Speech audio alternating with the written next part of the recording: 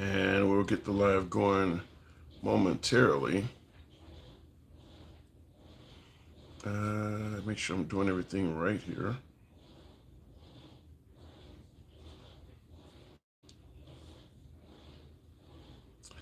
And actually, the TikTok thing is one of the things we're going to be talking about because obviously that's concerning. But of course, this will undoubtedly get into politics because the whole reason it's happening is politically based. So give me a moment to get everything going. Another minute or so, and we should be up and running. I have to get my last platform, which is YouTube horizontal up. So that's why it always takes me a minute. Good afternoon there, big shit. Appreciate you tuning in. So I'll go ahead and stick in the cords to make sure everything's charging up because who knows how long this shit may go or what's going on right now. And happy Sunday to all of you folks. So as TikTok is on the cusp of no longer being available to us here in America, that's what we're going to be talking about. Both YouTubes are up, and we'll go ahead and start the live in 3, 2, 1. What up, folks? Once again, it is indeed your boy Tim, the handsome liberal. Um, I don't think this is a good day.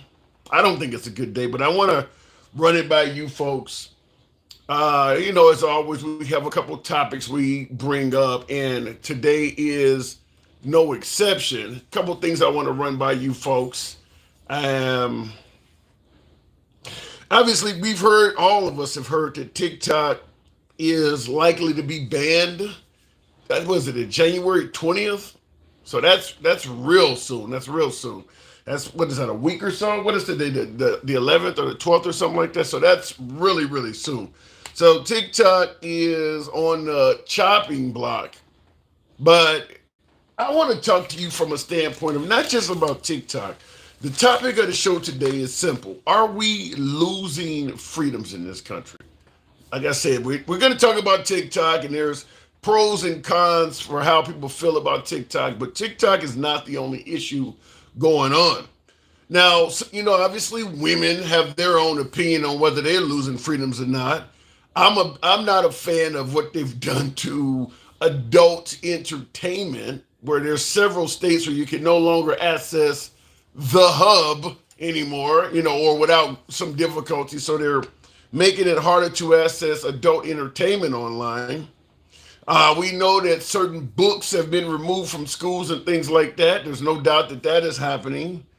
I don't think any member of the LGBTQ community feel like they're gaining freedoms. Certainly the transgender community. I don't think, you got Hegseth, or who is likely to be in charge of the Department of Defense, already saying that women shouldn't serve in combat. So they currently can. So if that actually comes true, hopefully it won't, but if it comes true, is that a gain of freedom or is that a loss? And now we got several states rather, not countries, several states requiring children to read the Bible or read the Ten Commandments. They're not getting a choice in this, folks. It's not a choice. They're literally Ten Commandments is up in your school. The Bible is part of the curriculum. That's also happening. So I'm asking, do you feel like we may be losing freedoms? Or maybe a more positive light? Because I see Cheeky Chop says, stop spewing bullshit. Let me ask it to you this way. Do you feel perhaps maybe we will be a more free country under President Trump? Maybe we'll gain freedoms. If so, I'd like to know which types of freedoms do you believe that will be. But maybe you feel we'll gain freedoms under Trump. Because some folks feel like we are currently losing freedoms and Trump ain't even in office yet. So we're going to talk about all of that. And of course, the TikTok ban coming up. I want to ask you folks, do you feel like TikTok is a threat to national security? Do you feel like they really are a threat, that maybe the government is doing the right thing, that TikTok is a threat to national security? So we're going to cover all of that. In regards to the freedom conversation, before we start taking callers and looking in the comments, and real quick in the comments, I see Kenneth Noel says you can put the Ten Commandments up in schools, but are they obeying them? No, they're not gonna. I don't think they're gonna obey them because I think one of them says that thou shalt have no other gods before me or something like that. I mean, that ain't got nothing to do with morality. That's religious based.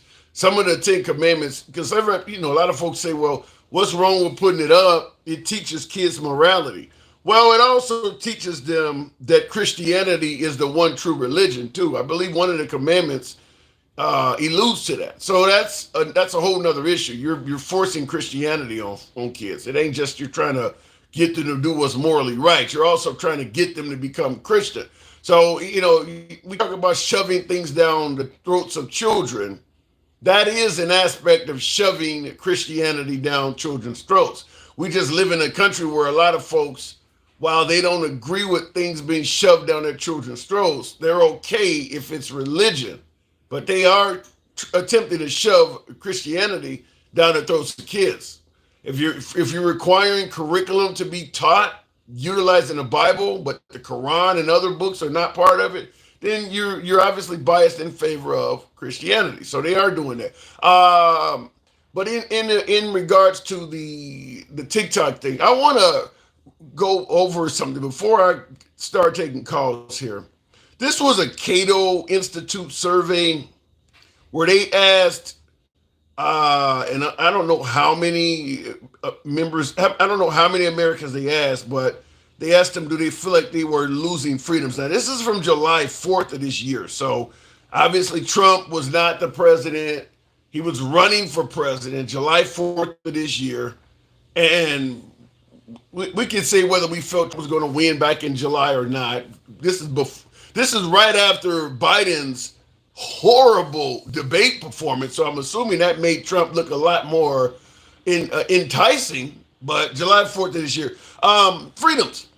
The 77% of this service, the right for all people to have equal protection under law, they felt was under threat. 77% of the folks in this survey felt that there was a threat in regards to the right for all people to have equal protection under the law. Now, there's a lot more in just that.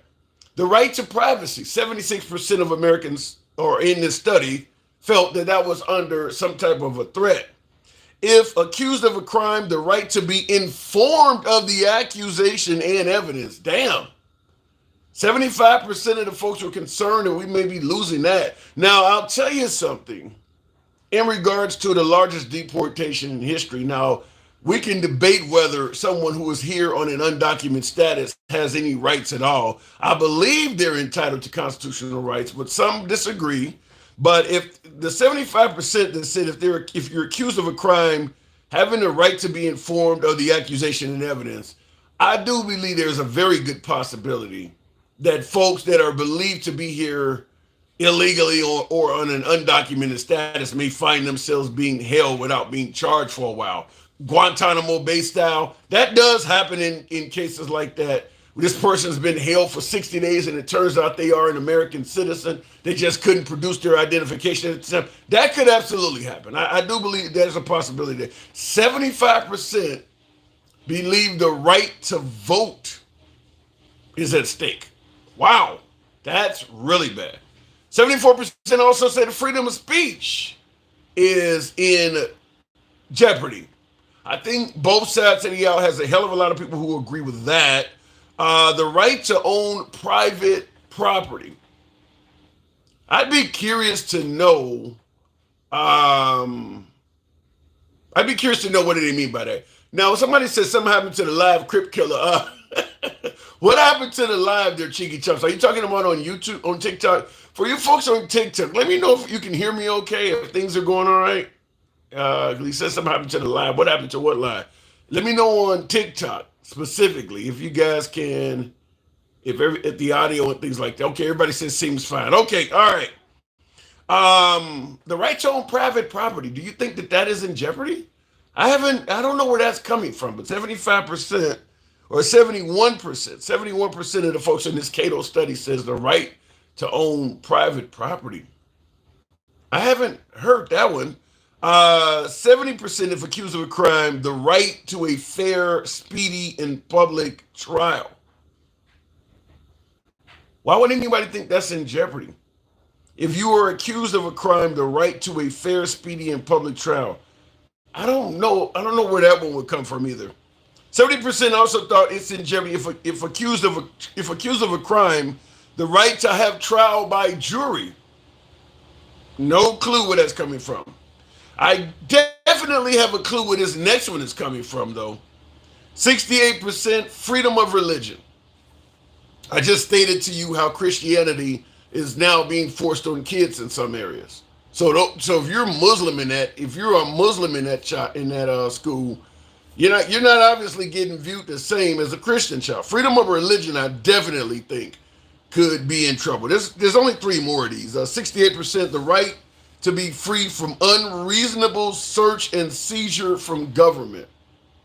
Well, when you got Trump promising to bring back stop and frisk and give police immunity from prosecution, I would be in that 68%. The right to be free from unreasonable search and seizure from government. He is 100% talking about removing that right. Stop and frisk is basically a clear violation of the Fourth Amendment. The Supreme Court has already ruled on that. Now, 51 said in the comments says, was crime down then? I do believe when Giuliani was stopping and frisking folks, crime dropped. But you don't sacrifice somebody's constitutional rights to say, well, I'm bringing down crime in the process. You wouldn't entertain somebody taking away your Second Amendment rights if they felt they would bring down shootings, would you? So why should you entertain somebody taking away your Fourth Amendment rights if it'll bring down crime? You either have these rights or you don't. You don't have people making up excuses on when it's okay to take away your rights. And I would submit this to you. It is a crime to violate your civil rights. So the moment we switch from you having Fourth Amendment rights to bringing back stop and frisk, while you lower crime among the citizens, you essentially turn the people with badges into criminals. You're literally just changing who the criminals are. Every time a cop searches somebody for which he has no right to do so, he's committing a crime. So you haven't lowered crime. You've basically switched who the criminals are.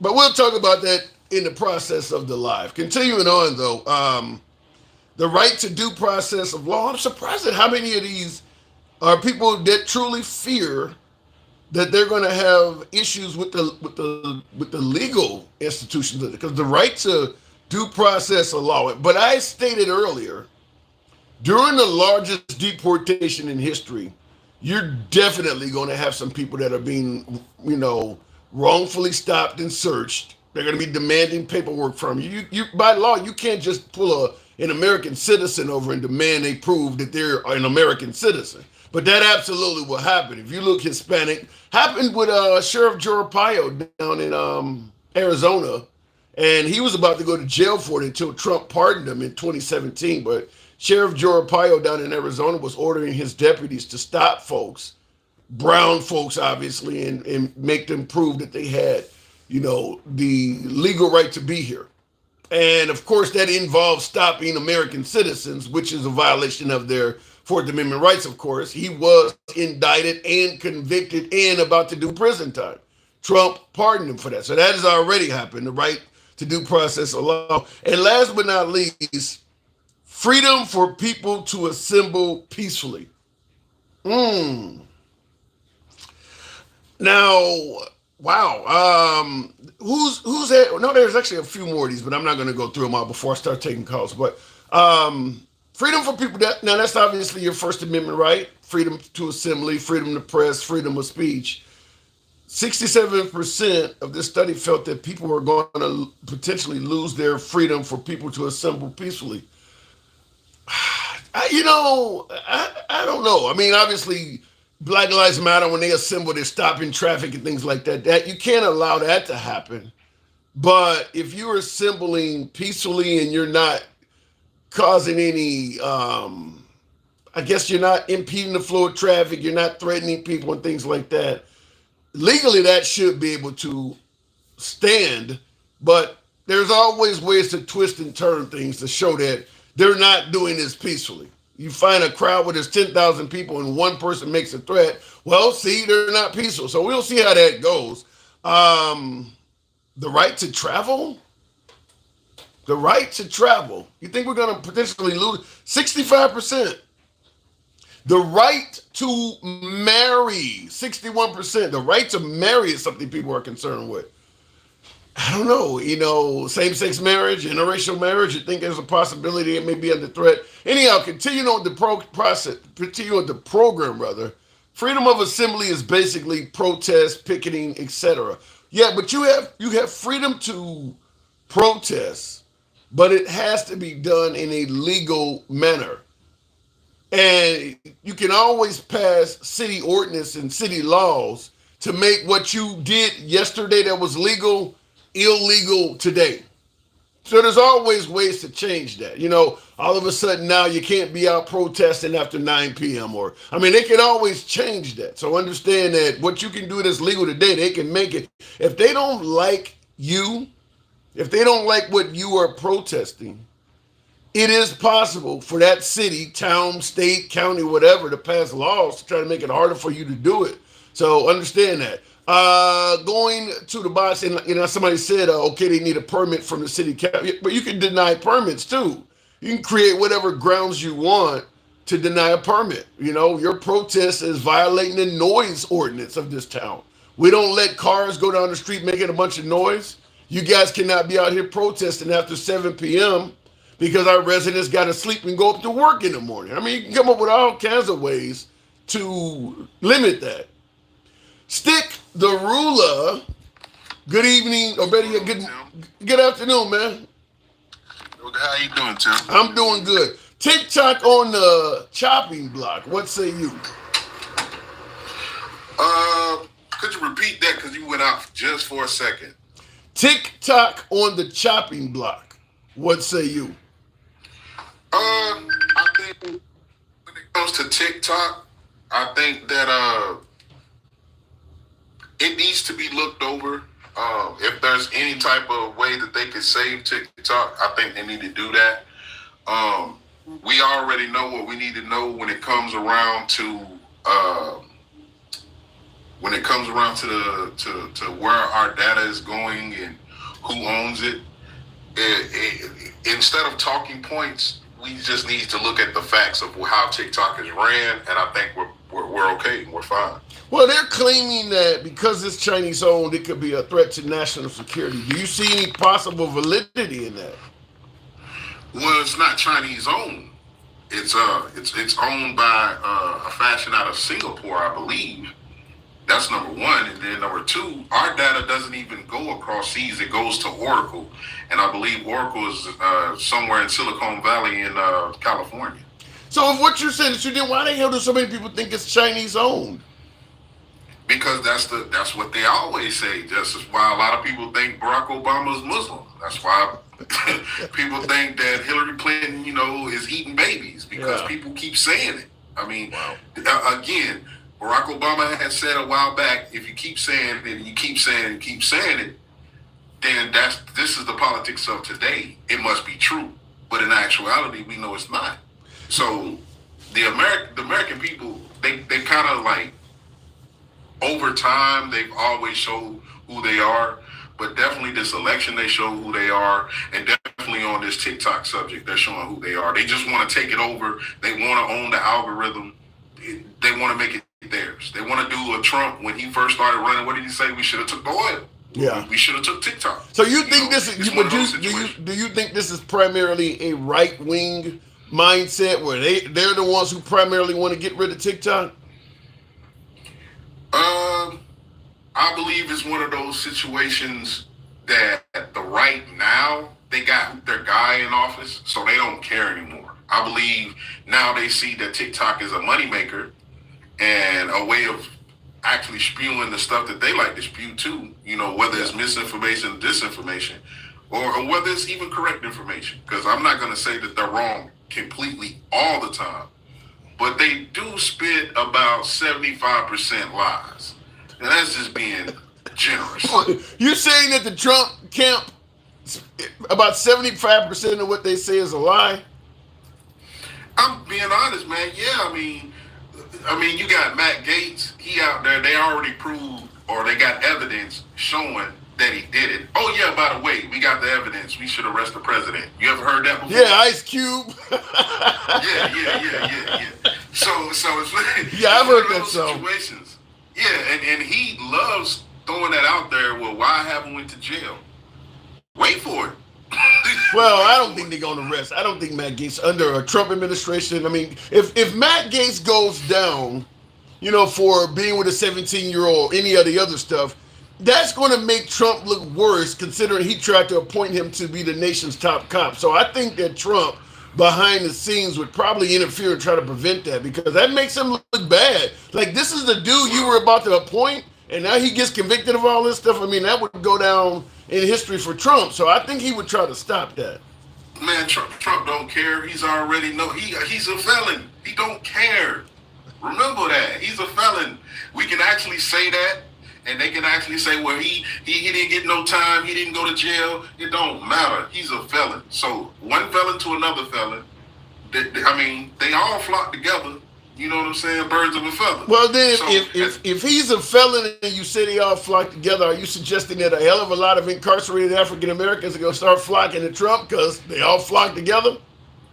Listen, that's the sad part about it. That's how he tried to make it to where he has a connection. He tries to have a connection with us, but connection with us is not jail, my friend. It's not having a rap sheet.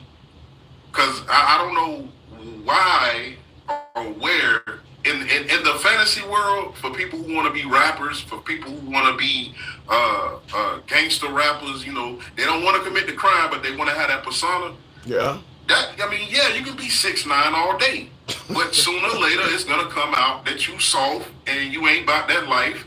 And then again, now not only are you a rat or are you not hood. Now you just a total fake phony, and that's what he is. And I don't even know why. What are you basing this on? You're saying that Trump is a fake and phony. People really like him. I mean, he won the popular vote. Why? Where are you getting this from? Why are there so many folks? He won the popular vote because 15 million people didn't vote. He won the popular vote because at the end of the day, whether you want to say she was a bad candidate, whether you want to say she only had 100 days. Whether you want to say Biden ruined it, you got all of these different factors to why Trump won. It's not just it was a better candidate or he had better policies. What about the notion that Trump actually listened to the people and that resonates? Nah, because if he was listening to the people, if he was actually resonating with the people, then this Greenland, Panama, this Canada, this Mexico thing would have never came up. He would have been focusing on what the people wanted, which was the border and a better economy, or a better economy in the border. I mean, that's really the only two things. Well, I will say this. In regards to Greenland, while there are a lot of Americans that are not necessarily favorable to what he's talking about in regards to Greenland, if he does do that, down the line, it will be better for the United States. It might not be better for the people of Greenland. Oh, Tim, wow. I just had a problem with what you're doing right now. Okay. I was watching ABC today, the round table or whatever they got going on. Yeah, this week with George Stephanopoulos, I saw it. Oh, and they was giving him all sorts of accolades, and if this happens, bruh, ain't no if. You telling me right now you down with the colonization? You down with No, wait, hold on, hang on. Just because I said something could turn out better for the United States does not mean I'm down with it. I mean, it turned out better for you. Hold on, hang on. It turned out better for you and me because we're here, maybe as opposed to being in Africa. That don't mean I'm down with slavery. I mean, no, I'm not down with what will happen to the people of Greenland at all. But I do think if he expands the size of the United States by acquiring Greenland, it will make the United States a more powerful country. But the American people, if he was listening, they didn't want any more wars, Tim. They didn't want to. You think Greenland would even? You think Greenland would even go to war with us if we? I mean, I think that would be a pretty easy one. I don't think Greenland has much military prowess to even be able to stop it. And I would agree. But again, now we the bullies. Now again. When have we not been the bullies? When have we not been the bullies? But we're out. Listen, we're taking Trump's mantra of being an outward bully. It's one thing to be like, I'm a bully, but I do little secret stuff, proxies and different things like that. But when you just put the stomp down on him, you push everybody out the way like he did to take that photo op, like that's being blatant. That's being an asshole. Trump, nobody asked you for this. Let's just be honest. You said it yourself. I thought he was listening to the people. What the people are saying, period. We don't want that. I got a lot of wait. But, I want to. Where's the eggs, Tim? I thought he was listening. He's not. Hold on. He is not in office yet, Stick. You can't. It doesn't matter. He said he's gonna get control of everything before he even gets up there. Whether it's the war in Ukraine, whether it's inflation, he's gonna do all this. He's gonna talk to all his rich homeboys, and they're gonna come together with a plan, and they're gonna fix it. Him and Elon Musk and all his other rich homeboys. All right, maybe he overstepped. Maybe he exaggerated on a few things, but you can't. You criticizing him before he's president. There's only so much he can do, and we know Biden is trolling the hell out of him. Biden ain't gonna make his transition easy. Did I open that floodgate? Did I do that? Did I personally? What are you, Steve Urkel now? Yeah, you did it. No. I did not. He said it first. He said, I will do this, and this before I even get to okay, and I agree with you that the difference between Trump and a lot of other presidents is him running his mouth. If he just simply did, what they say, real is moving silence or some shit like, if he just did a lot of the things he's talking about, using diplomacy or in backdoor tactics, it probably would look better than, because, for instance, us talking about purchasing Greenland, he could have probably gained a lot more ground doing that with diplomacy, talking to Denmark behind the scenes, giving them something they could work with to make them just let it go, than to publicly go on the stage and state, we're going to take this shit, Suge Knight style, and the military ain't off the table, which is kind of forcing the people of Denmark and Greenland to put up a shut up, because you punking them out in front of everybody. So I do agree with that part. Diplomacy over just being a bully. Yeah, I mean, just as well as even with, what was the other one? Canada. He had the man, I don't know if it was Ontario or which province of Canada it was, but he came out and said, well, it's coming. We're going to turn off the lights. We're going to do this. We're going to do, because you basically just said, we're going to put tariffs on you, blanket tariffs on you, and ain't nothing you can do about it. And he had to turn around, as soft as Canada is. Well, you know how. Turn around and say, you know what would stop that? You know what would stop that? Just driving in a whole bunch of paratroopers around the power plants, seizing the power plant and preventing that guy from turning off the lights, then doing it. I mean, that's crazy. I mean, I don't know. I don't want to speculate, but when Trump is talking like this, it is a reason for alarm. Well, the whole thing of it is not just Trump, but he's got to have people that agree with his tactics or his motives.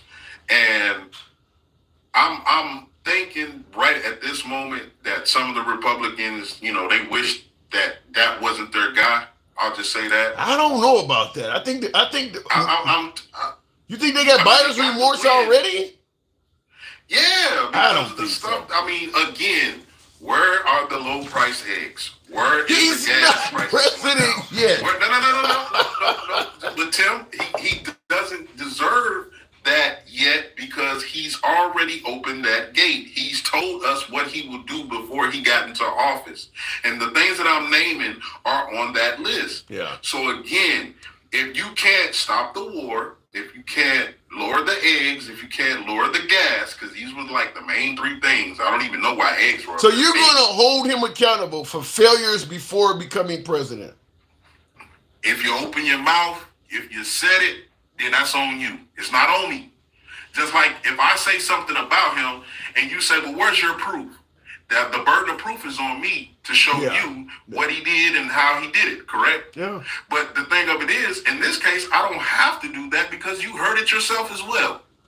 I think, and thank you, Fancy Prince. Appreciate the support. Thank you. I think the thing about Trump in regards to that is the people who support Trump, that love and adore Trump, they know he runs his mouth quite a bit, and they have a way of judging him where it's not going to include judging him for things that he promised to do before he became president. I don't think a lot of them really place a whole lot of credibility to that anyway. I mean, he's going to end the Ukraine-Russian war within 24 hours, even before becoming president. I don't think a lot of MAGA really are going to hold him accountable for that. They knew that was a dream, and it's just Trump being boisterous, but you're gonna hold him accountable for not bringing down price of groceries and all of that before ever entering the White House.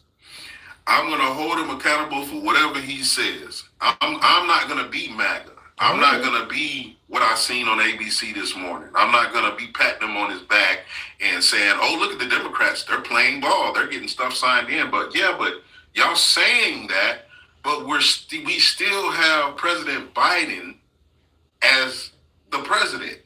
So they're already trying to give Trump a win for them coming out with a bipartisan bill on the border, I believe.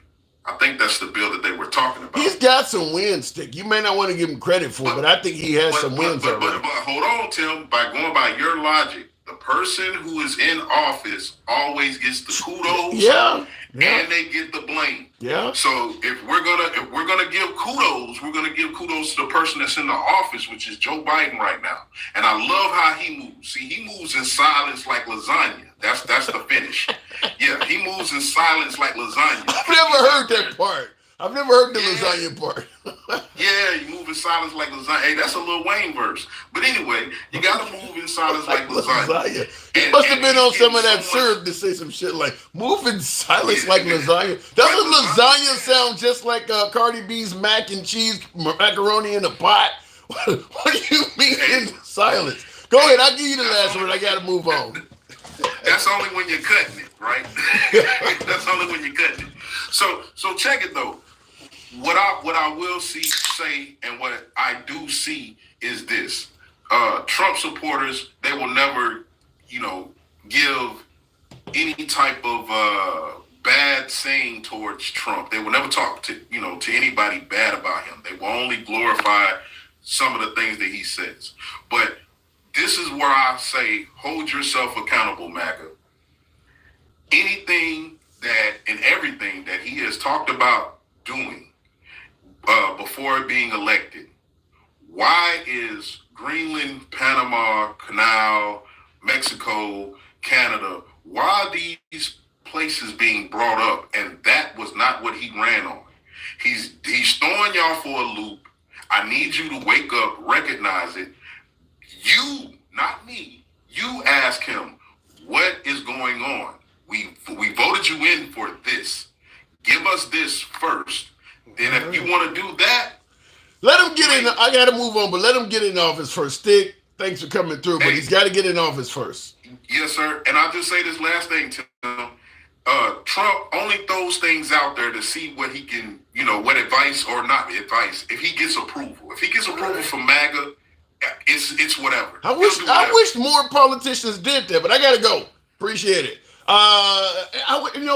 To some degree, what Trump is getting, I think what helped Trump out in terms of favorable is speaking to the people, being transparent. Now, he may not always be telling the truth, as my last caller rightfully pointed out, but he does talk to the people. I wish that Biden and many of the other Democrats would perfect that characteristic that Trump has. Talk to the people a bit more.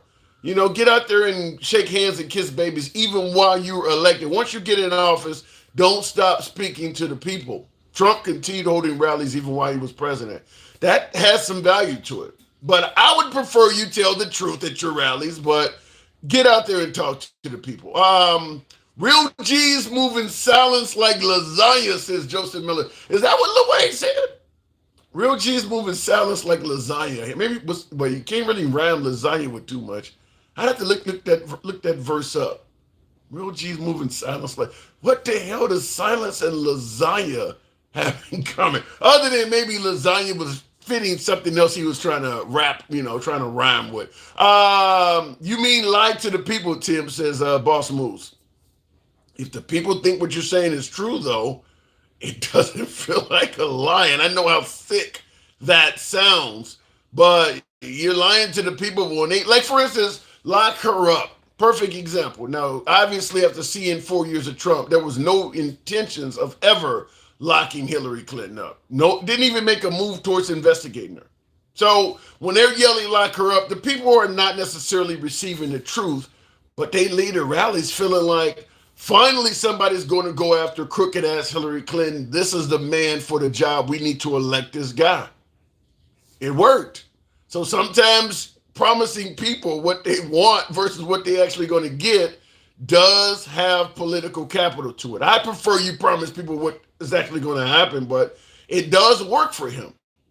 Anyhow, tap the screen. I haven't asked that yet. Get the likes up to about 10,000.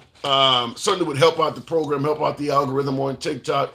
Tap the screen, get the likes up to about 10,000, if you will. Trump side with the oligarchy of America. Well, he's kind of part of that.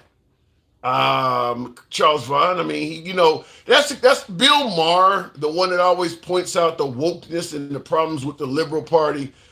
He was being interviewed by Stephen A., and he said something to that, and I'll go back to the box shortly. He said we put Trump in there, and you look at the billionaires he's appointing to his cabinet, like he really is sticking it to the elite, huh?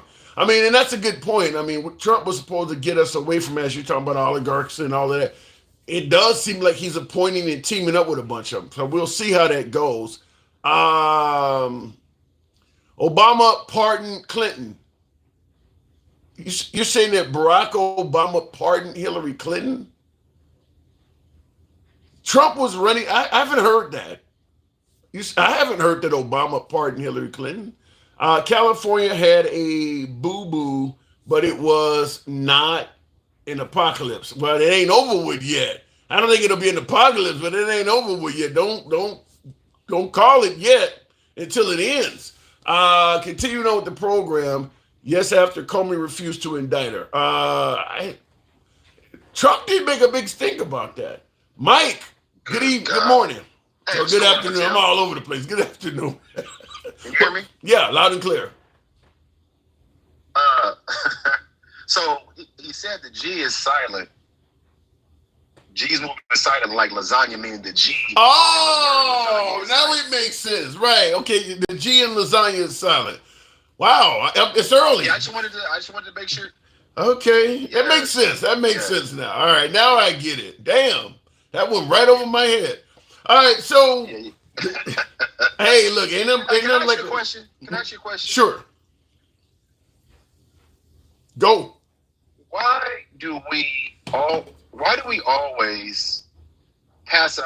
You talk about exaggerate, lie, over exaggerate when it comes to Trump, right? But we know he lies a lot. Is that fair? That is fair. That is very fair. That is fair. That is fair that he lies a lot. I would say that he's lied. He's publicly lied because when you talk about all the different administrations over the course of time, a lot of people say all administrations lie or all politicians lie, but it's factual that Trump lies more than anyone. But there is a reason. Presidential stage. I don't want to necessarily come from an angle of defending Trump, but it's going to sound like that when I say this. There's a reason why Trump tells more lies than other politicians. It's because he speaks to the people more than any politician. So if you say something that is a lie today, like, okay, Barack Obama, when he was trying to pass universal health care, he said, if you want your doctor, you can keep your doctor. That's something that turned out to be a lie. If he had been holding as many rallies as Trump and repeating that all over the damn place, it would have multiplied the number of lies he was telling, because Trump says more. He says more words than any other politician. But Tim, you've got to be so by that crazy ass logic that you just explained. Basically, what you're giving a pass to, that's crazy as shit. Let me ask you this question. How is it crazy? Hold on. We are talking about the president of the United States, right? Right. So let's agree on this. It is the most important position in this country, by far, correct? Fact. By far, that's a fact. Fact. would you consider that behavior that Trump is displaying in the most important position in the country, in the world? Would you allow your financial advisor to have that, to tell that many lies, taking care of your finances? Would you dismiss it the way you're dismissing it now? If my financial advisor was lying like Trump, but I was making a ton of money, would I dismiss it? No. See, you can't. You're adding. What are the results? What are the results of the lies, though? What are the results? Well, okay. I will tell you one of the lies. I will tell you one of the results of one of the lies. When he lied about COVID or C-19, the result was additional unaliving. Yeah, that was real bad. Right? When he told the lie about Haitians eating cats and dogs, the result was bomb threats. White national, bomb threats. And bomb threats and all of those things. Okay? Right. So when he told the lie about Stop the Steal, Ashley Babbitt. So you asked me that question, and I just gave you 3 examples where the lies and the results of the lies impacted people in the most negative way, up to and including unaliving. Yeah, but there's a lot of positive results too you're overlooking. Give me 2. Well, number one, matter of fact, go ahead. One of the lies of him doing that, for if you support Trump, if you're an evangelical, his lies got him elected, and he in turn rolled back Roe v. Wade, something they've been trying to achieve for 50 years. He got elected, and he was able to switch the Supreme Court so far to the right, it'll probably be that way for 50 years. I mean, his lies got him elected, and then he did things that you really wanted, whereas he had told the truth, he may have never been president to begin with. So those things that you speak of are directed. So this is how I counter that. What you just said is, or quote unquote, I got my air quotes up, are quote unquote positive things for a specific group of people. Yeah, well, hold on. A specific group of people that are looking to roll legislation back to a time when women didn't have rights, minorities didn't have rights. I mean, so is that a win? It may be a win for those people, but if we're looking at it for Americans, because we're all Americans, right? Yeah, but Mike, there is no policy any president's going to pass that every single American thinks that's a good idea. Every policy you pass, hell, even if he lower the price of eggs, the dude that's selling eggs may think that's a bad idea. I mean, no matter what you do, somebody's not going to like it. 100%. I don't disagree with that, but when people are making decisions that oppress people, that's a problem, yes? To the people being oppressed, to the people on the other side, yes. They're gaining shit. But the people think they're gaining something, Tim. When Trump says return women's rights back to the states, right, and people agree with that, but don't understand every state doesn't have that right to begin with, is that a lie? Wait, repeat that. And he knows that when Trump says Roe v. Wade, we're gonna return that back to the states, right? With understanding that every state doesn't have legislation on the books that it can even be voted on, but they don't tell that part. Well, is that a lie? Is that exaggeration? Well, there's a lie in there, and I'll tell you how it is. First of all, I don't think the goal is to just roll that decision back to the states. I do believe the goal is to do it federally, but you can't say that right now. Which is whoa. I don't mean to cut you off, Tim. Whoa, wait a minute. You just said you don't believe that that's the goal. That you believe the goal is to make a federal ban. That he said he wouldn't make a federal ban. Yeah. Right. Yeah. So, by your logic, you've already what you're identifying and admitting to or believing. Let me say that you're believing that he lied about that. That he's lying from the beginning. I just said that. Right. So, is that lie going to hurt more people, or is it going to help more people? It's going to help the people that support him. That's how politics works, Mike. But no. That's how politics work. You focus on you want to help your supporters. That's kind of, nobody's getting in there really being concerned with people that didn't support him. That's just how politics works. Okay, but my point is, he's doing it by lying. He's because what basically. Let me ask you this: if he would have came out and said, why didn't he say he wants to do a federal ban? Because I believe he wants to do it too. Why didn't he come out and say he wanted to do a federal ban while he was campaigning? The same reason why Obama may have said, "You can, if you want your doctor, you can keep your doctor," because if he had told the truth, he would have faced more opposition. So do you think? So basically, you're saying, let me understand you. He didn't say it because he didn't believe that if he said the truth, then the supporters that voted for him wouldn't have voted for him. Yeah. And they all do that. He's not the only one that does that. You're holding him. You're holding a politician accountable for politicking. I know. I'm holding him accountable for the degree and at which he lies. That's what I'm saying to you. I'm saying at the degree. I've answered that though. I've stated to you. He talks to the people more than other politicians, so his number of lies are going to be higher just because he says more words. That is, and the fact that we accept that as a norm. I didn't say we should accept it. I didn't say any of that. No, I didn't say that you said we should, but we do. Because here's the thing, and again, when we dismiss it as an exaggeration, when we don't call it a thing real time, and we let it just move on like it's not a thing, like it's not as significant as it is, the cats and dogs thing. People dismiss it. It's not really a thing, or then it did happen. No evidence, but it's harming people. But we move on to the next person based on who it harms. Based on who's being harmed by the Like I said, I'm not arguing with that. I'm just simply saying what he's doing is working for him. Acceptable or not, it is working. It's so funny when I get in the comments sometime, and one of your I don't know if she's a subscriber, but Fancy Francie, she's saying he's only stating facts, that he's not saying it's good or bad. But the problem is, Fancy, to your comment, is if you believe the lie and you don't even dig into the truth, then you believe that lie is fact. And the lie is not fact. The lie is a lie. And when you believe it to be true, and then you find out that it's not, for example, I'm going to give this and then I'll drop. Mass deportation. Mm-hmm. Mass deportation is not a good idea on any level, and it will not produce anything good for the American people like he says it will. Period. Full stop. And I got ways. There was nothing good that will come out of mass deportation, Tim. I don't totally agree with that. Do you disagree with me? Yeah. I'm moving on, but I don't 100% agree. I'll tell you on the other side, but I don't totally agree with that, and I'll tell you about it. All right, Mike. Appreciate it. Well, I'm gonna say this. Let me tell you this real quick. Go. And this isn't even Trump.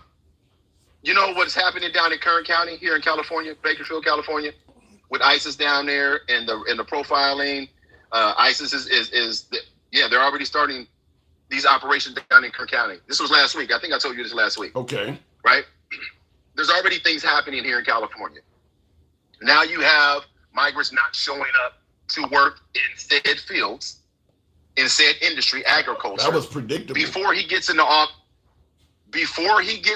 office, you will start seeing the prices of goods go up because they will never go down by moving the very people that do the work out. It's pretty simple math. And every economist has said such. So what he's saying and what he's doing is not going to help why the way people think it will. All right. I don't disagree with that part. I'll talk about and they know that, Tim. All right. And they know that. That's a lie. That's a significant lie. Perhaps. All right, Mike. Thank you. And I will say, in disagreement with his claim that there's nothing good that comes out of mass deportation, you need to know who's in your country. I mean, yeah, some people work for cheap and they'll keep the prices of fruits and things like that down. I understand that and agree with that 100%. But under the Biden administration, it went too far. We know that a large majority of people coming in this country are not coming here to pick fruits and do all. I mean, they're scattered everywhere. So it's gotten to the point where it went too far. And that's where because obviously the right are finding folks that are really committing major felonies that have no history of ever picking any fruits or doing any of that stuff. Whether you're talking about, buildings in Colorado being taken over, or you're talking about at Lincoln Riley, they're starting to find crimes like that. Them people didn't come here to pick fruits. So I believe you could implement a mass deportation, and then while you're in the process of that, you can find out who does have a history of operating those menial jobs and create special provisions for them to stay. But you need to take a head count. You need to know who's in the country. That's what I believe comes out favorable from a mass deportation. You need to take a head count. We need to know who's in here. And then of course, like I said, if some of the folks are valuable and you could have farmers, for instance. You could have farmers give you the names, well, they don't have socials, whatever they have, identification of the folks that are working on their farm. You could make provisions for where we won't be hard on them, but we need to know who they are, and we'll pass some type of ordinance so they can stay or they can come and go or whatever the case may be. But I don't see what's wrong with doing a head count. It got too far, it went too far under Biden where anyone could show up and say, I got grounds to claim an asylum. They would let them in the country and give them a court date. And we know a large portion of those folks that claimed asylum will not legally qualify.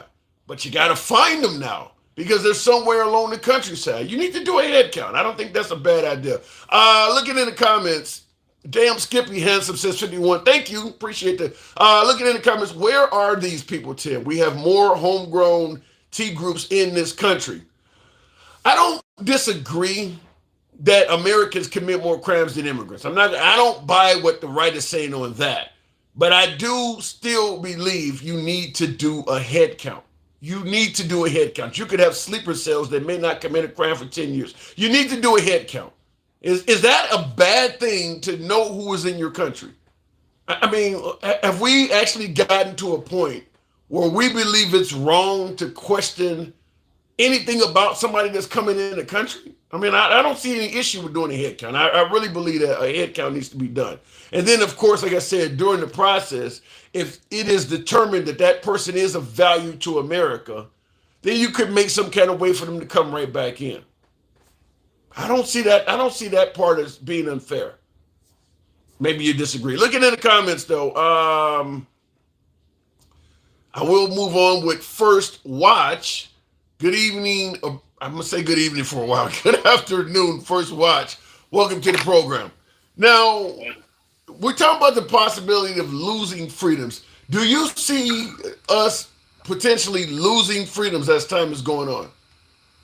No. Under Trump, I don't see us losing no freedom. So, some of the ones that people are concerned with, certainly with women, the pro-choice, pro-life thing. Now, that's a privilege, but privilege and freedom often go hand in hand. Like if somebody told you couldn't drive anymore, you're going to feel like you lost a freedom, even though driving is a privilege, it's not a freedom. But you don't see any validity to women saying that they're losing freedoms? Well, right now we're still up under the Biden administration. So right. We haven't even made it to the Trump administration. So I really couldn't answer that question. Well, you do know the only reason women's rights have been rolled back is because of Trump. You don't disagree with that, do you? Yeah, I disagree with that. What woman right has been rolled back? The right to choose. We definitely not talking about abortion, because that's going back to the state. And regardless of the decisions that the state will make in every place, they still haven't lost the right. So you saying in all 50 states a woman can still do it? It doesn't matter if they could do it in all 50 states, because in all 50 states doesn't determine whether a woman lost their rights. Now, if you say a woman... Wait, what does that mean? I don't even understand what you're saying. If you could do something in Alabama today and you can't tomorrow, is that not a loss of a right or privilege? No, it's not a loss of right or privilege unless it is outright written that a woman lost her right. I don't know one state that has written a law stating that a woman can't have an abortion. There might be heavy restrictions on them. So let me ask it to you this way. if okay, you have Second Amendment rights. If I say that you still can have a 6-shooter pistol, but you can no longer have a semi-automatic or any kind of carbine, do you consider that a loss of your rights? Because at the end of the day, you still can have a gun. Yeah, I don't consider that as a loss of a right because we still, just like you said, we still can have a gun. Okay. The Second Amendment right is for us to be able to protect ourselves. And as long as you have some weapon to protect yourself, then you haven't lost a right. Wow. All right, well, you're consistent. I think most of my 2A folks would vehemently disagree with you, but you are consistent in your belief on it. So I'll leave that at that. What about the notion of forcing, kids in schools now to do curriculum that's straight out of the Bible and putting the 10 Commandments up on the wall and things like that? You don't see that as any challenge to religious freedom? Well, I don't see it as a challenge because everybody have their own perception of the way they want to teach their kids. Right now, I don't see that it's being forced upon the kids. It's being made as a choice within the schools. What do you mean by choice? It's not a choice. If you go to school in Oklahoma, you're going to be taught curriculum that's coming out of the Bible. You don't have a choice whether or not to take that class or not. If you don't take that class... Let me ask you something. You didn't really answer my question, but go ahead. No, when you say taught a curriculum out of the Bible, what curriculum exactly are you talking about? Because I don't understand that one part that you're saying. I don't think that there's nothing wrong with being taught the Bible since America was founded on, religion. So I don't think. If you say America was founded on religion, then what did they mean when they said separation of church and state? Okay, separation of church and state has nothing to do with the laws, and church has nothing to do with each other. What does separation of church and state mean to you? What do you repeat that? I was speaking. What does separation of church and state mean to you? Separation of church and state is not being told that you can't learn anything about the Bible. That ain't what I said. What does it mean to you? What does it mean when they say separation of church and state? What does that mean to you? Okay, it means to me that you should differentiate what your laws and your religion is, because laws and religions are two different things. So therefore, if you want to teach something in school pertaining to, I guess you say you was growing up and you wanted to be a preacher or you wanted to be a deacon or something like that, which is supposed to be morality. So you could teach a base and a sense of morality of something that you feel that can lead people in the right direction. So right now, Oklahoma feel like, maybe all these things and kids shootings and different things, they feel like being taken because you say that a person could be born and you don't have to have religion or be taught this in order to be a good person. Well, I beg the difference on that. If someone don't tell you, or if you don't be guided into the right direction, that's what we're speaking about young black males right now, growing up in single family homes. If you're not guided and told the right way to go, then how can you be expected to do the right thing? So you have some people who say, hey, I'm not Muslim, I'm not Buddha, I'm not this, I'm not that, but I do have values. And these values tell me that I shouldn't want to kill no one. I shouldn't want to rape no one. I shouldn't want to rob. So you believe religion promotes, morality and values? Yeah. So let me ask you this way. Would you agree that the further back in U.S. history we go, the more religious this country was? Yeah, the Crusaders. Yeah, I got a little bit where you're going at, but I understand what you're saying. But at the beginning of time, just like how you're I'm talking about this country. Not how far back are you going? I know. But what I'm trying to say is, with those religious people in back, they didn't understand and didn't know what morality was. They had to learn that over time. What are you basing that on? I'm basing it on society. They're reading from the same Bible we are, and they don't know what morality is. Then why are you going to assume that people reading it today would know morality is? But the people who read it yesterday read the same passages. They didn't know. No, they didn't, because the passages that they read back in the days, they were strictly enforced in different ways from how we are now. The way we are now, we're a little more complex, and our perception of life and reality is much different than what it was back in the days. Back in the days, it was a fight to live society. We had to fight for everything. Of course, slavery proved that. We lost in slavery. But that's the point I'm trying to make. First watch is that. I know. Yeah, that does not make any sense. You're going to say that religion in schools would teach these kids morality and what's right and wrong, but you're going to tell me back in the 1700s, 1800s, early 1900s, up to about 1970, they're all reading this stuff, and it's not making them know what's the difference between right and wrong. There was more oppression and mistreatment of other human beings in America when we were very religious than there is now. And you're saying go back to that? Right. I'm not saying going back to that, because back then we was ran by kings. We was ran in a whole... There was no king in America. What are you talking about? I'm not talking about just America. I'm talking about just America. This is happening wait, hold on. This is happening in America. There's no need to bring up the Crusades or King. They're talking about putting Bibles in school in America. That's what we're focusing on, America, not other places on the planet. I know, and I don't see anything wrong with that. You're asking me, and I'm trying to explain my concept of why I feel like back then it was different from what it is now. Back then it was okay for slavery. Now it's not okay for slavery. Back then it was okay to kill. Now it's not okay to kill. Why would it be okay for that stuff if the Bible that they were reading from taught them morality? And you admit they were reading from the Bible even more back then. Why would it be okay if this stuff teaches morality? Yeah, because the Bible wasn't in existence at the time. What? When did the Bible become into existence?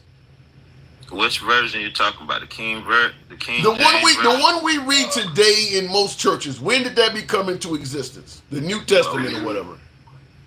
Okay, well, the New Testaments came. You know what, Tim? You confusing me. Yes. Yeah. You confusing the hell out of me and my guests. What are you trying to say? Go ahead. What I'm trying to say is I don't think that there's anything wrong with the schools having the Bibles. Okay? All right. That was it. There was a few other things that you were speaking on, but I see my time running out in the back, so maybe later on you can let me back up and we could finish talking. All right. I appreciate it, man. Thank you for coming through. All right. Hey, but it is one more thing that I want to say. Real quick. When you're talking about Biden and when you're talking about Trump. Okay, Trump lie all the time. Okay, we know that. Biden lie all the time. Now, the difference between Biden lies and Trump lies is everywhere Biden go, he tell everybody, hey, I was driving tractors. Hey, I was with the Spanish people. Hey, I had cancer. He say those things in order to get sentiment from people to think that he's a good guy. You don't think Lincoln Riley is doing the same thing? Haitian migrants eating pets? You don't think that Trump is saying that to get sympathy? Yeah, but that's not anything has to do with getting sympathy. It's a difference between... Yeah, it is. You sympathize with what Lincoln Riley went through. You sympathize with what the citizens of Springfield are going through. It is to get sympathy. I know, but you're speaking to people so that these things won't happen again. Yeah, but if they're not happening to begin with, then you're lying, right?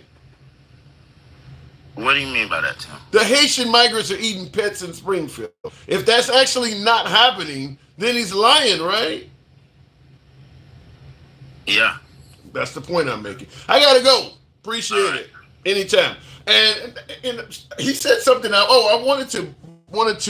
was trying to clarify the whole notion about, because he's not the only one in states bringing back the Bible and things like that in schools, and the Ten Commandments will teach children morality. I saw Gen X in the comments even said the same thing. And I always counter with what I was telling him, which is America used to be far more religious and devoted to Christ than it is now. And we had little to no morality during that period. So I'm always baffled why people would think in 2024, 2025 now, that bringing religions back will increase the likelihood of morality when there's a couple hundred years of doing it and it didn't do that.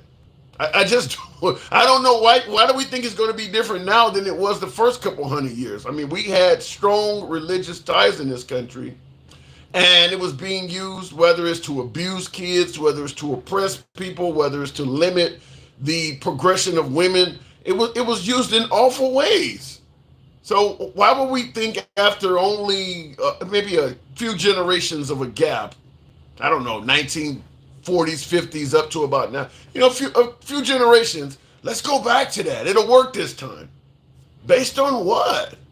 I'd be curious to see that. Based on what? And by the way, we're not the only country that has tried to do this. And I don't know any country around the world where it's being used, where a deeply religious environment is being used in a positive manner. Most countries that are deeply religious do a lot of immoral shit. I mean, just take the Middle East into consideration. Very deeply religious countries all throughout the Middle East, and the amount of oppression and mistreatment is rampant. I mean, I'm baffled why people think that bringing back a religious culture will make everybody act right. If anything, it becomes a dominant religion, and all of the other religions are viewed as inferior or viewed as a fraud. I don't see it. Looking in the comments though, you're absolutely right. Says, oh yeah, I don't. In wars, well, just say what is very true. Yeah, I don't see it. I don't. There's no evidence of it. I don't know any deeply religious country where it's going very well. It's usually the opposite. Most of the freest countries on earth are not very religious at all. I mean, you go to Eastern Europe, Western Europe, for instance, Denmark, where we're talking about with Greenland now. Those countries, you're free to do whatever the hell you want in most cases. Not a lot of religion there. Not a lot of religion there. I mean, the freer the country, usually it's the less they don't have a lot of religious orientation to them. I must say, us Gen X people, I must say, U.S. or us Gen X people side, we not doing all that. I believe it went left on us. Alicia, I don't quite get what you're saying because of how that's written. The first line of attack against immorality is inside the family, not the church or school. I like that. I actually do believe bringing back the nuclear family and two-parent household is definitely probably the best way to ensure that future generations are brought up with morality in them is a two-parent household. I do believe raising kids with the notion that fathers are optional and we don't really needed that. That was a bad thing. A lot of the feminists, I don't need a man. I can do it on my own. And now what you have, that stuff started in the 70s and 80s. I don't need a man. I can do it on my own. Well, now that those kids have grown up, the ones that were products of single moms, the current women don't feel that they are good marriage material. So a lot of the current women now are walking around like, there ain't no good men left out here. Most of those dudes were raised by single moms. And you don't like the product that they produced. So, yeah, I do agree it starts in the home. I do believe you should do what you can to produce a two-parent household. But a lot of that's also going to start with capitalism. You can't have people working 24 hours a day. You're making people work on weekends. I mean, it's just too much of an effort chasing the almighty dollar to prevent. I mean, you can't even be home with your family on holidays anymore because the job requires you to work on a holiday, or you got to go to work on Black Friday to make sure people can buy cheap TVs.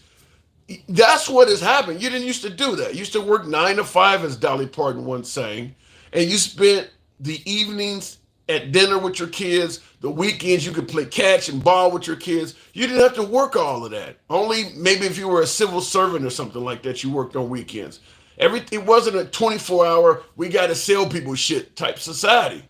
Once you did that, you started breaking them homes. Looking in the comments, we are way past dad working and mom holding the house down. Both are working. Yeah, but a lot of capitalism has a lot to do with that.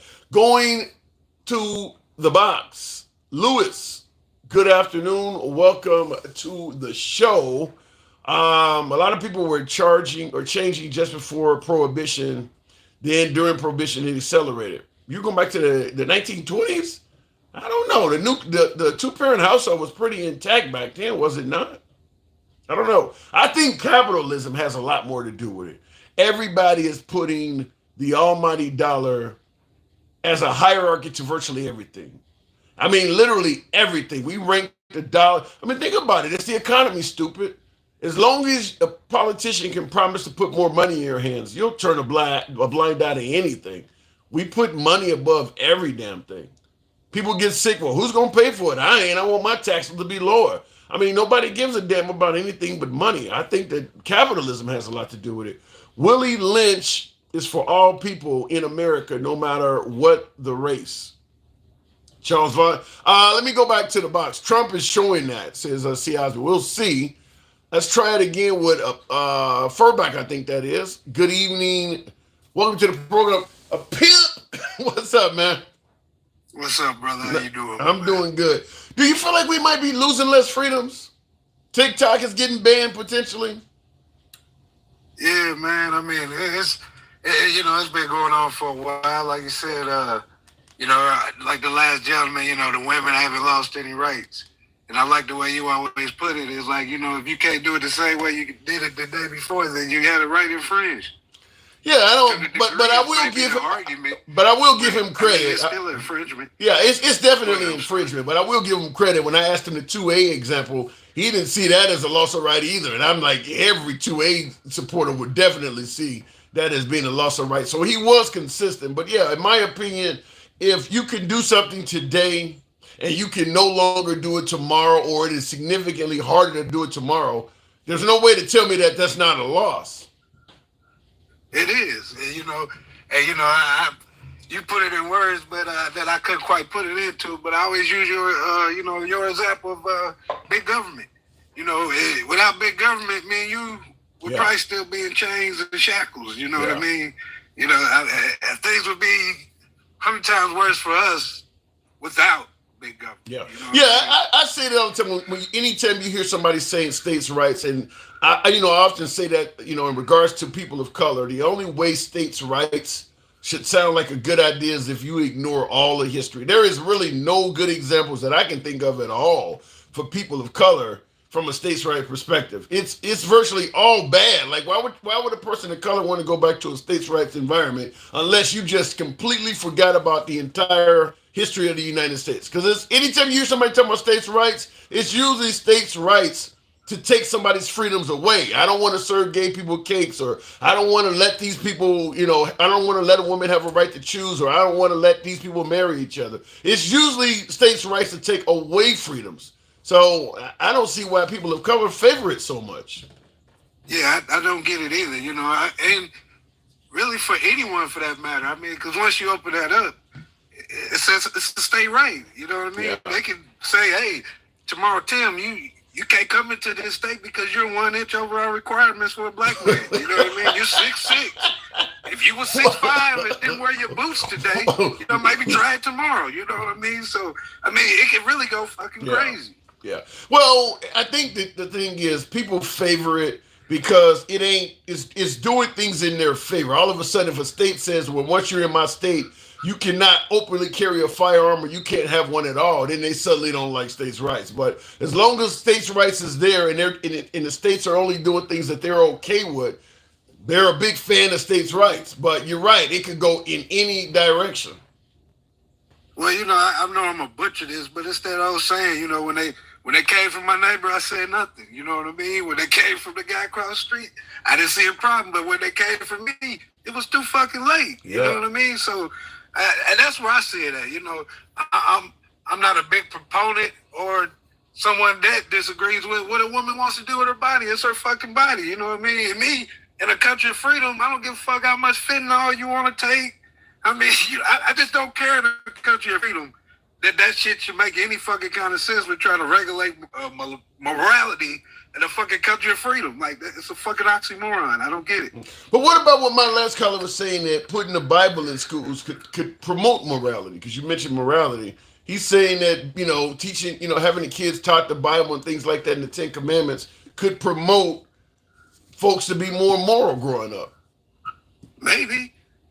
Maybe you could give every kid a 2-shot Derringer and bullying will go down. I mean, what the fuck are we doing? You know what I mean? I could come back with anything that'll make things more moral. You know what I mean?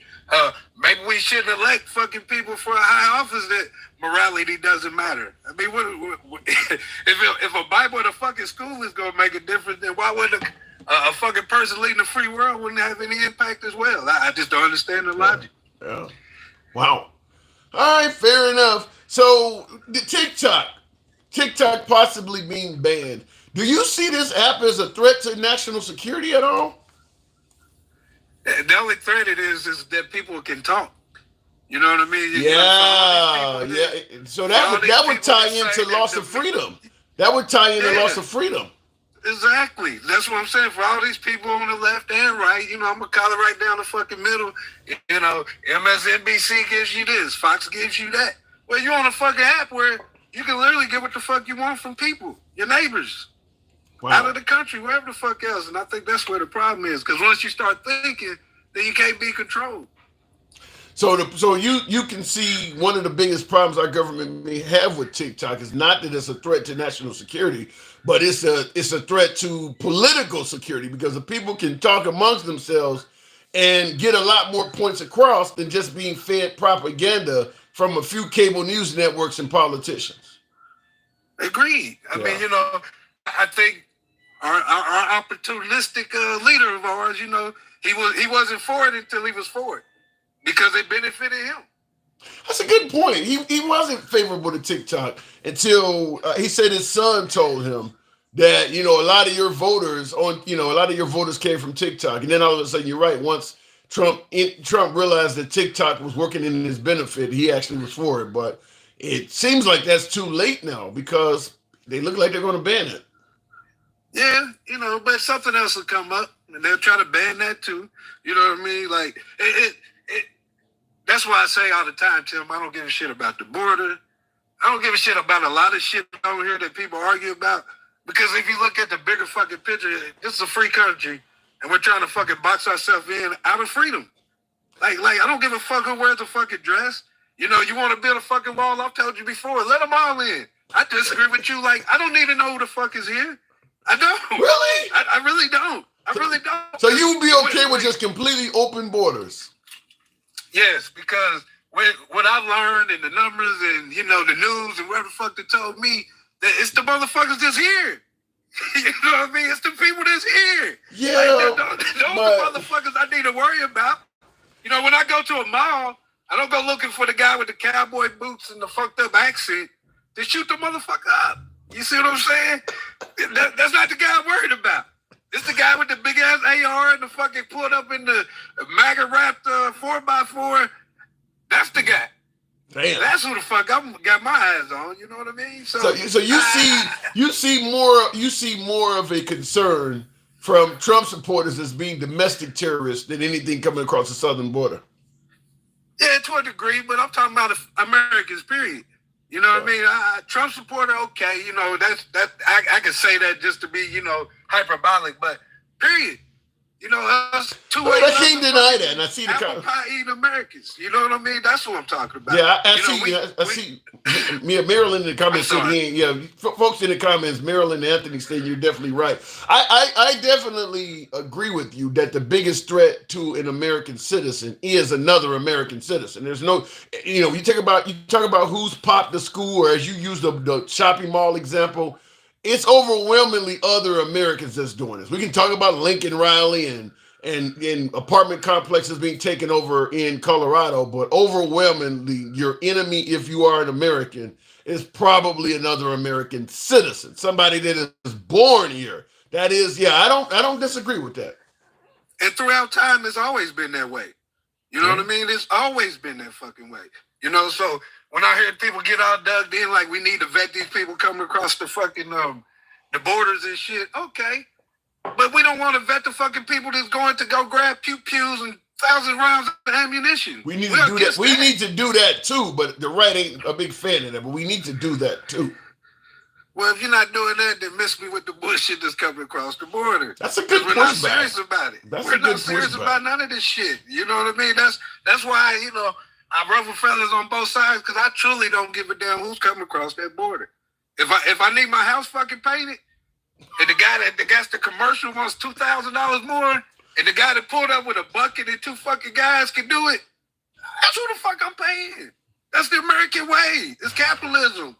Come on, people, get on board. I can't argue with what you're saying, but it don't sound good. Damn.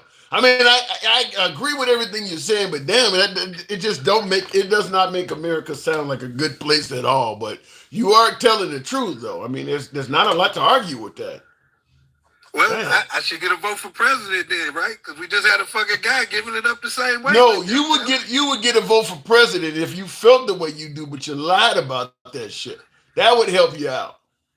You're right. Yeah. What was I thinking? We don't deal with truths here too well, do we? No, I think Thanks for bringing me back down to fucking earth. I could have made a mistake too. Yeah, all that fucking truth is bad for your political career, sir. I mean, keep all that true shit to yourself, you know. Yeah, you're right. You're right. But yeah, I where you and I disagree, I do believe that you should vet the people, even though I agree with you that there are bigger threats in this country. And certainly your argument about how the hell you gonna say we should vet foreigners coming in when you ain't even vetting Americans that are going out buying guns every day. That argument does not fall on deaf ears over here. I agree with that 100%. But just because you got an internal problem does not mean, in my opinion, you should turn a blind eye to external problems coming in as well. We do have internal problems, but piling on ain't gonna help nobody out. At least pay attention to what's coming in. I mean, so I disagree with you from that standpoint. I do believe we should vet those folks. Yeah, I hear you, Tim. But, you know, you just had to deal with car shit a few months ago. You know, you had some engine problems, right? If I remember the story right. Something with your engine, right? Yeah, well, I dealt with it was about a year ago. But, yeah, it did happen, yeah. Okay, so your engine's having issues, but you also got a flat tire. Which one is your bigger fucking issue? That's all I'm saying. The engine, yeah. All right. Well, you're not going to get that under the next administration. That would be something in the future, because the next administration, they're targeting immigrants. So we'll see what happens. They're targeting immigrants to see, you know, to vet and you know, figure out who's coming in this country. They're more focused on immigrants. Yeah, and anybody can be a fucking immigrant. You know, you look like a Haitian. You better not have a fucking feather on your head from your fucking jacket or something, because guess what? You was eating a duck yesterday or some shit. You know what I mean? What I'm saying is you open up one thing, it's just going to open up a whole lot of another. You know what I mean? I'm not safe. You're not safe. If you tan in Florida, you're probably not fucking safe, even though you're probably a white tea American, because anybody could be fucking questioned now. And that's crazy. Yeah, that is a problem. And when you make the reference to the duck, I mean, like, for instance, I like duck. Duck is fucking delicious. I like duck and goose. Kind of greasy, but I like it. But I think the issue with the Haitian migrants is you find something bad. If you don't like a group, you tend to look for something bad in that group so you can demonize the whole group. I always bring up how when you see African Americans on video, you know, they run into a CVS and they grabbing all the damn things off the shelf. You look at the comment section, it's in their culture, usual suspects. But then all of a sudden when the police does something, well, it's just a bad apple. I mean, so I do believe that we do in this country find something bad from a group and use that to demonize the whole group. Black Lives Matter is another perfect example where you found out the folks that organized it mismanaged the money, and they use that to demonize everybody that's part of Black Lives Matter. But then, like I said, when it comes to the police, I don't care how many bad videos you see of cops, people keep thinking about, well, it's just one bad apple, or 99% of them are good. So we pick and choose when we want to demonize. And I don't see how we're going to get around that, because that's what happened with the Haitian migrants. I believe the overwhelming majority of them have never eaten a pet at all.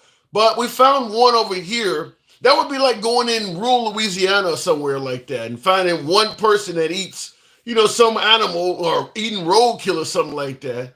And then trying to say that everybody in Louisiana picks up roadkill off the highway and takes it home. I mean, that's what they've kind of done. But with Trump, it's worked. Yeah, and I mean, you know, people you know, it's surface level. It's not just MAGA or anyone else. You know, we're in this instant, quick gratification society that we don't deep dive anymore. You know, nobody do decimals any fucking thing anymore. You know what I mean? Nobody does the work. So those same migrants in fucking Springfield, I guess the people of Springfield is not tweakers. Let's say these fucking people saved our town. They saved us. You know, if I lived there in those conditions, I would give them a fucking cat. I wouldn't give a fuck because they fucking saved us. You see what I'm saying? Like the people there was like, shit, we these people saved our economy. Give them a fucking cat. It's the leadership and the corporate heads of Springfield that say they saved the economy. The average person that's there is coming up with all the kind of excuses why they don't want them there. It's the leadership and the people that's making money off of them. The mayor and all of them are saying they saved the town, but you talk to the average citizen, they're making it sound like they don't want them there and they're harmful to the town. So they got a different opinion on that. Well, yeah, you know how that goes. You know, you know us growing up in the city. Every time there's something goes on, you know, you see the guy that walks by with the briefcase and the suit. They don't have the microphone in front of him. It's usually the lady that got fucking hair rollers in her hair and the moo-moo on and doesn't speak so fucking eloquently. That's who they want to talk to about the situation. So I liken it to the same thing. And one more thing before I go, you know, it's just funny that, you know, in the 80s, Ryan White, we had all these issues with, you know, AIDS and where it came from. And, you know, in my opinion, people in the closet live in double lives. But now people want to go fucking back and put them back in the closet. Ooh. Like this is not beneficial. Like, who gives? I want to see the dude in the dress. Okay, you wear a dress. And I'm sure the lady does too. Instead of the guy in a suit that buries her and then go put on a dress at night when he's supposed to be in a meeting. So I agree that. Yeah, once you start outlawing stuff, the same thing with a woman's right to choose. Once you outlaw stuff, you don't make it go away. You make it go underground. And what you're saying is 100% true. If you start ostracizing members of the LGBTQ community, you don't make them go away. You make them go underground. So like you said, folks that are in that community that live among us, because they don't feel safe coming out, they're posing as other people. So they're sitting next to you posing as a straight person, and you don't know it anymore because you forced them underground. And yeah, I agree with that 100%. Which in a sense is more dangerous than let's let them live their fucking life. That's why the evolution came to the point it was, because people understood, like, hey, let these people live. Because when they're not living their truth, we're all exposed to whatever the fuck they're doing. And that's the same reason why they legalized abortion. I got to move it on, no further. Appreciate it. Pimp, brother. Thank you. As always, brother. Appreciate it. Yeah. This was the same argument that folks use for going against gun ownership. If you ban guns, they'll just be able to find a gun on the street, and criminals will always be able to have a gun. So they're admitting it when it comes to firearms, that if you ban them, you'll just create a black market and you won't stop it from happening. You just put it on the black market. But I don't know why the same folks that feel that way about guns think that banning abortion or limiting the rights of LGBTQ people will work. I mean, it should apply to that as well. That you're going to put those things on a black market. I think the war on drugs is a perfect example of how we took a really strong stance on outlawing drugs, and like nobody in this country had a hard time getting high. No one. So we had a 30-year war on drugs, and wasn't like anybody in this country had a hard time getting high. And I do believe that if Trump secures the border, fentanyl will still be around. I mean, it's just too much money to be made. The problem ain't necessarily the drug, it's the fact that there are too many Americans making a killing off of that shit. I don't think you're going to get rid of it, but Trump is trying. Looking in the comments, we'll start it right out with Will saying Trump ain't shit. Says, wonder how they will play Trump's travel schedule since a lot of countries don't always allow felons into their countries. That is something interesting. That with Trump having 34 felonies, now I know when I used to travel overseas, if you got a felony, they don't let you in certain countries. I think Snoop Dogg got banned from countries. Who was going to Australia recently? I forgot who it was. And they were denied entry. They had a whole tour planned and they were denied entry to that country. I mean, a lot of countries, first world countries, do not let you in their country if you have a felony. all of this witch hunt shit don't matter to them. They're not about to go and rehash or relitigate your case. You either have felonies or you don't. I mean, you're the president of this country, and your own people gave you 34 felonies. I don't want you over here. Ain't that what we kind of telling the immigrants? You went to jail in Venezuela. Your own people locked you up. Well, I don't want you in America. I mean, so that argument could be used against President Trump. And I'm assuming a hell of a lot of them Venezuelans would tell you that their criminal convictions were a witch hunt. We don't give a damn about that. You were in prison in Venezuela. You got locked up by your own people. We're not going to fuck around with you. We don't want to trust having you in here. Well, that could really apply to Trump because he did receive those 34 felonies from members of his own country. Could be interesting. I don't know if anybody will do it, but that is a great question. Like, how is his travel schedule going to be? Aren't felons prohibited from being around guns and all? I mean, he is breaking all of the rules that generally govern a felon. You know, you can't leave the state without getting permission. Well, they gave him no conditions, so that helped out a lot. But have we ever had a felon in U.S. history that got no conditions after a conviction? I mean, say what you want about Trump. One thing you cannot say is he's not privileged. He's getting all sorts of privileges and shit that the average person would not get. I don't care how much you think the case is a witch hunt. There's a lot of felons that have been convicted, done time. Some are even still in jail due to witch hunts. They didn't get all of the benefits he got. I mean, he's not the first American to be the victim of a witch hunt, even if that's the case. He's not the first American to be the victim of a weaponized justice system, if that's the case. He's just the first one to have all those privileges. Looking in the comments, true wealthy people get benefits. That is true, Fancy. He has gotten a lot of benefits. But he makes it sound like he's a victim, though. Like, dude, do you know what a victim really looks like? I mean, you got 10 contempt of court convictions. I mean, the judge found you guilty of contempt of court 10 times. Like, do you really know what a victim looked like? I mean, this ain't what victimhood looked like, if I'm correct. We all know whether people of Springfield don't want the Haitians there. There are brown and hardworking. They don't want oil to poison the water system. Well, I think the people in Springfield just don't like the fact that they're different people. But the businesses they're working for say that they're hardworking people. They're not there getting a bunch of welfare and free money and all of that shit. They come there, they get a little bit of government assistance in the beginning, they get a job and they get cut from it, and then they start working. But the way, and by the way, I'll say this too, because I hear a lot of folks they always push back and say, well, yeah, they do eat these animals as part of their culture and things like that. We've had Haitians in this country for generations. There's little Haiti down in Florida. I think they said there's 500,000 of them in Florida. There's a few 100,000 of them that live in the New York area. I had never heard people in America say that it was the Haitian culture to eat pets until Trump said that. And then all of a sudden people started producing all these photos. Why wasn't this rumor orbiting? I mean, there's a lot of them here. Why wasn't this orbiting around them before Trump said that? I don't recall a bunch of people in Florida saying their pets are disappearing or saying it in New York. So, yeah, I still believe that was false, but a lot of my Trump supporters believe otherwise. Trump should have gotten the black side of the menu of the justice system. That wasn't going to happen. Let me go back to the box. Continue on with the program, Unapologetic. Good evening. Welcome to the show. TikTok. A threat to national security. Now, there's a lot of folks, and by the way, tap the screen, folks. Get me on up to about 20,000. Is that possible?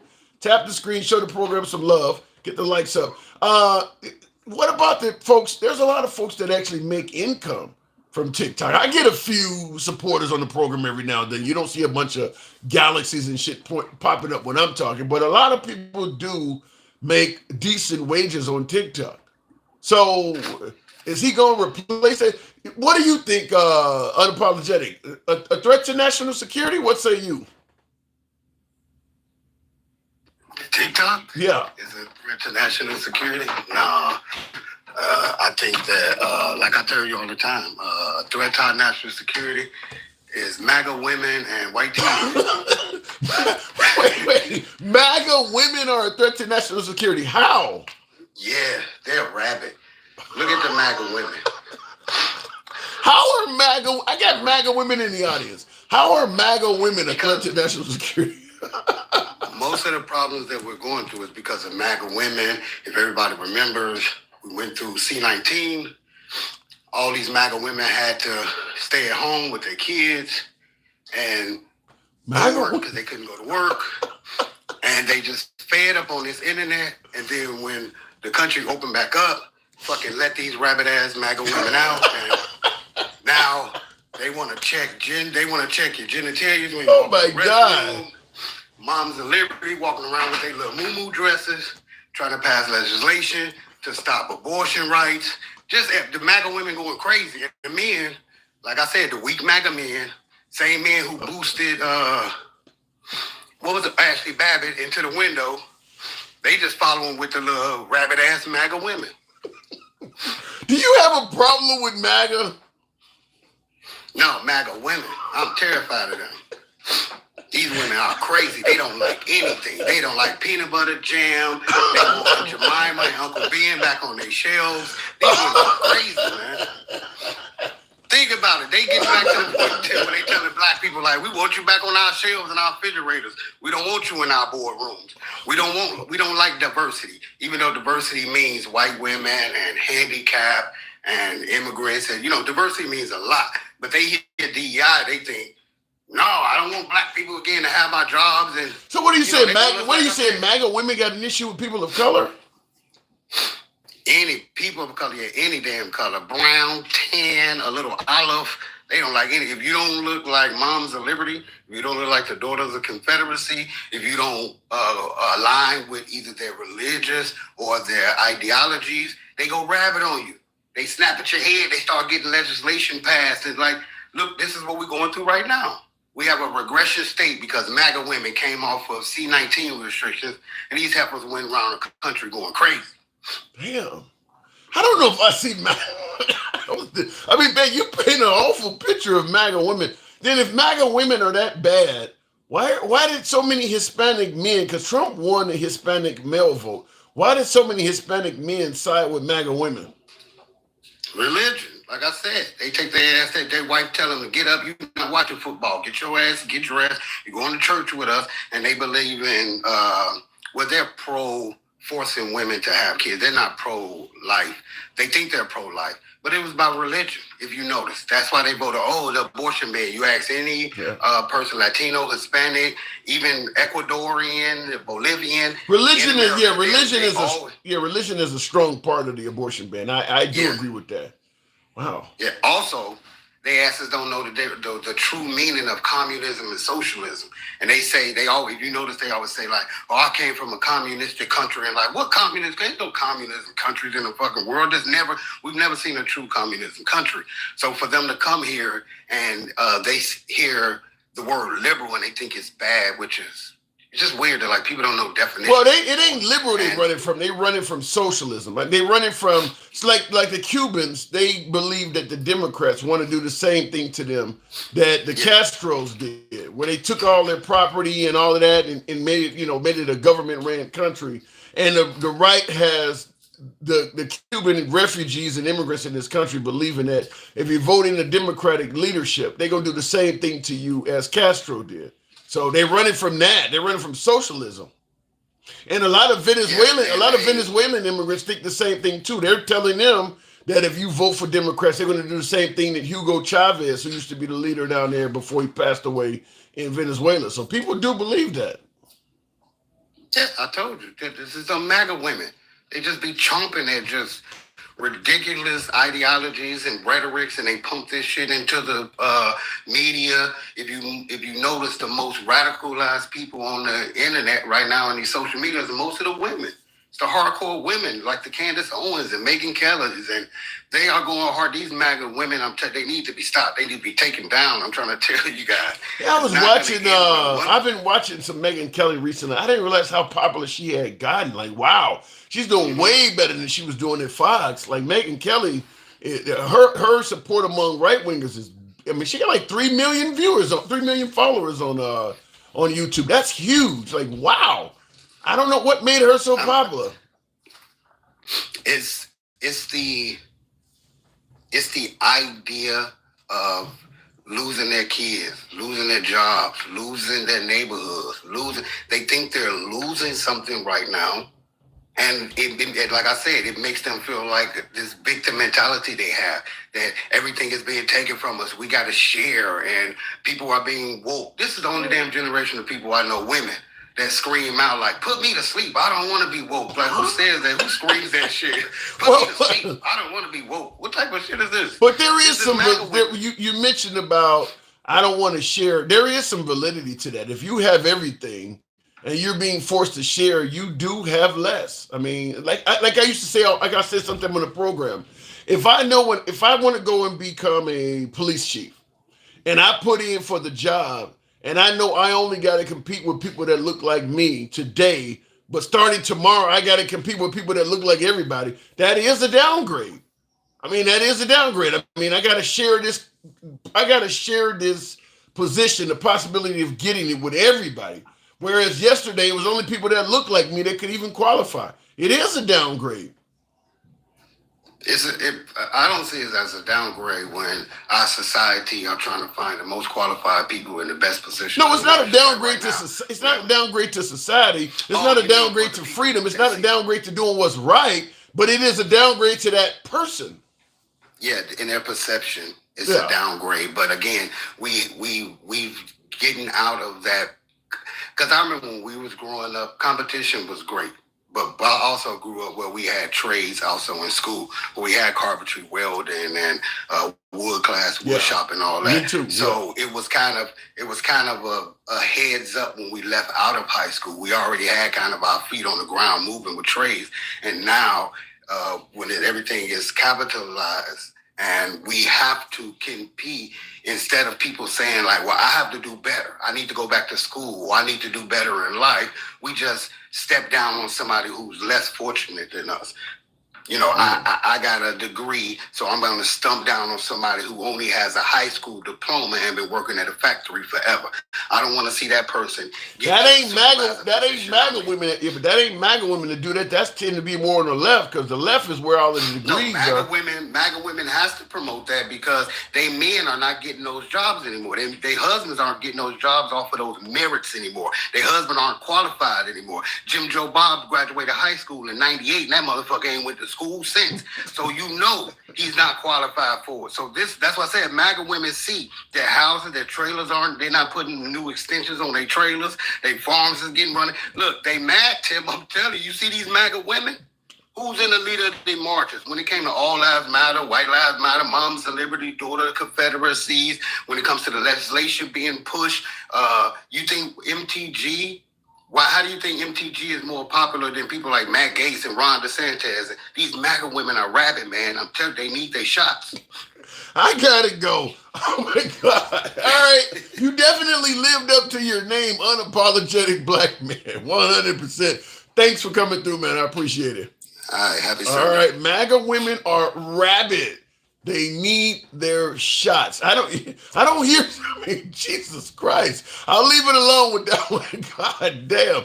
Continuing on with the program, though. I'll make sure I didn't miss out on that. I've never heard that before. That one really caught me by surprise. These MAGA women need their shots. Jesus Christ. Real quick on the, what is this? And I see a bunch of, that's not racism, that's bigotry. Racism is a large systemic component.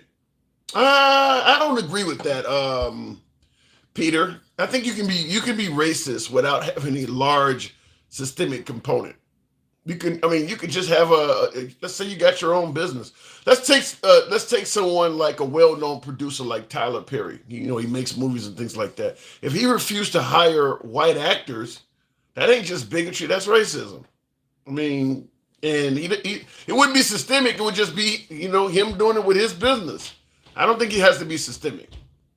When I was active duty, I never thought there was racism in the army until my friend got pissed off because he seen a perfect sister girl walking with a white boy. Ooh, so your friend was racist? Jing, you say your friend saw a very attractive black woman walking with a white guy, and your friend couldn't handle it? Yeah, I mean that is, I mean that get to me that would be closer to the bigotry thing. He's not affecting their life at all. He just don't like what he sees. But all right, wearing a blackface is offensive, and that's why Megyn Kelly lost her job. She's a bent MAGA, just like the caller was saying. Well, Trump said some pretty awful things about Megyn Kelly when she moderated one of his debates back in 2016. But a lot of these folks do realize that it is politically and financially advantageous to be on the Trump train. I'm working on a video right now of Bill O'Reilly. He has a book out called Confronting the Presidents. He talks about all the presidents. And one of the things he said about the late Jimmy Carter, he said this on YouTube, and I'm going to use the video in my video. But he talks about, Jimmy Carter and why he was a terrible president. He believed Jimmy Carter was a genuinely honest man. And he says, but unlike President Biden. And he says also Obama was not honest. And then he said, but Trump, it was a different story. And in the video, I'm going to ask them, like, what the hell does that mean? Either you're honest or you're not. But Bill O'Reilly is a close friend with Trump. And once again, he too has a large audience of MAGA. So he avoids criticizing. I mean, you can like Trump without trying to pretend like he doesn't tell lies. It's a different story. Either the guy's honest or he's not. Different story, doesn't say anything. So some of these pundits and talking heads on social media, I don't know if they truly feel as favorable to Trump as they are acting. I think it's more along the lines it's going to benefit them. Dana Perino on Fox News is another one. I don't think she's a big Trump fan, but she would not survive on Fox News if she started criticizing him. Because she did criticize him back in the 2015 days. And of course, she worked for George W. Bush. She's a close friend to the Bush family because she was the spokesperson for the Bush family or the Bush administration. But you're not going to criticize Trump and maintain your position. So I do believe some of them folks are not big Trump. I'm certain that Ted Cruz and Lindsey Graham are not big Trump fans. I'm 100% certain of that. There's too many quotes from them that say otherwise. But, Ted Cruz, they would get rid of Ted Cruz in Texas like that if Trump started speaking against them. And Lindsey Graham absolutely would be gone. So they ride Trump's coattails because they're going to make a ton of money by doing so. Looking in the comments, Tucker Carlson also criticized Trump a while ago. Yeah. And they come back home because if they don't change their level of criticism for Trump, I don't know any member of the Republican Party that Trump couldn't snap his fingers and make disappear almost overnight. You see what happened to Liz Cheney, Mitt Romney. I mean, overnight, well-respected Republicans, highly respected. Mitt Romney was promoted to the highest level of the Republican Party that you can get. He was the Republican nominee for president. Same thing with John McCain. If Trump snaps his fingers, that party does not like you anymore. I don't know any member of that party right now that could survive, that type of an onslaught from Trump. If he says you're a bad person and you need to go, I can't think of anybody in that party that the right would stay favorable to if he said that. Elon Musk is maybe getting there to the point where he might, even though Elon Musk just is, he bought his way in. JD Vance would be gone overnight. If Trump started having problems out of JD Vance, he would be just like Mike Pence. I don't know any member of that party that could survive Trump. Looking in the comments, called him a demonic force, then kissed the ring. Yeah, a lot of them did that. I mean, look at all the stuff they were saying on January 6th. By January 8th, they were all speaking favorably again, or they started shutting their mouths. So what does that tell you about this cult behavior, Tim? Michael, I didn't say that. You did. Real quick, looking in the comment section. I don't know what I just hit there. I don't have any, cult behavior, you want to call it that. I've never seen it before where one man has that much power. I think Kanye West in the song, one man should not have all that power or something like that. I don't know how to speak on that. But yeah, I don't know any member of the Republican Party, no matter how well they are respected, like Ron DeSanctimonious, which was a rock star among Republicans. He went up against Trump and he started losing fast. All of a sudden, his criticism of Disney and stuff started coming out. And Nikki Haley suddenly became, what is her, Nimrata, whatever the hell her actual name. I mean, they started not liking her. So I don't know any member of the Republican Party that could survive an attack from Trump. If he really meant it, you're done. Biden's people hide his dementia for years. What you say about that? I say that what you're saying is 100% true. That the folks orbiting around Biden were lying about his condition. But I will say this, in terms of being a cult member or a sheep or something of that nature, the Democrat Party, in terms of the citizens, the voters, people like me, because I was defending Biden, I was defending him. The Democrat Party was not defending Biden from a sheep-like stance. They truly believed the guy was able to do it. Because after June 27th, the Democrat Party, once they actually got visual confirmation that he was not there, started falling apart. So they weren't cult-like. They were believing something that once they saw evidence of, went away. You started having Democrats all over the place like, this dude can't do this.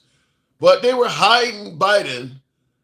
They were kind of like hiding him in plain sight. He wasn't doing a lot of interviews. He was not in a lot of positions where you could really find out. And once he got up there with Trump with his mouth wide open, like he didn't know where he was at, and he's talking about shit he's not even been asked about, the Democrats did not stay on the Biden gravy train. I mean, you had Democratic supporters pulling out, which is what Nancy Pelosi had to go back and tell them, like, you're not even going to get donations anymore. You got a lot of big donors they're pulling out. So yeah, the Democrats are a little bit different on that, at least from that standpoint.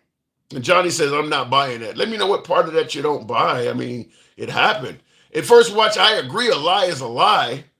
But the difference is once you find out you're being lied to, how do you act? That's the difference. Once the Democrats found out that they were being lied to about Biden's cognitive abilities, they jumped ship. I don't think that happens with Trump. When they find out he's not being honest about stuff, they just go on to something else. It's a difference there. That's the difference I'm talking about. The Democrats jumped ship from Biden. Everybody from the breakfast, remember the guy that Biden told, vote for me, you ain't black, Charlamagne the God of the Breakfast Club? Even he was, after that June 27 debate, like they need to get rid of this dude. Plenty of Democrats were saying they need to get rid of this guy. You don't hear Republicans saying they need to get rid of Trump no matter what comes out. No matter what comes out, they're not saying it. So there is somewhat of a difference. Certainly when sexual allegations come up against Democrats, they need to get rid of these guys. When they come up against Trump, the women are lying. So there is some difference. It was obvious on several occasions dating back to about 2022. Well, Chris, I will say this in regards to Biden's cognitive abilities, and you say it was obvious that he was out going back to 2022. I think some of that is because we were being constantly told by Trump, sleepy Joe Biden and how bad he is, we were focusing on Biden, where you say it's obvious going back to 2022. Whereas if Trump is on TV, drinking water with two hands, talking about sharks and Hannibal. I mean, Trump wasn't, talking about defending aircraft during the Civil War, which is about 100 years before the invention of the airplane. We were, he just messed up. But we were actually looking at Biden as this stuff shows that he's fucked up in the head. But when Trump does it, Trump has did things too. I'm just going to say that Trump ain't perfect in this area as well. We just kind of give him a pass, and we were holding Biden accountable. So Biden's gone now. And you can probably expect the Democrats to return the favor in kind by now pointing out all of the shit that shows that Trump is getting old. And there, between now and 4 more years, there's going to be some things on Trump as well. I mean, the guy's in his early 80s, so it ain't like everybody don't live to be 80. So the chances of you seeing some mental decline out of Trump are probably high. And the left ain't going to take it easy on him after what he just did. Actors on stage in costumes. Tim, I know how you feel about this. You believe that half of the Democratic Party are not even alive. So when you say actors on stage in costumes, I already know you don't believe Biden is alive. You don't believe Hillary Clinton is no longer with us. You don't believe Nancy Pelosi is there. Shit, you believe most of the prominent Democrats are dead. So I'll leave that at that. But like I said, we go left of Bernie Sanders to I'm having dinner with Q. We do let people speak, and we often have Timmy on the program. Arsha, good evening. Welcome to the show. There should be term limits. Yeah, you're not going to get term limits, but I agree there should be, Fancy. I agree 100%. Arsha. Hey. Are you a MAGA woman? Oh, God, no. I was told to be on the lookout for MAGA women. No, I had my shot, so I'm good. I love an unapologetic man. He cracks me up. I can just sit. I've been on his a few times. It's good to see that he's back. I know he's been, taken down a few times by the TikTok gods. Or the people. But do you buy what he's saying that MAGA women are? Do you buy what he was saying about MAGA women altogether? Do you see any? I was laughing at what he was saying about, but I do as far as the Daughters of the Confederacy and the Women of the Liberty, all these people trying to ban things and go into the library. Like, oh my goodness sakes! Like, reading is knowledge, and it's okay. I mean, why are you banning Maya Angelou and Toni Morrison? And I mean, there's some great literature out there. It's going to get to the point where, I mean, shoot, what's going to happen next? Dr. Seuss is going to be gone? I don't know. So on that mindset, do you see us in this country as possibly losing freedoms? We already have. Some states. Give me some examples. Well, if you're a woman, if you're a woman and you live in Texas, or if you're a woman and you live in, Louisiana or Florida or, some of these states, you don't have the freedom for your own reproductive rights. So, yeah, it depends on where you live. Okay, so from a woman's aspect, I mean, but any other ones? And I've seen the comments before you continue, Arsha. Fancy says, yeah, MAGA women are all dumpy and frumpy. That absolutely is not true. If you watch right-wing media, they handpick very attractive women. That's what kind of started me out with Fox News back in the early 2000s. Them women were gorgeous. Go ahead. And Fancy Prancy's being sarcastic about that. I'm not saying that MAGA women are all, I would not agree with that at all. But I want to get off the MAGA women thing. What's the that is what we're talking. We're not talking about MAGA women, but we are talking about the potential for loss of freedoms. Certainly with TikTok now being viewed as a threat to national security, we may lose that. You mentioned women. I don't like the fact that they've taken adult entertainment sites down, like Pornhub in a whole bunch of states. We're talking about, as you brought up, the Sisters of Liberty or whatever, books being banned in certain schools. LGBTQ folks definitely feel like they're going backwards, and also religion in schools. So that's what we're asking. Do you feel like we're losing rights? Yes. Do you think under Trump, maybe we'll start gaining some of them back? Depends on who you are. If you're LGBT or transgender, probably not. If you are a white male, definitely so. Women are a part of DEI, no matter what, that's the thing that I don't think people understand. When affirmative action got, taken off, the Supreme Court removed that. Women, the amount of YT women being enrolled in MIT, Harvard, all these places dramatically dropped. I've heard that before. And YT women were some of the most. I mean, started going to college and university and getting degrees at a much higher rate than white men. And now it's dropping. I know that MIT has made some reports, and Harvard, that they're concerned about this. Now, guess who's, and that's because there's somebody in the office and the admissions choosing, your fate is in somebody's hands. And if they decide that they don't want to, DEI is there for a reason. It's helped white women more than any other demographic. I've heard that. So is it kind of like James Brown? This is a man's world, that we're going in a direction where things will be more favorable for men? Possibly, yeah. I mean, especially when Donald Trump, says out loud, the discrimination against white men, which I don't know what rights any white man has ever lost. You've never been oppressed. They've never. Yeah, it is something I've heard. I have heard him say things like that. That America has began to be discriminatory towards white people, and I think he said something like that. And under my watch, it can't happen. And I'm with you. I don't know in what area. Hold on. I'm a Black woman married to a white man. My husband will tell you 100%. He still has it better than me. He has not lost a single. He does not feel that he's lost anything with DEI. If anything, he said that he has a better workplace because of it. And he's a general manager.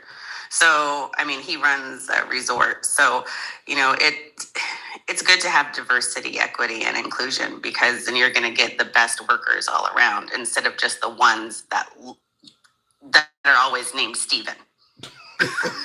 And I'm hoping your husband ain't named Stephen. Now, he said, one of my viewers said they just crying because they aren't sitting at the tippy top anymore. You see any validity in that, where that is where some of the outcry is coming from, where you don't have control of everything no more, so now you're not happy because you're in a position of equality as opposed to superiority? Well, yeah, I mean, equality doesn't mean you're going to lose anything. Like, example, the Marriage Equality Act, right? Did heterosexual people lose anything by homosexuals being able to get married? No, I still, my wedding was fine. I didn't lose anything. People made my cakes. I was good. Yeah, that's a good point. That's a good point. You don't lose anything. Yeah, I mean, when Black people or people of color were able to go to the, into the same restaurants and sit at the same tables and go to the same churches as white people, did white people lose anything? No. Well, now you got to compete with them. Like, say, for instance, you want to rent a church for a wedding or some type of ceremony. Well, now I only used to be able to have to compete with other white people. Now I got to compete with all these Negroes. So now the churches are telling me they're filled up on Sunday. Normally would have been a lot more of them available because I got to compete. That's where I see the issue is. It's that when you got superiority, you got a higher likelihood, the statistical probability of getting jobs and positions and contracts is going to be higher when you're only competing against whites. But now when you're competing against everybody, the level of competition is higher. Tim, what Black couple is going to go get married in a white church? You know that music's not good in there. They're going to all fall asleep. I don't know about that. I mean, at the end of the day, again, aren't we a capitalistic society? Don't we want to have competition? No. Yeah, I agree with that, but I'm just simply saying. But again, I just think when you allow everybody to have an opportunity on the same playing field, it doesn't mean that your opportunity goes away. It's just the pool is larger. Instead of just only having goldfish in the pool, and now you have different colored goldfish in the pool, it doesn't mean that it just doesn't. I mean, I get it. People always think that they're losing something when other people have the ability to have the same thing, but that's just, in my opinion, yeah. So what do you think? Go ahead. A mindset of just not wanting to share, and then you're going to start claiming victimhood. Like, I don't like the fact that it just bothers. I think it's nonsense. All right, fair enough. So before I'm moving on, what do you think? You think this app is a threat to national security? Well, from what I've okay, China doesn't allow Instagram. Now, wait, but before you go into a spiel about China, I had a viewer say that China has nothing to do with it. That this is not controlled by China, it's owned by Singaporeans. And I mean, I had a viewer come on the show and say, that's just a talking point, and China's not connected to this. Well, Congress passed it for a certain reason. They think it's a national security issue. Could China, or whatever the company is outside of an American company, use our information and data to do something against us? Possibly. I mean, if you have a country that's not going to allow our social media platforms into their country due to national security, Yeah. I get it, Am I personally worried about, my videos and my things like that, getting in the hands of the Chinese? I don't care, or anybody. I don't care. But again, I don't work in national security. I don't know what it is that they see. I don't. Yeah. But when Donald Trump comes in, he can choose to not have his administration enforce it. Yeah, I guess. I mean, the problem I have with it is this. I mean, there's a lot of Americans you see all over the app that make money off of TikTok. Like I said, I don't make much off of TikTok at all, but there are people who do make real decent side hustle from TikTok. And so if you ban TikTok, a lot of folks are, stay-at-home moms and people like that. Certainly attractive women are all over TikTok, flashing titties and shit. I mean, they're making money off of it. So if you get rid of that, in addition to me not, you can. I thought that was an OnlyFans thing. I didn't know you could flash your hoo-ha. Well, you don't show everything. You don't show everything. I was like, come on, Jim. You don't show everything. I mean, you can show a few nipple prints and camel toes, though. But I mean, the thing about it is, though, there are people that watch that stuff, and there are women that are profiting from it. But there's a whole, people do what I'm doing, for instance, and profit from it. So there are people that make a good profit, and if you're getting rid of TikTok, you're getting rid of a source of income for a lot of Americans. Yes, I understand. Yeah, I get it, and it's a great way to find community. People like to post and listen. Again, you're here, so it's nice to be able to get on as a community with different points of view and have civilized conversation, as you like to say. So that would definitely be missed. Yeah. Yeah, and I'm trying. Is my life going to be ruined? Mine personally, no. Am I probably going to be on my phone less? Probably, but I don't do Facebook or Instagram, so it's not, or X. Right. And I'm trying to figure out a way myself, because I enjoy speaking with folks, and I cannot do that over YouTube. I can talk to them via text, which I often do, but I'm trying to figure out a way myself for, if TikTok is gone, how to do a political program and still be able to take callers, because right now there's no way to.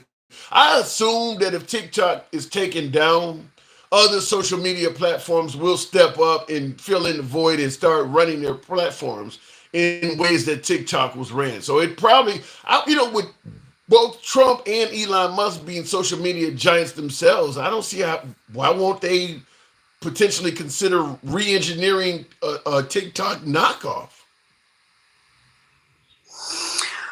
Well, Elon Musk is always constantly talking about free speech and being against censorship, but he censors his app more than Facebook ever did. Does he really? X?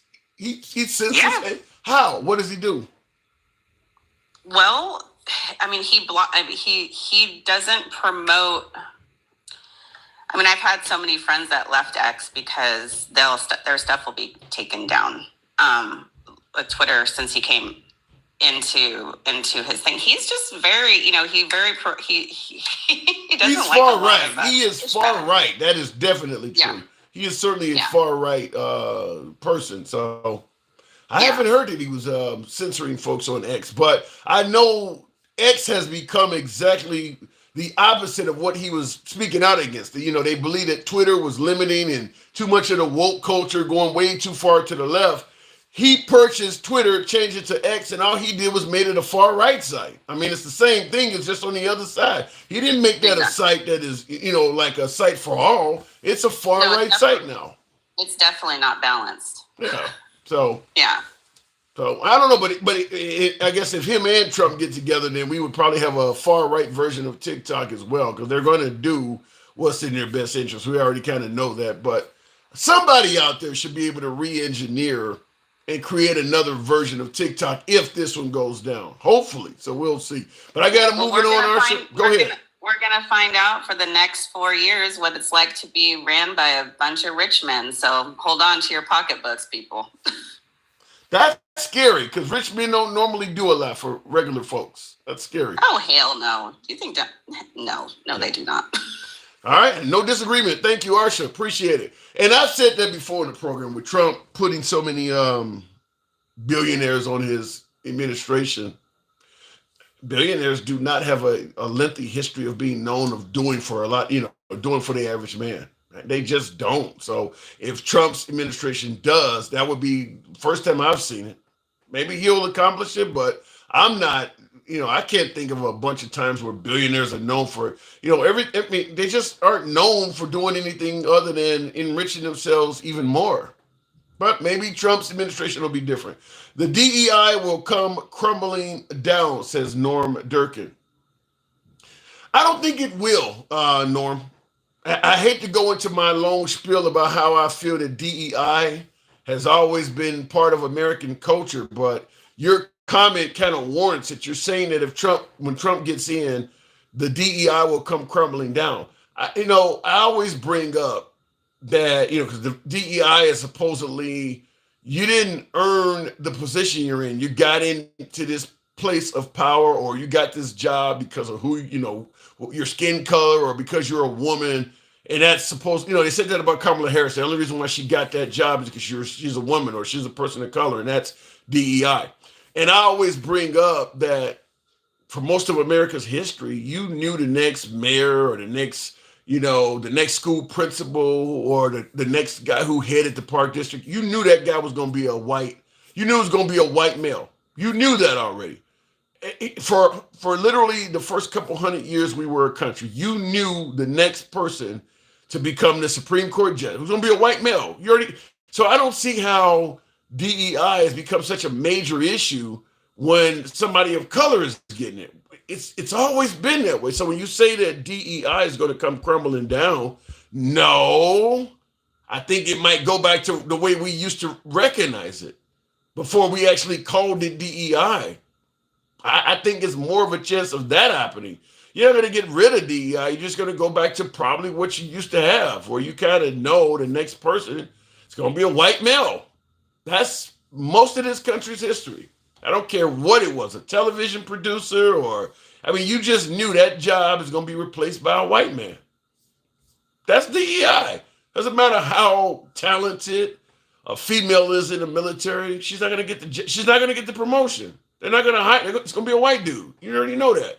So that's DEI. We just didn't call it. The most people as a whole who help folks is the lower middle class. I believe that. I do believe that. DEI for white men says nothing to see here. Yeah, that's what it was. We just didn't call it DEI. It's always been there. It didn't become a problem. What's DEI? DEI, the acronym stand for diversity, equity, and inclusion.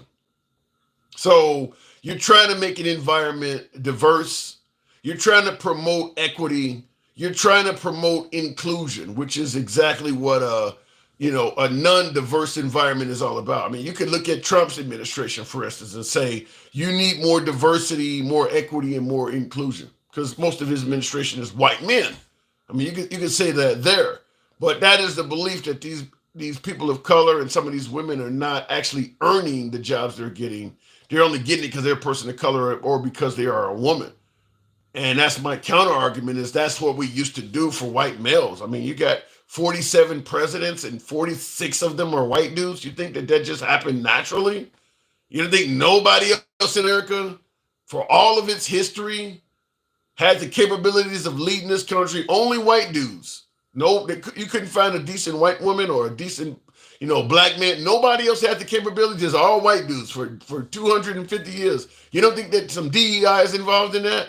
Will says there are other platforms like TikTok. They just not well known and have many glitches. Well, it will be a huge financial incentive if TikTok goes away to make those platforms better. I think if TikTok does go, you'll get something very similar very quick because there's a ton of money to be made. Anytime there's money involved, people have an incentive to do better. I mean, once TikTok is out, somebody's going to fill that void in. I really believe it. You need a good Latino president. Have some fun for once. I think Obama was a fun guy. I think Bill Clinton with the saxophone. Bill Clinton was I guess I'm taking it from a standpoint of you need to lighten up. Don't be so stuck up all the time. I mean, Bill Clinton was a lighten up kind of guy. I think John F. Kennedy was kind of like that. I mean, there's some, you don't just need Latin, but I get the point you're making. I'm assuming there's plenty of Hispanics that are stuck up too, though. What will you say when anarchy comes down and breaks down your front door? From fuck it. Why are you suggesting anarchy is about to happen? Isn't Trump pro-law enforcement, backs the blue, pro-police? He's talking about expanding the power of the police. So there goes the anarchy part. There is not more women in Trump's cabinet than any. There is not more women in Trump's cabinet than any other. That's laughable. Who said there were more women in Trump's cabinet? I didn't. Or maybe somebody in the comments said it. That's right. Bill had a good time. Yeah, Bill was. Bill was. He was a down to earth kind of guy. Now you're talking about he had a good time in regards to Monica Lewinsky, but the only difference between Trump and Bill Clinton is, Bill Clinton just happened to do it while he was in office and got caught. I mean, while Trump was president, if he was Bill Clinton's age at the same, Trump would have been doing the same shit. I mean, Trump is way older. When Bill Clinton was actually in the White House, what was he, probably in his 50s? Trump was incredibly active back then. Trump would have had hoes. I'm just going to come out and say it flat out like it is. If Trump was president in his 50s, he would have had plenty of hoes hanging around. He was real busy back then. So, same difference. You can't say that, liberal. There's a very big difference. Bree Nicole, I'd like to know if you could elaborate on it. I'll just say that. Elaborate on what the difference is. Lewis, good afternoon. You come to the box or whatever. We'll talk about it. But Lewis, good afternoon. Welcome to the program. Here we go. Hey, Lewis, how's it going? It's going all right. So I saw you holding on. But what do you think? Do you think we're losing freedom? Well, the thing that I wanted to say was that we actually did. Let me get back to this first. Doesn't this guy know that this country was not found based on religion? Some guy was saying that earlier that you were talking to. First watch. And I'm here to tell him, don't he know that that's why the Pilgrims left and came over here? Was the simple fact they were running from the Church of England? I'm torn on the subject. I do agree that we ran from the ways of England, but it's very similar to how Will had me look up how black folks went and started their own, they kind of left slavery and went to Liberia. And when they went over to Africa, they took all of the same ways of home with them. The whites in this country did the same thing. Yeah, they separated from the English, but for the most part, most of the customs of that country, they brought a lot. I mean, because you're saying the Pilgrims left because of religion. They did bring a lot of that with them, though. I mean, a lot of our laws and stuff, there is Christian mindset in it and how it was developed. Well, that's only because they were Christians and they just wanted to get away from the Church of England. They didn't want to get away from England. They wanted to get away from the Church of England and the rule of the kings and queens. That's what that was all about. It wasn't really, but my thing is what I want to understand is America itself is becoming less of a Christian nation every day. And that's why they try to forcibly bring it back. And definitely if you're talking about Christianity, because some of the fact that while I think it's not fair to put religion in schools, unless you're going to put every religion in school. Right. Well, and I think that's the issue, is that you got the evangelicals right now are getting a lot of the things they want, and they want Christianity back in schools, and I think that's you're right. They don't want Islam in schools. No. They don't want Buddhists in school. They don't want. They don't want religious equality. They don't want religious equality. Exactly. Yeah. They want it taught the way that they want it taught, and that under what they believe. But do you think that the first Africans they brought over here knew anything about Christianity? No, I don't. I've heard somebody try to correct me on that. Because there were parts of Africa on the East Coast that were knowledgeable about some of the Christianity stuff, but on the West Coast, which is where our ships sailed and grabbed people, no, they were not practicing Christianity, and it was essentially beating it to them. You're gonna lose whatever this other shit is, and you're gonna go with this. Even the version of any Catholic, even the version of any African religion was mostly inoculated through voodoo. It wasn't inoculated through Christianity or a guy with the name of a J in his name. You know what I'm saying? It wasn't that kind of thing. You got to figure the Arab language didn't even have the word J in it until like the 1600s or something like that. You know what I'm saying? So I'm just gonna say it. Jesus could never be a concept of an African. Why you say that? What I'm saying? Because the letter J didn't even. Oh, okay. Well, yeah, but if they could be still calling him Jesus or Jesus, is what you're saying, but they could be calling him that without just because of. We call Putin, but the letter P is not in. Because they're not going by the alphabet. They could be going with something else. Yeah, but you missed my point though. You still pronounce Putin, regardless if it's a P or whatever. His last name is Putin. Yeah. Even in German, even in Russian, it's still Putin. What are you saying? The sound that J makes was not used in Africa? Exactly. Oh. It wasn't used in the Arab language at all. So it's like it doesn't even matter. So that Tim, I'm gonna tell you something. That doesn't make sense because wait. You're telling me that the sound that J makes, the just sound, is not used in Arabic? It wasn't back during biblical times. It wasn't. So jihad was not around. Absolutely not. Okay, all right. Because jihad was still after the print of the Bible. That's when everybody don't get this. Is that the Quran is still a Bible, right? You know what I'm saying? It's just an Arab. It's just a Muslim Bible, but it's still a Bible. The Muslim. I have a hard time with a lot of this stuff because I often bring up the way we did you did the little experiment in school where you whisper something in somebody's ear and it goes around and around and around, and when it comes back to you, right. When you look at how the Bible or the Quran or any of these books were written, first of all, they were written at a time when the English language did not even exist.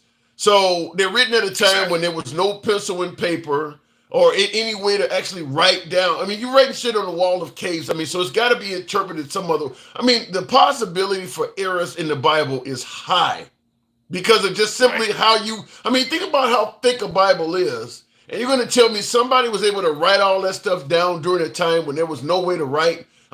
Just I guess images on walls of caves and stories passed down from generation to generation. Absolutely. And in a different language, by the way, because English didn't exist by then. The room for error in these stories would have to be very high.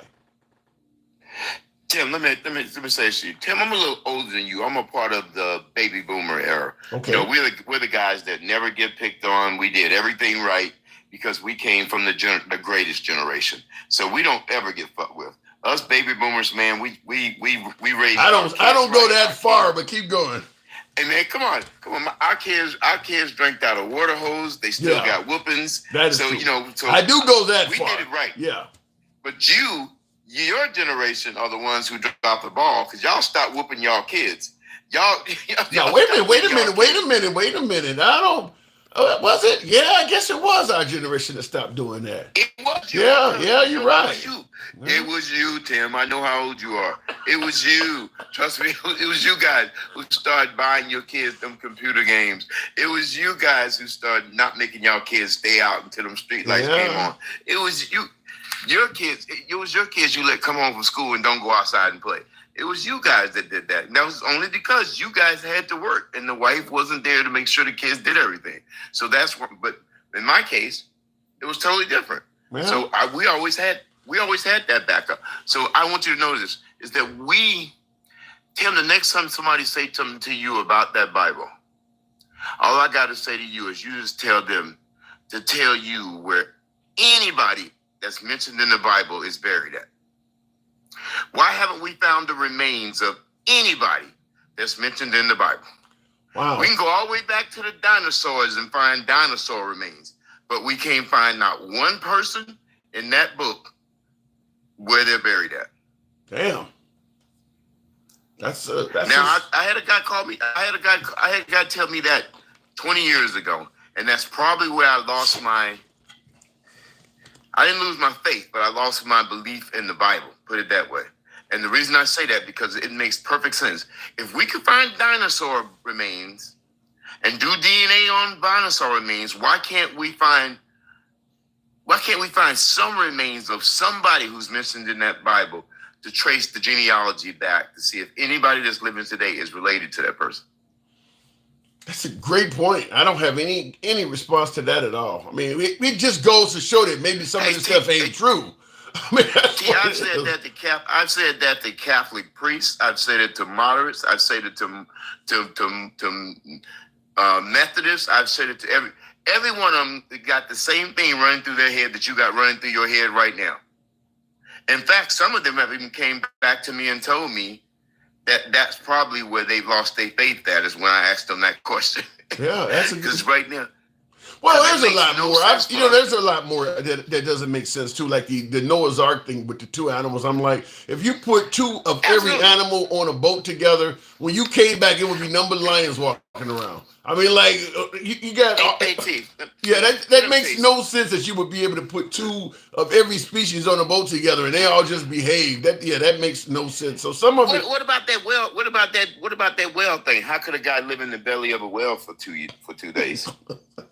I don't have any answer for this stuff. Some of it, yeah. How about all that incest and all that rapes and all those things that happen in that Bible? Remember the guy who got his two daughters got him drunk and they had sex with him to have his baby? There's a lot of stuff going on in the Bible that's not so religious, not so wholesome. You know what I'm saying? Yeah. It's not so.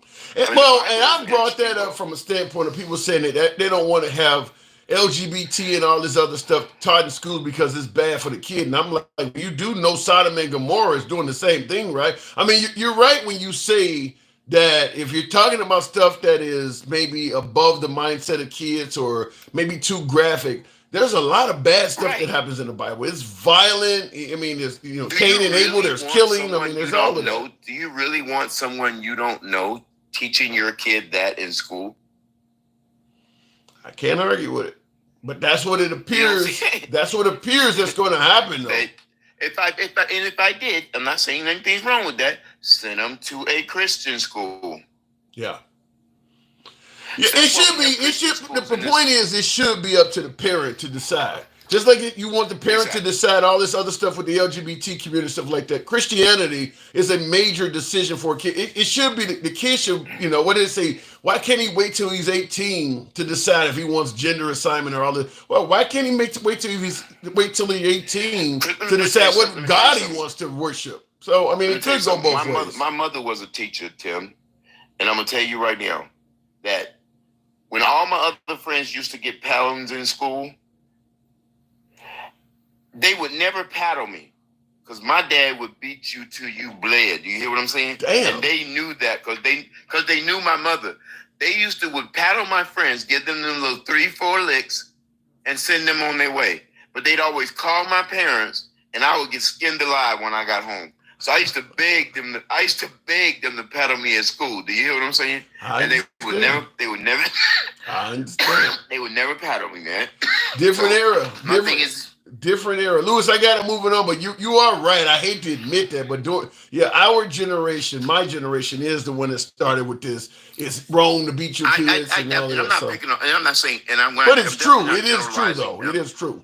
I'm definitely not saying that it's every. When I say stuff like that, I mean it's the generation of it. Is that we, I grew up in a time when I'm grateful for every bully that I had because it taught me to stand up for myself and the thump.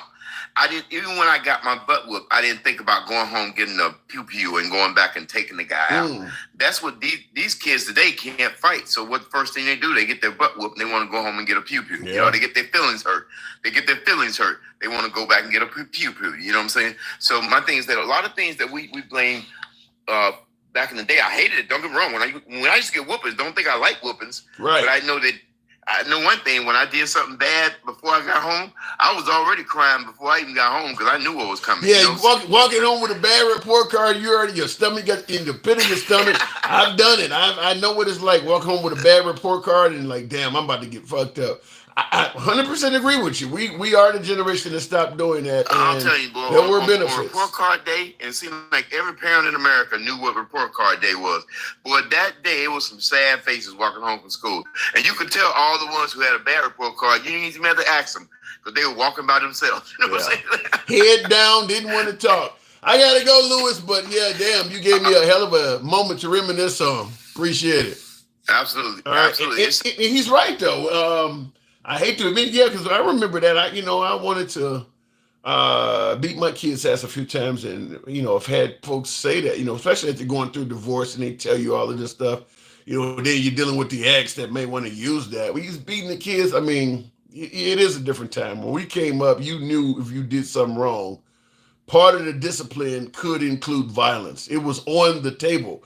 It's not even on the table for today's children. And as a result, they don't fear their parents like they used to. Lewis, appreciate that. Thank you. Yeah, they don't fear their parents like they used to. When we came up, you feared your parents. I mean, my dad was a U.S. Marine straight out of the Vietnam War, and yeah, you do something wrong, he fuck you up. I mean, it was violent.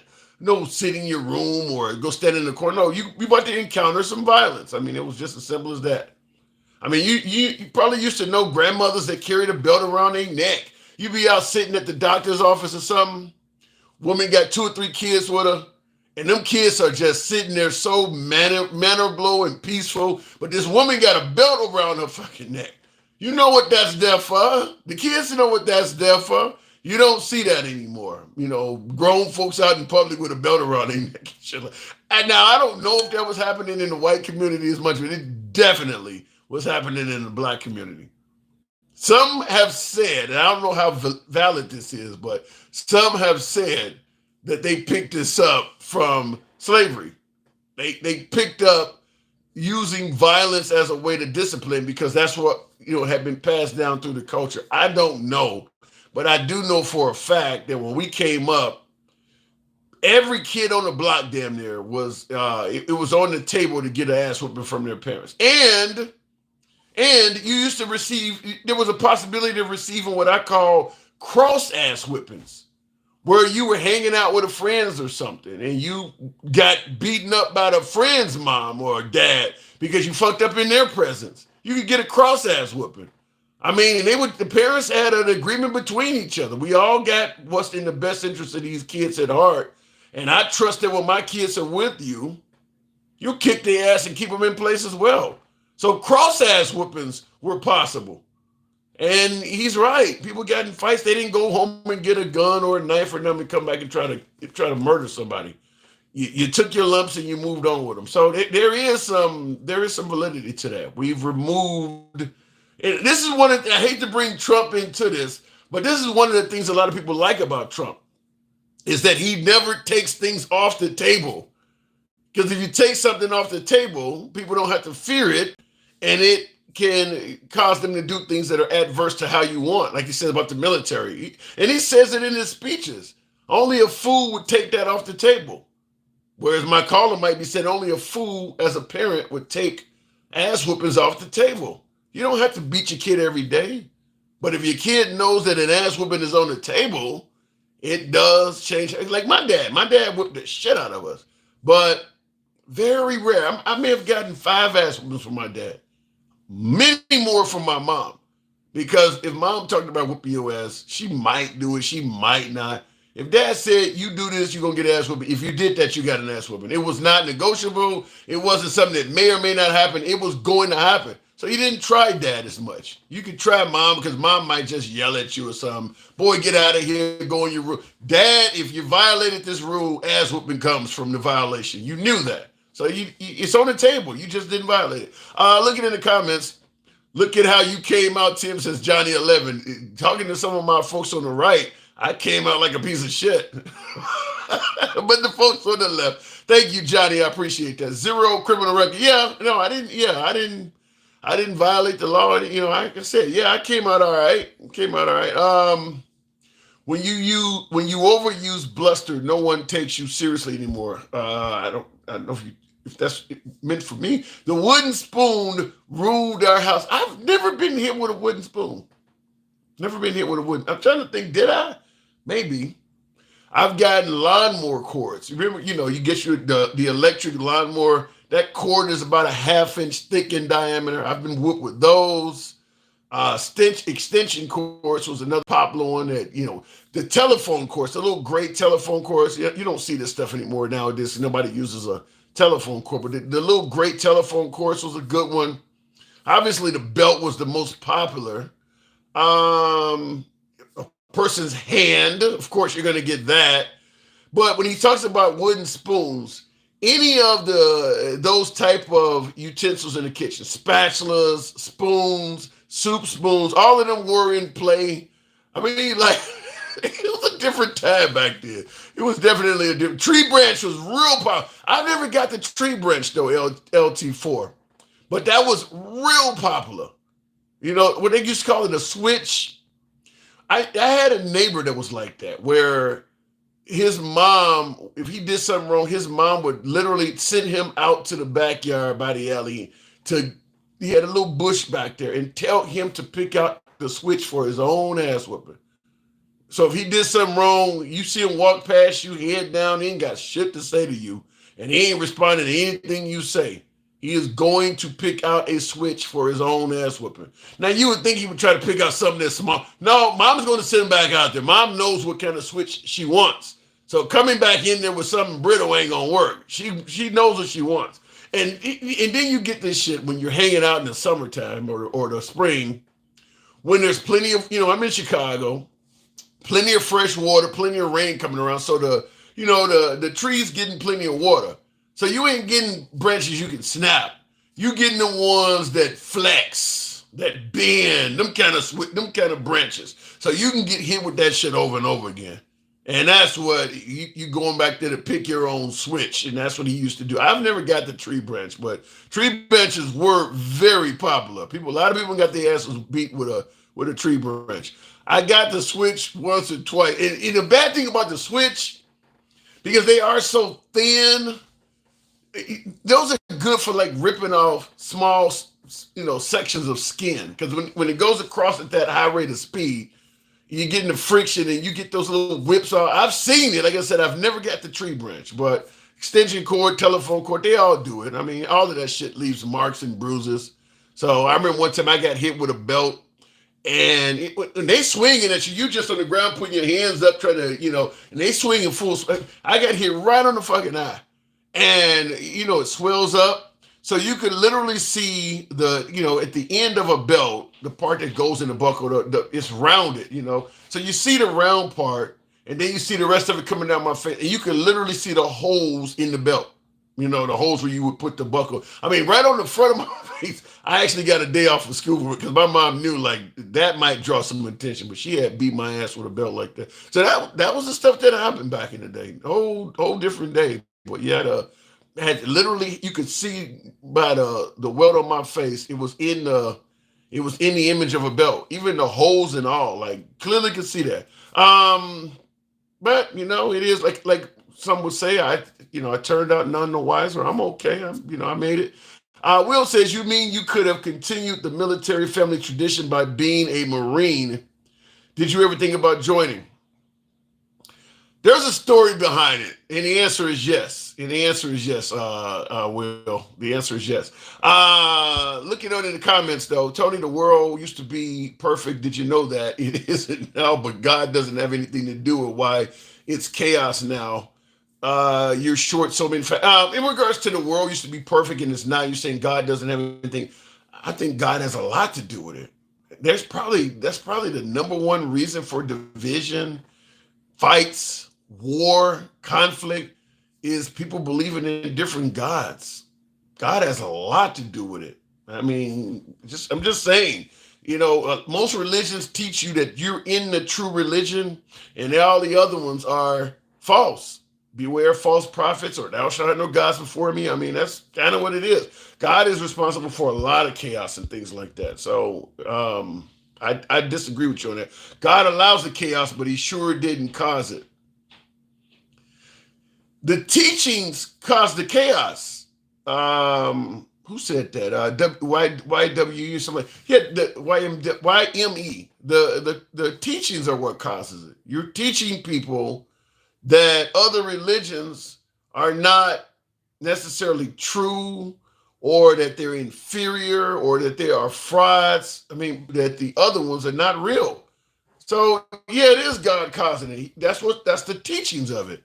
Looking in the comments, hate to say it, but that's true, says Blue. Yeah, I mean, like I said, beware of false prophets. What do you think? How do you think that gets interpreted? Or thou shalt have no other God before me. So that means that your God is the one that, no other God should be before you. Our God is a jealous God. That's another. I mean, what do you think that stuff does? It causes chaos. Switches in general. Switches were generational trauma. Trees were the only discipline our grandparents knew. Yeah, I didn't get to switch, fortunately, but I do know people who did. I've literally watched people go take their own switch that they're about to get their ass whipped from a tree. I had a funny story once. I remember walking to school and, sometimes you can hear what's going on in people's houses if they got the windows open in the springtime or whatever. Certainly if they're watching a game. Remember during the Bulls era when the Bulls were winning championships. Anytime a Bulls game was on, you can go in the middle of the street and hear like cheering and applause coming from out of the houses because everybody's watching the game. Well, I'm walking to school once as a young lad and I could clearly hear one of my boys. So I was about to knock on his door and ask her, we walked to school together. I'm probably about, I don't know, 5, 7, 8, young. This is elementary school shit. And I could clearly hear him getting his ass whooped. I mean, the sounds, they should talk to us while they getting their ass whooped. I told you, pal. I don't do pal. And they literally talking to you while they beating the shit out of you. I mean, so you could hear all that going on in his house. Now, from the side door of his house opens up. He's running from the ass whooping. He's a small kid, like I said, we're 5, 6 years old, whatever. He jumps out of the side door. I didn't see who was whooping his ass. I believe it was his mom. But the door was open. He comes out a little way. All I could see was a hand come out the door and pull him back in. And of course, the ass whooping continued. But I never saw who was whooping his ass. I saw the door fling open. He came a step or two out. A hand came out and yanked him back in. I'll never forget seeing that. But he got his ass whooped really good that day. And of course, we don't talk to each other. It's like Fight Club. You don't talk about ass whoopings with your friends after it happens. But he got his ass whooped that day. Listen, that's why Jesus came, so we did not have to. Wait a minute. That's why Jesus came, so we did not have to. So we could go directly to the Lord. Like I said, there's a lot about religion that is so questionable. I don't know what to believe anymore. I just don't. I mean, a lot of it was used to accomplish power over people. I don't know what to believe. Bro, that came from that era too was a more nucleus family. That is true. In today's society, the household is too broken for discipline like that with kids growing up in different households. Yeah, the breakup of the nuclear family is not good for the family. It just isn't. And then, of course, with divorce, we used to give dads every other weekend. You can't raise a kid if you're only seeing your child. That's about 4 to 6 days a month. I mean, you're not gonna. I mean, people expect the dad to be just as, just as much of a participant as the mom. You're not going to get that with him only seeing his kid every other weekend. It's just, I mean, if he's a hardworking guy, he needs some of them. He's going to be tired on the weekend too. I mean, you're just not, every other weekend was a bad idea from the start. But folks thought you could somehow, some way get a decent father with that. The minute we started having all of that kind of shit happen where we didn't view the father as valuable as the mom, other than financially, of course, you had a major problem happen. But I always say capitalism has a lot to do with it as well, because everybody's chasing the almighty dollar. And in this country, we've put the dollar above everything from the happiness index, the quality of life. Everything we focus on is money. If long as you got money, people are happy. And that's just not true. Looking in the comments here, I can picture that hand grabbing the back of his shirt and yanking him back in. Yeah. Like I said, it was crazy to see that happen, but you could literally see a hand come from the door. You couldn't see what was behind the door because the door swang open. So you're looking at the door open and you see him come and a hand comes out and grabs him back in, and it just continued. But he really got his ass beat that day. I don't know. Sometimes what made us stop allowing kids to get beaten, because some kids were getting beaten by parents that were angry. And it may have not had anything to do with the child acting up, or the child may have acted up and the parent was already upset about something else and used that child as a punching bag to take out their frustration on. Certainly, when you start separating, you look just like your no good ass daddy. That can cause a beating that the kid didn't deserve. All of these things. So they just decided, look, that is not a good thing to do. But this crop of children are not turning out very well. I see somebody said that's the problem. Anyhow, folks, the idea that we're losing freedoms, frightening shit. Hopefully not. I will tell you now, before I continue on, here is a story. Here is an actual article I wanted to talk about. I mentioned it at the beginning of the live. This is from the Cato Institute, and they did basically did a survey or a poll or whatever. I don't know what the sample size was. I was looking for it. This is from July 4th of this year. So it was before Trump became president, but you got to think July 4th is right after that horrible debate performance of Biden. So a lot of people probably felt like Trump was very likely to become president on July 4th. Before Kamala Harris, but right after the June 27th performance. So it was still Trump versus Biden. And Biden was looking terrible around July 4th. They asked folks about freedoms. And here's some of the percentages that we have that came out of that study. I don't know what the sample size was. Cato Institute. 77% of Americans are concerned, out of this study, 77% of the study, the right for all people to have equal protection under law. I don't know do you feel like that we may be, because we're talking about the possibility of losing freedoms. 76% think the right to privacy may be degraded.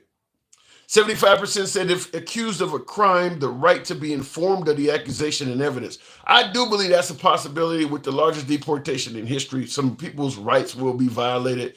Remember Guantanamo, people been sitting there, right after we had 9/11, that kind of stuff was happening where people were being rounded up and just detained. And they didn't tell them, you ain't committed no crime at all.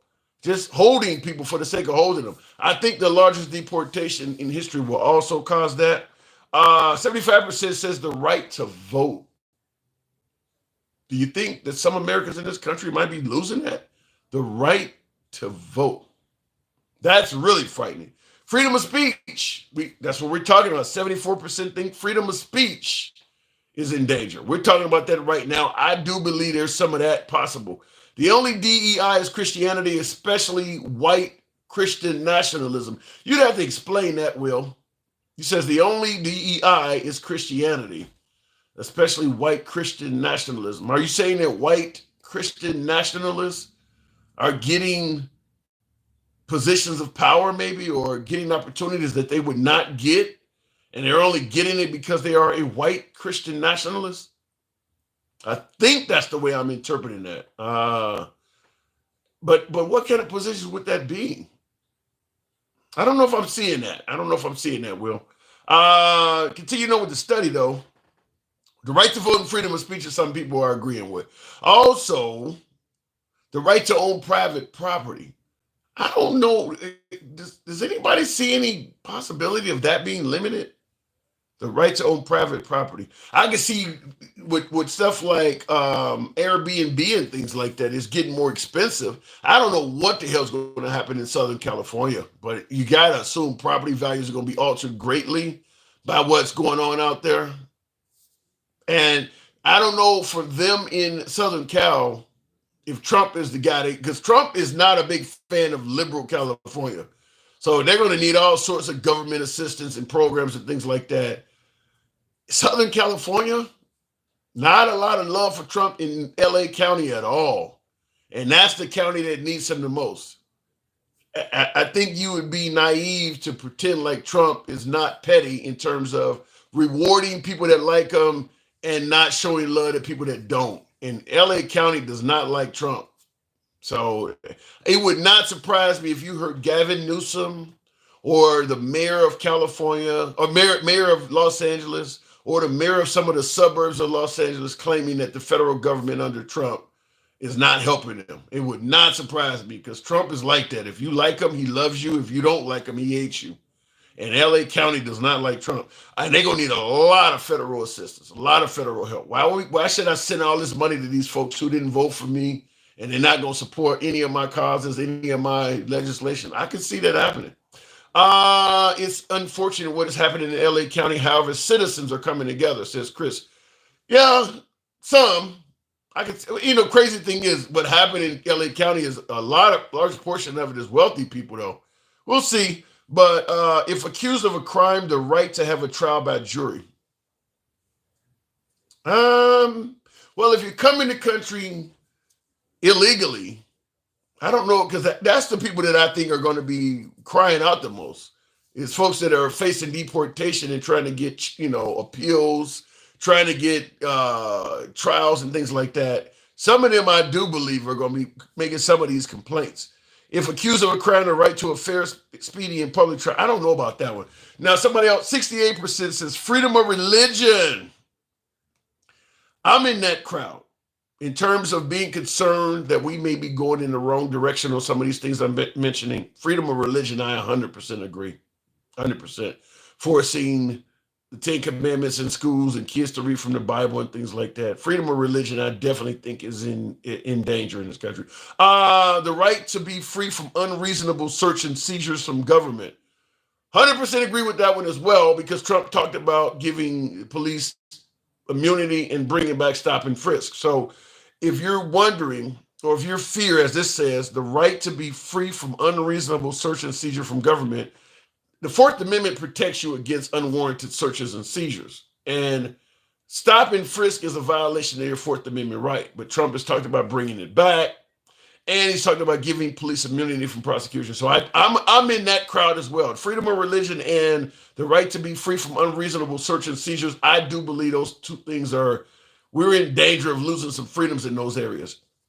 The right to due process of law is enough, 68%. 68% is concerned about that. I also believe that certainly for the migrants, certainly for the largest deportation in history, I think that the right to due process of law, because if you're trying to get rid of folks, you're going to be grabbing up Americans accidentally. And some of them folks are going to be, searched and seized or, stopped and frisked. All of this stuff's going to be happening because you think somebody, maybe a Karen, has made a phone call. The house next door to me, I know 5 of those guys in there are illegal immigrants. And you're going to have some overzealous police or sheriffs finding ways to go into homes or finding ways to stop cars or finding ways to get people on the street and start making demands. Well, show me some proof. Let me see your ID. You got no reason to be stopping me at all other than this broad down the street told you some bullshit. I absolutely believe that's going to happen, 100%. And certainly when you got some states offering $1,000 to anybody who turns in an illegal immigrant, if it turns into a conviction, well, people are going to be calling it. Hell, look, if I got 10 guys that live next door to me and they all brown, I'm just gonna call them and tell them, okay, if all of them turn out to be Americans, okay, I don't lose anything. If one, I can make some money out of this house. I'm just gonna play the numbers game. So when the cops go over there, they're not gonna treat them. They're gonna treat them like shit. I'm doing it for money. I mean, I can definitely see people doing that. Certainly when they're handing out flyers like this one here. I've had this on the program before, but this one here, this is a real flyer that appeared in some neighborhoods. Report illegal aliens, you see there in caps. And then bullet points below says, in your neighborhood, at schools, at work, at church, at restaurants. And then in caps it says, there is nowhere to hide. And that's a real 866 number down at the bottom. And that's a real ICE.gov website. This is a real pamphlet that was handed out. So when you got stuff like that, it absolutely can lead to people playing the role of carrying and making phone calls like that. I absolutely believe that. Continuing on, here's some interesting ones. The right to travel. I don't know about that one. 65%. Do you think the right to travel, we could start facing limitations on our right to travel? How about the right to marry? 61%. I agree with that. I do believe it's a possibility that some folks in this country could have their right to marry interfered with. I'll leave it up to you to guess who. The right to self-defense, I'm assuming that's the Second Amendment, 61%. There is always a contingent of people in this country that believe the right to self-defense is on the chopping block. Because a lot of liberals talk about the Second Amendment all the time. So 57%, that's a much smaller margin, says the freedom to petition the government. How do you lose that freedom? What is this, North Korea? And last one, 54% says if convicted of a crime, the right not to have a cruel and unusual punishment. Well, we know from day one in this country, people have always called for cruel and unusual punishments. I think Trump called for anybody that burns the flag to get a year in prison. That's cruel and unusual. I mean, we've always had, if you abuse a child sexually, you should get the death penalty. Or if you steal a car, like you used to steal a horse, you could be hung. I mean, there's always people that have called for a cruel and unusual punishment. I don't know if it'll become a reality, but we've always had that. Marriage rights, especially if not the same race. So quick, you're talking about interracial marriage. You believe that they may try to fuck with interracial marriage? Crazy. Here's the crazy thing about that, though. There's not a lot of black conservatives, but most of them that are in interracial marriages. Most black conservatives have a spouse that's usually white. So if you ban interracial marriage, I'd be curious. Tim Scott, you see when he showed up, it was a white woman. Clarence Thomas, it was a white woman. If you get rid of interracial marriage, I mean, you would hurt a lot of the blacks that are conservative, because most of them, like I said, Larry Elder, his wife is white. Charles Payne of Fox News, his wife is white. Harris Faulkner, her husband is white. What is the woman's name? Candace Owens. Isn't she married to a white dude? Most of them, their partner is white. So if all of a sudden you ban interracial marriage, you're hurting all of the black conservatives. I think most of them have white spouses. I think so. I don't know a lot of families. Did I say Kamala or Candace Owens? I wanted to say. Yeah, Kamala Harris has a white husband also, but the Democrats ain't gonna do that. If you talk about banning interracial marriage, that's gonna come from the right. But I think most of them. I don't know too many families that are 100% black and they're conservative.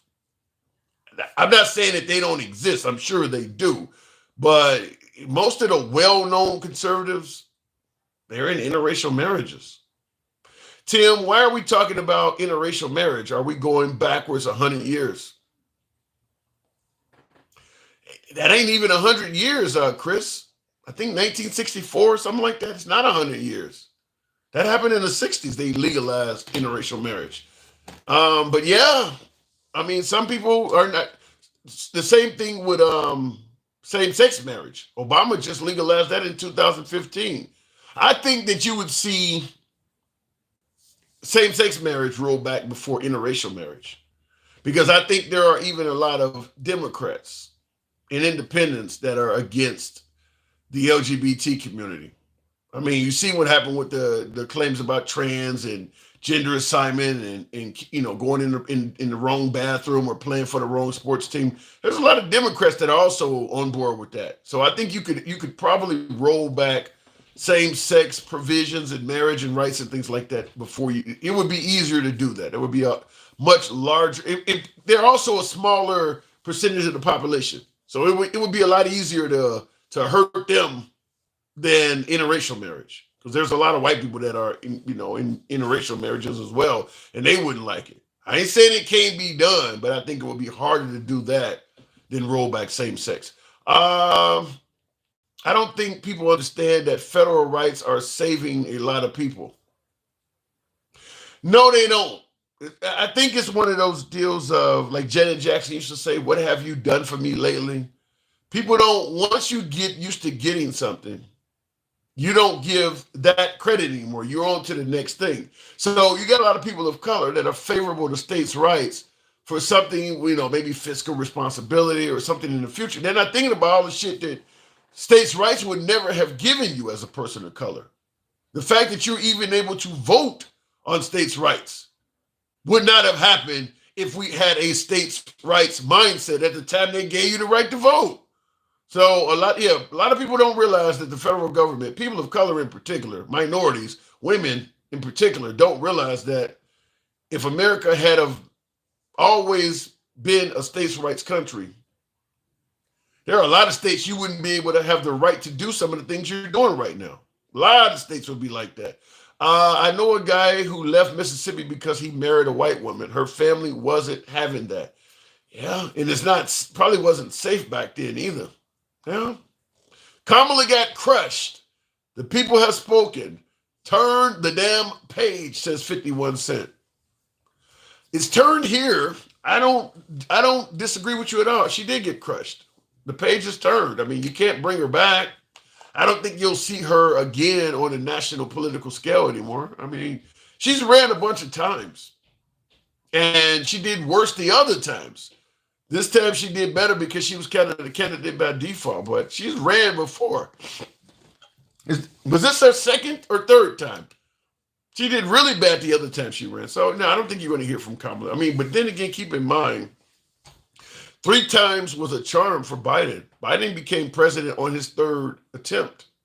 He also ran back in 2008 when Obama ran and did really bad as well. So sometimes you get, nope, not going to do that, but ain't going back. I don't want to go back, but if you're talking about just in terms of rights, in terms of history, in terms of gains, in terms of freedom, I don't want to go back either. But it's pretty clear, I think. I don't think it's up for debate anymore that there are people in this country that want certain aspects to go backwards.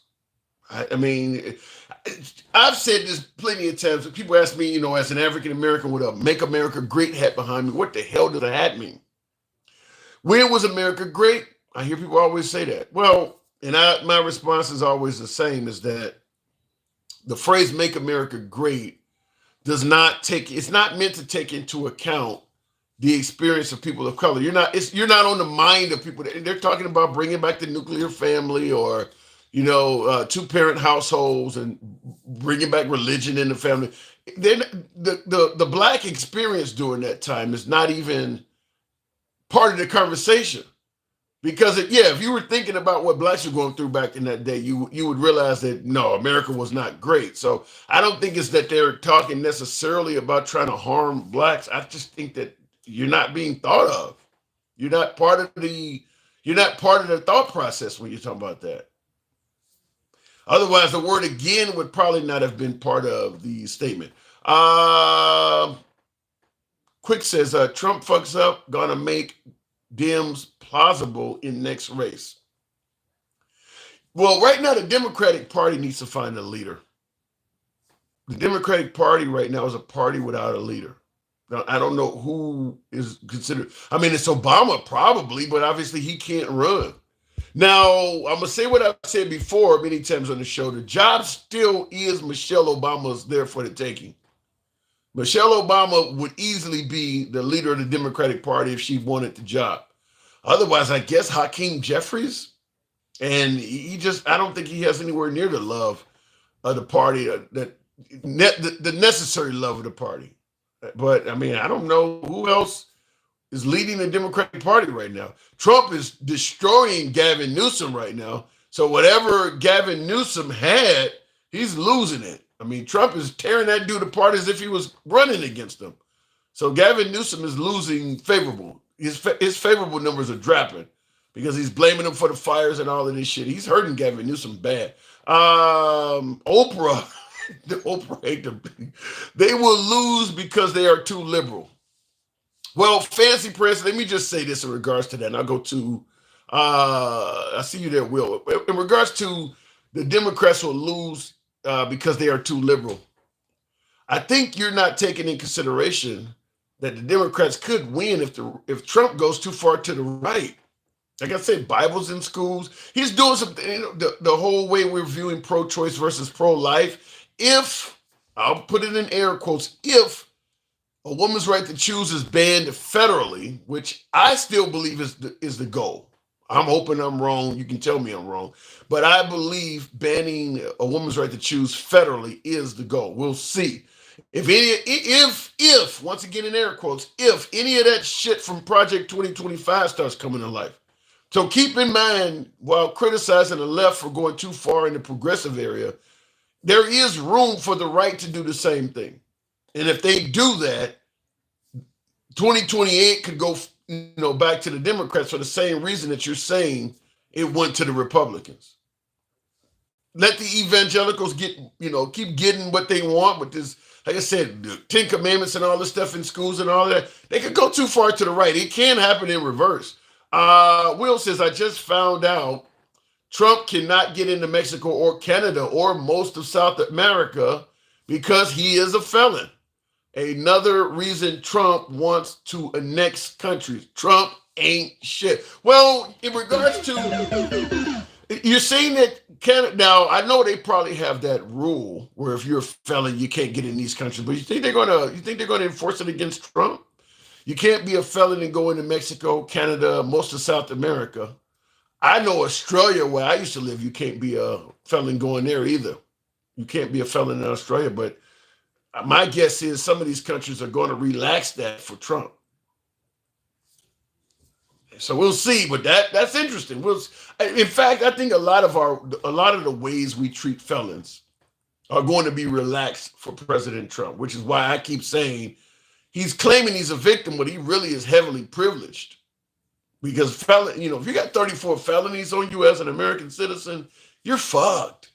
I don't care if they're a witch hunt. I don't care if they came from a weaponized justice system. If you got 34 felonies on you, you are fucked as an American citizen. Period.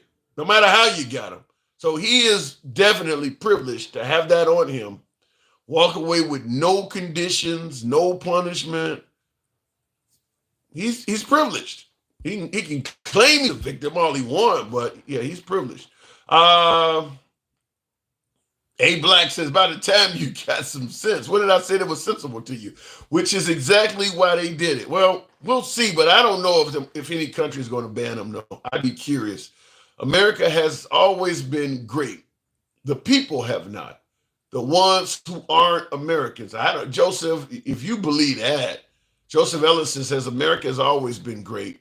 The people haven't. The ones who aren't American. So what are you saying? Under the Native American? I mean, I guess if you want to say the territory of America, scenery, the deserts to the plains and the prairies. I mean, if you're talking about that, I think that's what you're talking about. I'll leave it at that. They can't punish him because it would impede with the ability to appoint a president. So they couldn't. Yeah, you could delay his punishment.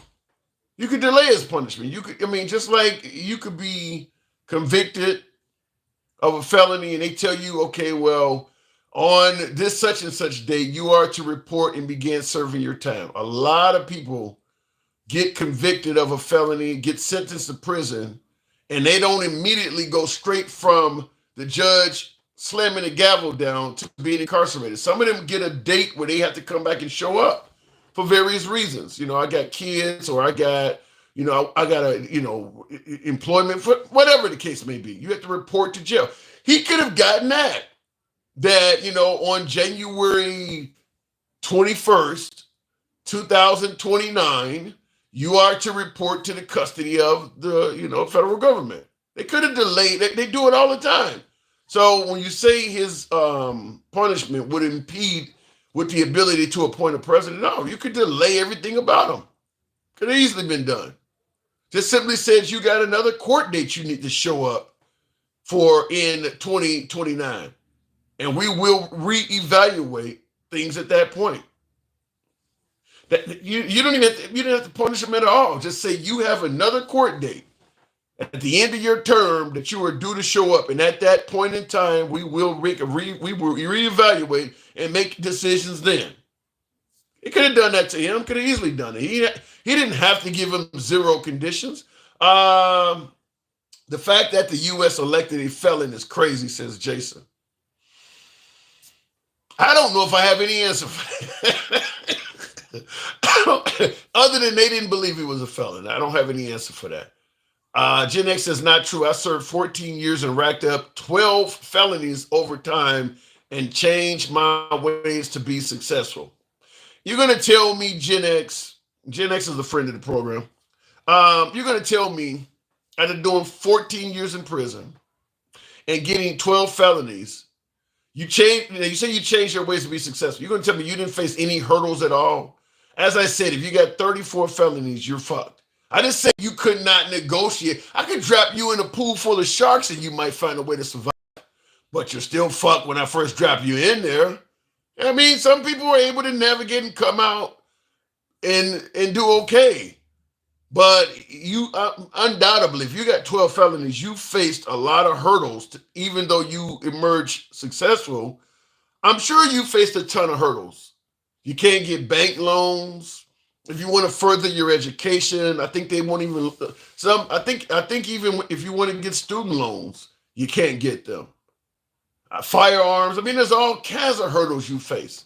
Not saying you can't defeat the hurdles and come out successfully, like you're saying, but there is a lot of hurdles if you got 34, or in your case, 12 felonies on you. Japan, Korea, Britain will let him in. Trust me. Yeah, I don't think Trump's going to have a hard time getting in any country. I just don't. I mean, like I said all the time, like with Elon Musk and things like that, if you got money, people will turn a blind eye towards all kinds of shit. I mean, Robert Downey Jr. and Paris Hilton and Britney Spears should have felonies on them.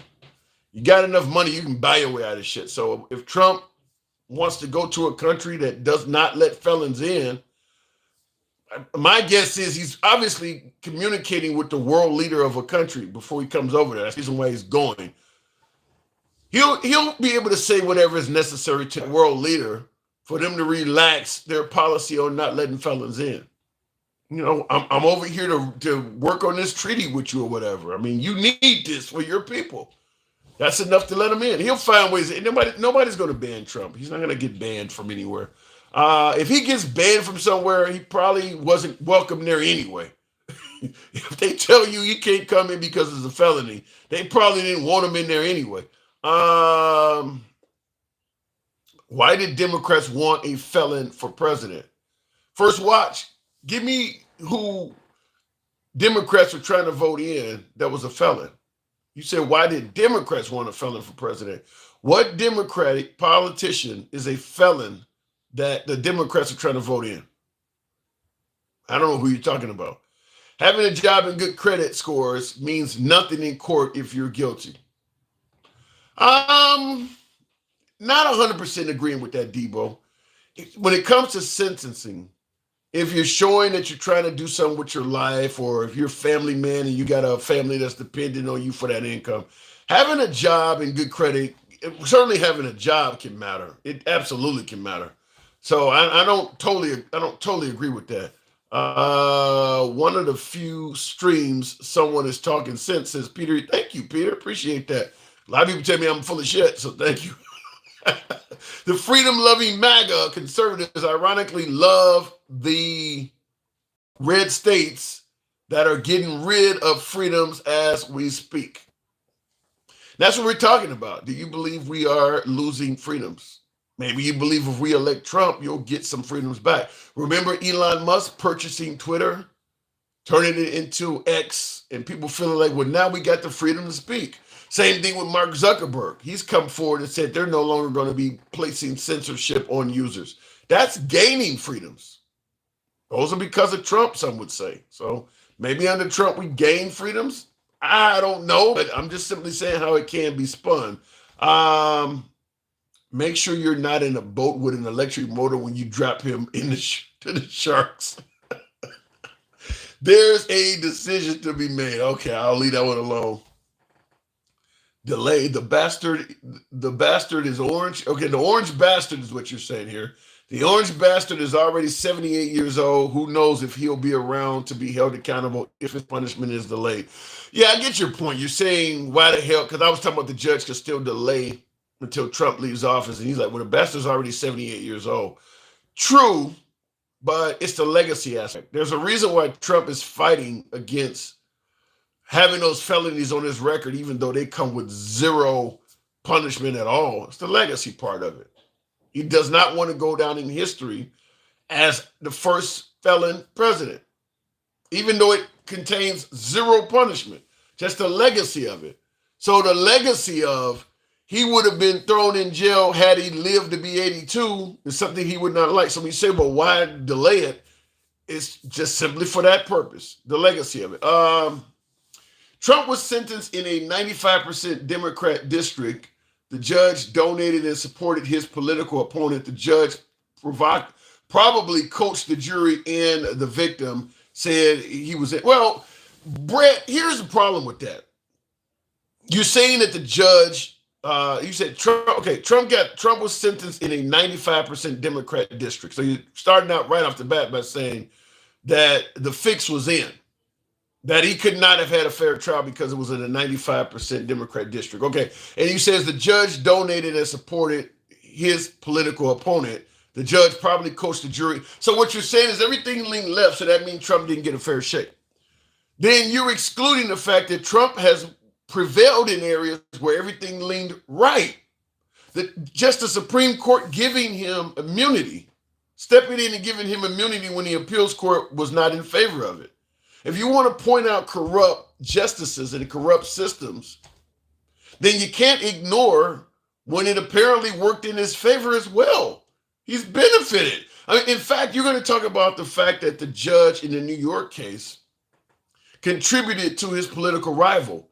Okay, then what about the justices that ruled on this case that he gave them the job, like the one down in Florida, where he is the one that personally appointed her? You want to point out corrupt justices, right? Or you want to point out Clarence Thomas' wife communicated directly with the administration? I mean, if you want to point out corruption, I'm fine with that, but you can't point out only the corruption that worked against him, but then ignore all of the alleged corruption that might have worked in his favor. So just want to say that he might be the victim of what you think are some liberal judges, but he's also the victor of some right-wing ones too. There's some right-wing judges that definitely worked in his favor. If it happened in Russia, it would be an example of corruption. Any of it would be. If you heard that a Supreme Court gave Vladimir Putin immunity, you would say that was corrupt, but they gave Trump. If you heard that a Supreme Court justice was doing what Clarence Thomas' wife was doing, you would say that was corrupt. Yeah. You're pointing out all what you think is liberal corruption, but you're ignoring if you had a Supreme Court in Russia where Putin personally appointed 3 members of it, you would say that was corruption. So and by the time Trump is done, 5 members of the Supreme Court will be appointed by him specifically. If Putin did that, we would be saying that's a corrupt Supreme Court. I mean, one guy, because he's going to replace Alito and Clarence Thomas almost certainly. I don't see any reason for that not happening. Why would they not be a hero to the party? We know Clarence Thomas loves gifts.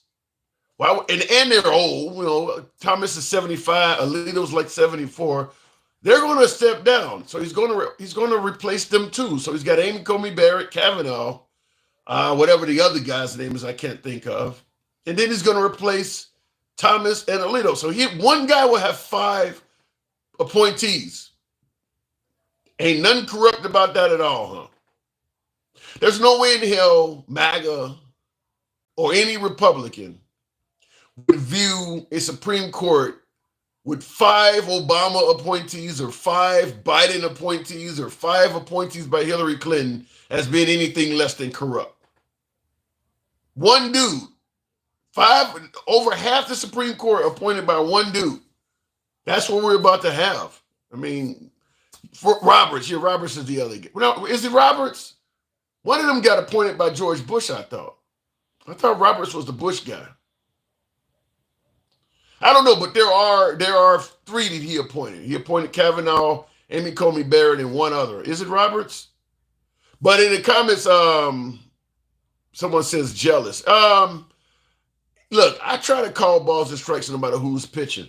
Even if you had Obama or Clinton or Biden appoint 5 Supreme Court justices, I might favor what they're doing, but I would be on here admitting, I would have no problem admitting, yeah, that court is skewed in favor of this person. Not the party, because they're supposed to be conservative. No, they're in favor of this dude, this guy that gave them all of them people their jobs.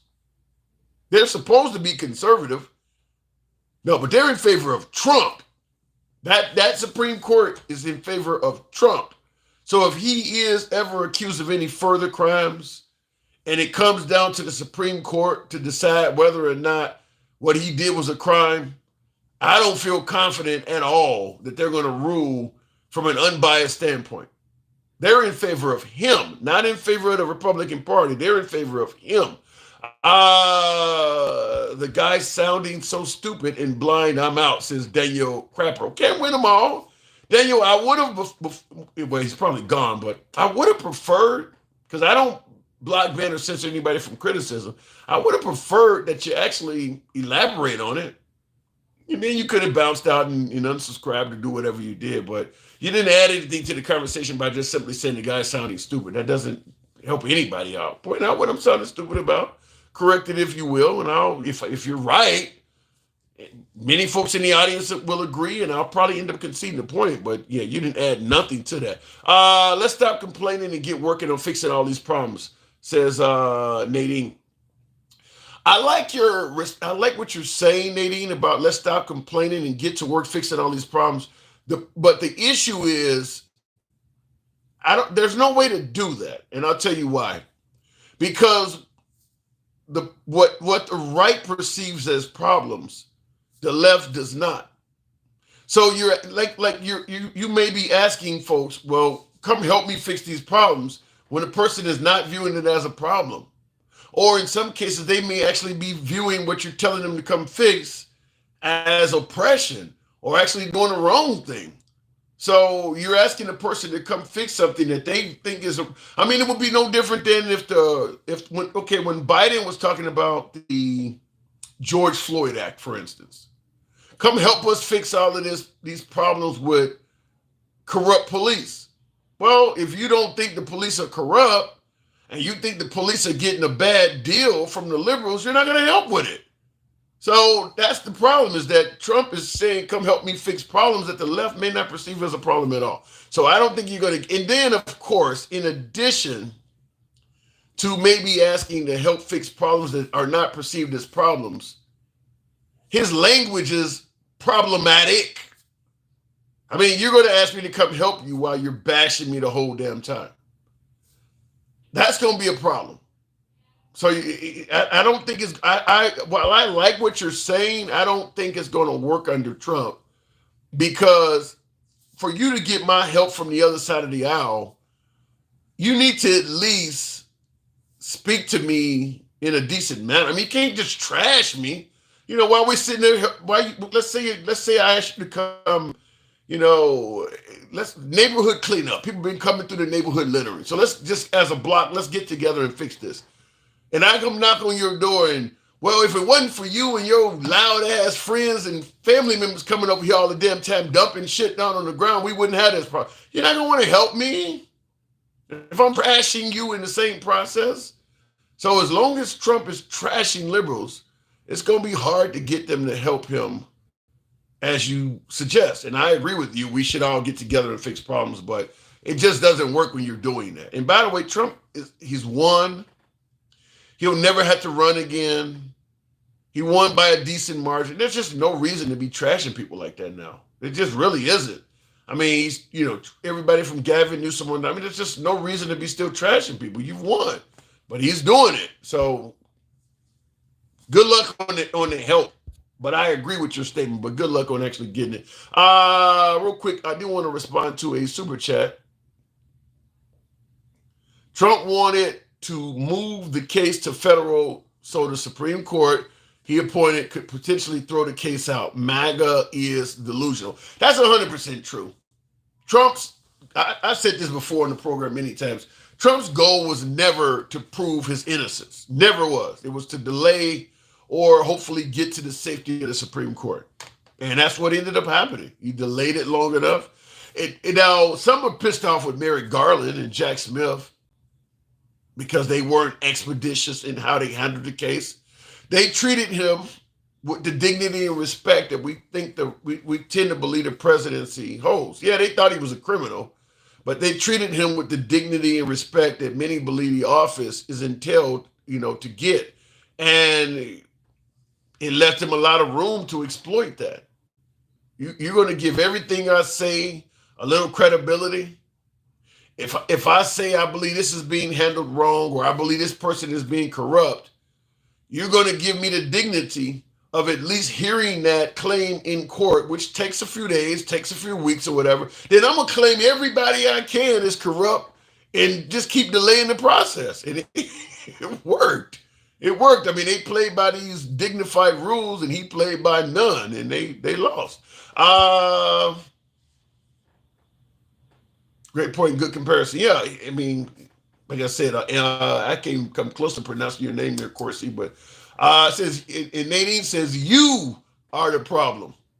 Once again, why do I get, especially on YouTube?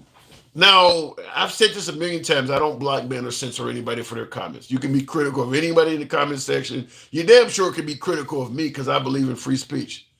But especially on YouTube, where I get most of my MAGA audience, what I don't get is you get the room to type a whole damn paragraph. And they'll say something like, you're a dick. You suck. You don't fucking know what you're talking about. You're a piece of... Like, you could add so much more to that. You could add so much more to that. I'm not gonna censor you. In fact, I want to read the criticism. And that's all you come up with. You literally sound like the criticism you're giving me. I'm giving you so much room to say what you gotta say. Get it out in the open. We can tackle it. Maybe I am fucking wrong. But I don't know if you just put something in there like that has virtually no value in it. Trump isn't going to fix shit. He's only in it for the dog and pony show. Stay out of prison and tax breaks. Well, he's effectively stayed out of prison. I think the prison thing is no longer likely to happen. And when you say he's in it for the dog and pony show, what do you mean? Like just in it for the whole controversy of being around? I can't speak on that, but I do believe he likes controversy. He likes chaos. And I think that's not even up for debate. I mean, when you get involved in insulting and pissing matches just for this, I mean, there's no value to what he's doing with Gavin Newsom, for instance. I mean, well, maybe to help get rid of Gavin Newsom, maybe that, I don't know, but he likes it. So, like the old cereal commercial, hey, Mikey, he likes it. He likes that kind of shit.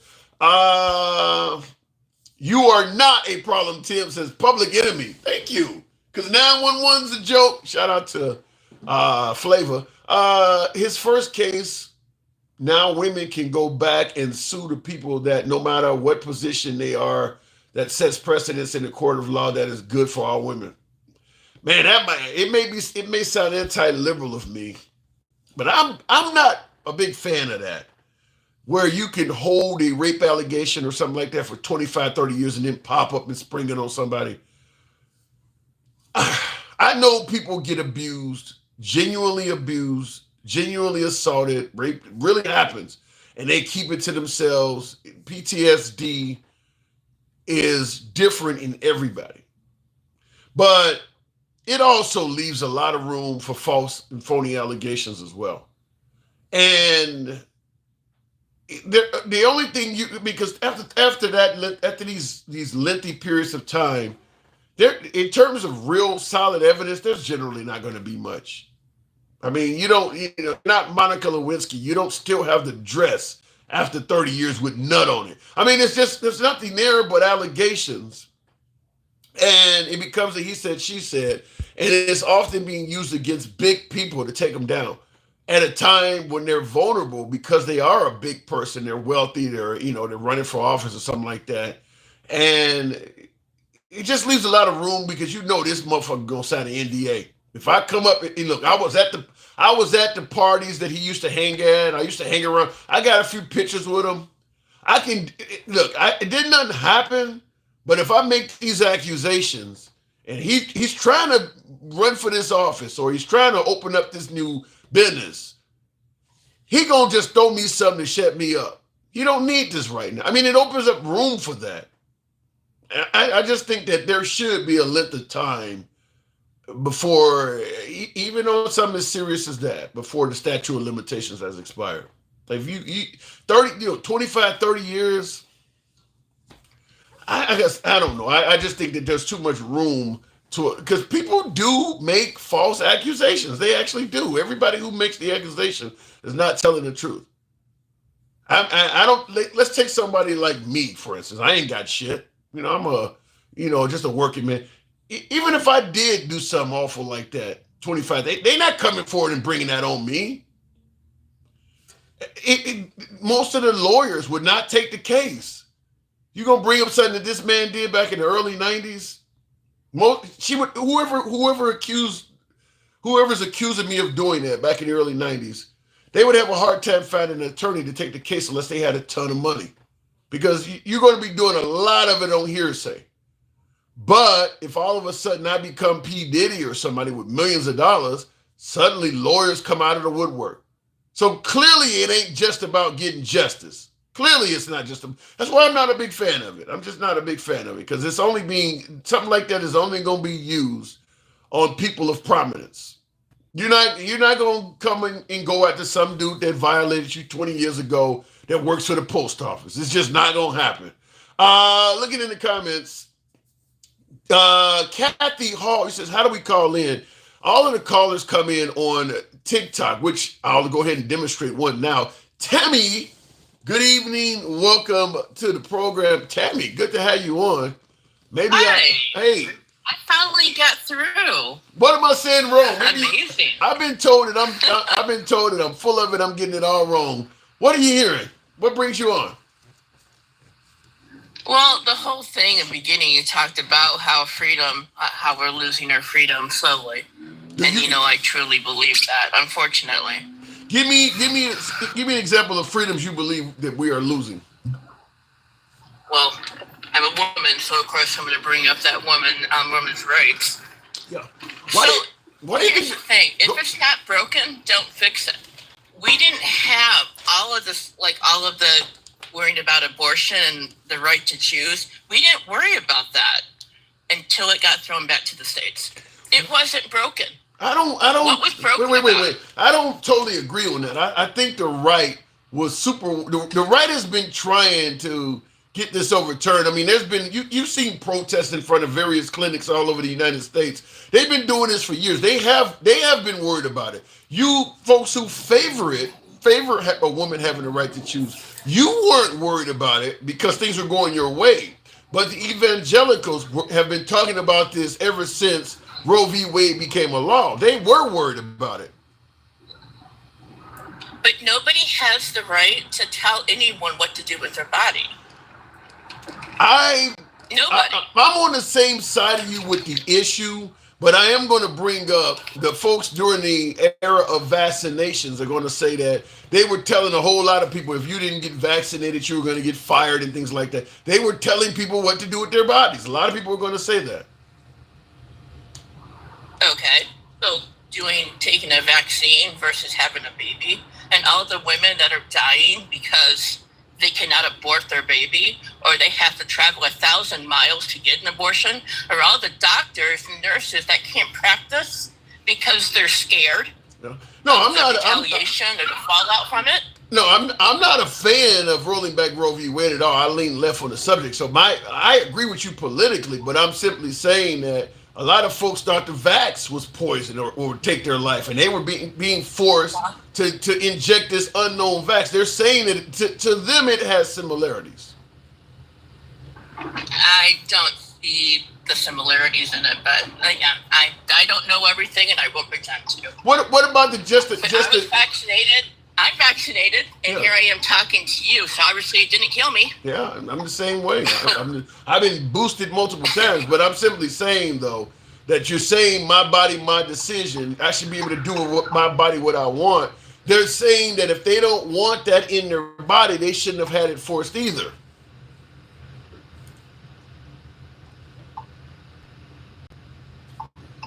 Okay, but a vaccine versus a pregnancy and bringing a child into the world, or a vaccine versus a woman who can't carry to full term because the fetus is in trouble or she's in trouble. What's the husband going to do when he loses his wife and his baby? Well, but that is kind of an extreme example, though, would you not think? But it's the truth, though, and people don't think about that shit. Yeah. They just want what they want. They want the power, and they want to control. And it's not about that. It's about human lives. Now, here's one and the devastation that it causes. Here's one of the things I want to... The vaccine... Go ahead. The vaccine did not cause any devastation or anything. It saved lives. Depends on and the vaccine was not supposed to stop you from getting COVID.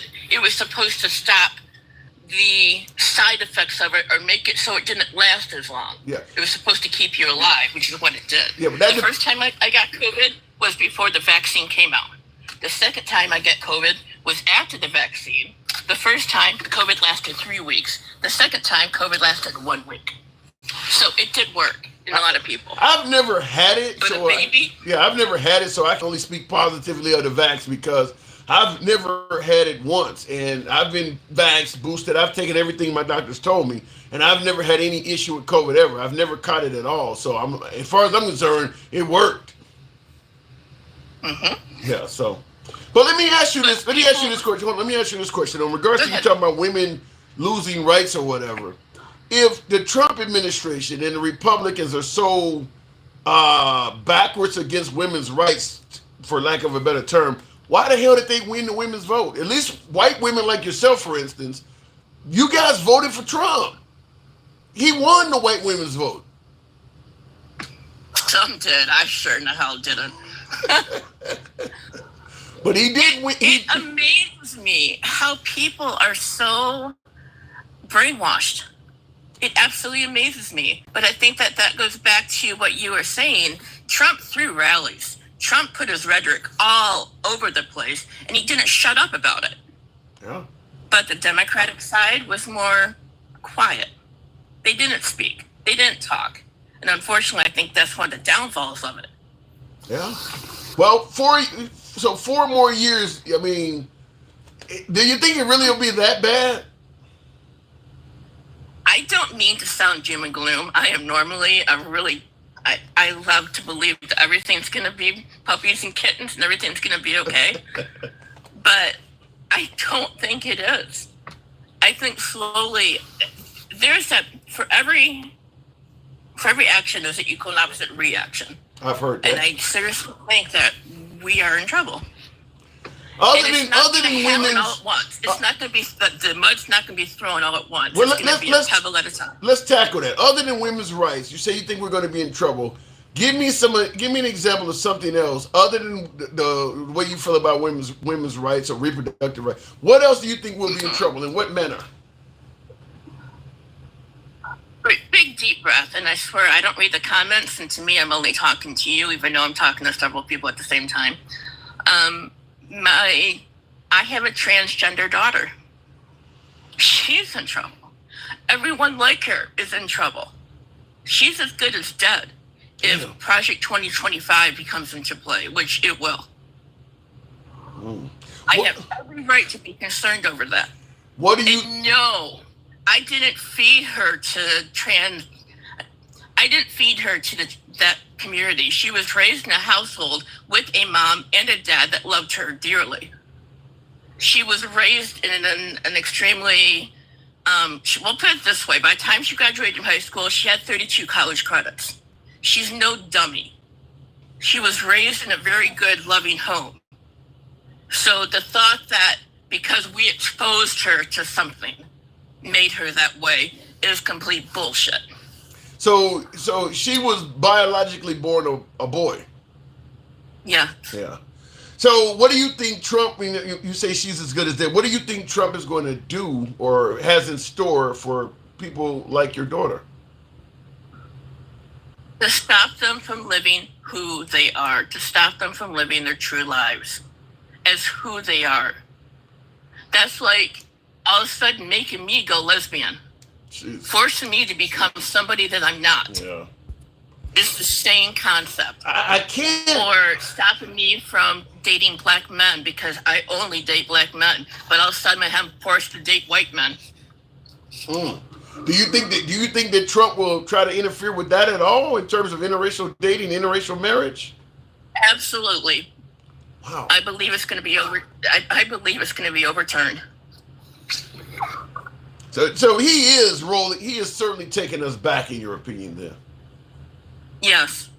I want to ask you, because you made a good point, Tammy. Listen, you're not just talking to me, you're talking to others. I want to ask, by way of yes or no, in the comment section, how many of you folks also believe that what she's saying has at least a shred of possibility, rolling back, same-sex marriage and rolling back interracial marriage? By way of yes or no in the comments, how many of you folks believe that what she's saying at least has some possibility? I'm looking at it. There are folks that agree with you. I don't know if he would get. I mean, it would take more than just him, Tammy, to do it. I mean, I believe he would need Congress or whatever, but right now Congress is slightly in his favor. There's so many African Americans that are conservatives that have white wives and white husbands. I don't know if he could do it. I'm not saying he wouldn't. I'm not saying that it's impossible that he might not try, but I don't know. A lot of folks in the comments though seem to agree with you though. There, at least on my TikTok side, and I do see some folks on YouTube are saying that as well. Damn. So what have we elected then? We elected a mess. I don't know. I don't understand it, and I wish I did, because maybe if I understood it and it made sense, it wouldn't hurt as bad. Like I told you privately, the whole thing, it hurts my heart to know that these people that are now going to be in power are against everything that we are for. They're taking away our rights, and it hurts. Wow. Frightening. Before moving on from you, I do have to ask you one final question, because a lot of folks are going to say this, that are thinking that some folks are saying that this woman sounds like she's just crazy. Some folks are going to say, we've had 4 years of Trump already, and he didn't do any of this. What say you? None of this came into play until he came into play, until he became a power. None of this mattered. But he's already been president. He's already been in power already for 4 years. Folks are going to say, why? If he is as bad as you're saying, why did he not do it the first time? He was trying to. He didn't just up and one day think, I'm going to overturn Roe versus Wade. He's trying to. He put the people in power for a reason. He put who he wants in power for a reason. It's all part of his political game. And it's all about politics. It's all about power and control. It has something to do with humanity. Nothing to do with humanity. Wow. All right, Tammy, I appreciate you. Man, that's really depressing. I mean, a lot of folks agree with what you're saying. Yeah, man. I'm sorry. I'm normally not depressed, but damn it. Everything about him just does not sit well with me. It never has. You're not the only one, according to my comments. Thank you for coming on, Tammy. Doors open to you anytime. Appreciate it. Always. I love. Wow. That's, man, I'm amazed at how many, a lot of you folks actually, I see in the comments says, I'm so sorry too. I'm sorry too, says my way. A lot of you folks actually agree with her. He hinted at it during his first administration. The moral left at it again. I see you, Johnny. I see you. Said it had a cabinet that helped stop his crazy ideas. And that probably is somewhat of a pushback that would be popular, is that he didn't do it the first time because he did have cooler heads that prevailed, and this time he has loyalists. So that is one of the pushbacks. Will G, Trump ain't, what is it? Trump ain't going to fix shit. He's only in there for the Dog and Pony Show. I did see that. You said there's nothing more prominent than the President of the United States, and Trump likes to be worshipped. I think he got caught on a hot mic, said he wishes people would stand and applause for him. So yeah, the idea that he likes to be worshipped seems to be validated by his own words. President of the United States is 90% Dog and Pony Show. And apparently Americans like it. Continuing on with the program, I will go straight to the box. LGBTQIAs, quick, we need all of you to identify as RAIN. Go save LA. Nick is saying that he wants the LGBTQIA community to identify as RAIN and go save LA. We know what's happening in LA. We know what the purpose of RAIN is in LA. He's essentially saying, go jump in the fire and kill you. I mean, I'm assuming that he would probably swear up and down that he's not a homophobe. I'll let you decide. Going back to the box, Kevin J, good evening. Welcome to the program. No, it's not funny at all. Now when you picture what he's talking about basically mass suicide. Kevin, good evening. Hey, how you doing? I don't even know right now. That last comment. But did you hear my last caller? I did. What do you think? And I think she's right. You know, I think it's not just they've already been discussing getting rid of gay marriage. Clarence Thomas talked about it too. They got rid of the abortion or made it a states' rights thing, which I think is absolutely ridiculous. And people that say that he didn't do it in his 4 years prior, it's because he kept having to fire people that kept telling him, no, he can't do that. He's not making that mistake this time. Yeah, there was a lot of turnover. There's no denying there was a lot of turnover during Trump's first term. So you agree with her that Trump is trying to really roll America back in terms of some of our freedoms and gains and postures toward equality. Oh, absolutely. You know, he is going to fill all his surroundings with people that don't care about the Constitution. That was his mistake last time. They all said, Constitution, Mr. President, you can't do that. And so now he's just putting yes people around him. But then I have to ask the same question I often ask. If he is as bad as you folks are saying, how did he win the Hispanic male vote? He won the white women's vote. How did he do that if he's there to take away rights of those people? Have you ever heard the term, if you say a lie enough times, it becomes the truth? I think Obama said that. I think Obama kind of made that statement. Yeah, I mean, he has the loudest microphone. He did a rally every other day. Yeah. And he says so much crazy shit. They give him free advertising on the news. And people, what it does is it confirms these biases that we all have. Some that we acknowledge, some that we don't. Some that we don't want to have, but we have anyways, you know, and you have people that are looking, when they're struggling, they're looking for someone to blame. He always gives them someone to blame, and he never gives them the right person. You know, I talk to my friends all the time, and they're like, oh, these homeless people taking advantage of this, that, and the other. And I'm like, we had a giant housing crash because of the people on Wall Street and these billionaires and whatnot. Nobody went to jail. People still got their bonuses, and we all lost tons of money. Why aren't you mad at them? You know, I mean, I'm going to get mad at the guy that's getting an extra $400 in food stamps this month that he shouldn't be getting, you know? Hey, yeah, you know, I tell him, you know, go ahead. Now, I was going to say, Bill Maher, Bill Maher of HBO fame. He was being interviewed by Stephen A. Smith, and you know, both of those two individuals have been known as of recent to point out a lot of flaws of the left. But Bill Maher was talking about why he would never vote for Republicans, and that was one of the things he said. Is what you just said, is that he believes the Republican Party blames the lower class people for a lot of problems in this country that should be blamed on a higher class. Yeah, I absolutely agree with that. You know, I mean, to me, it goes back to Reagan. You remember the welfare queen? Yeah, which was supposed to be a black woman. The woman.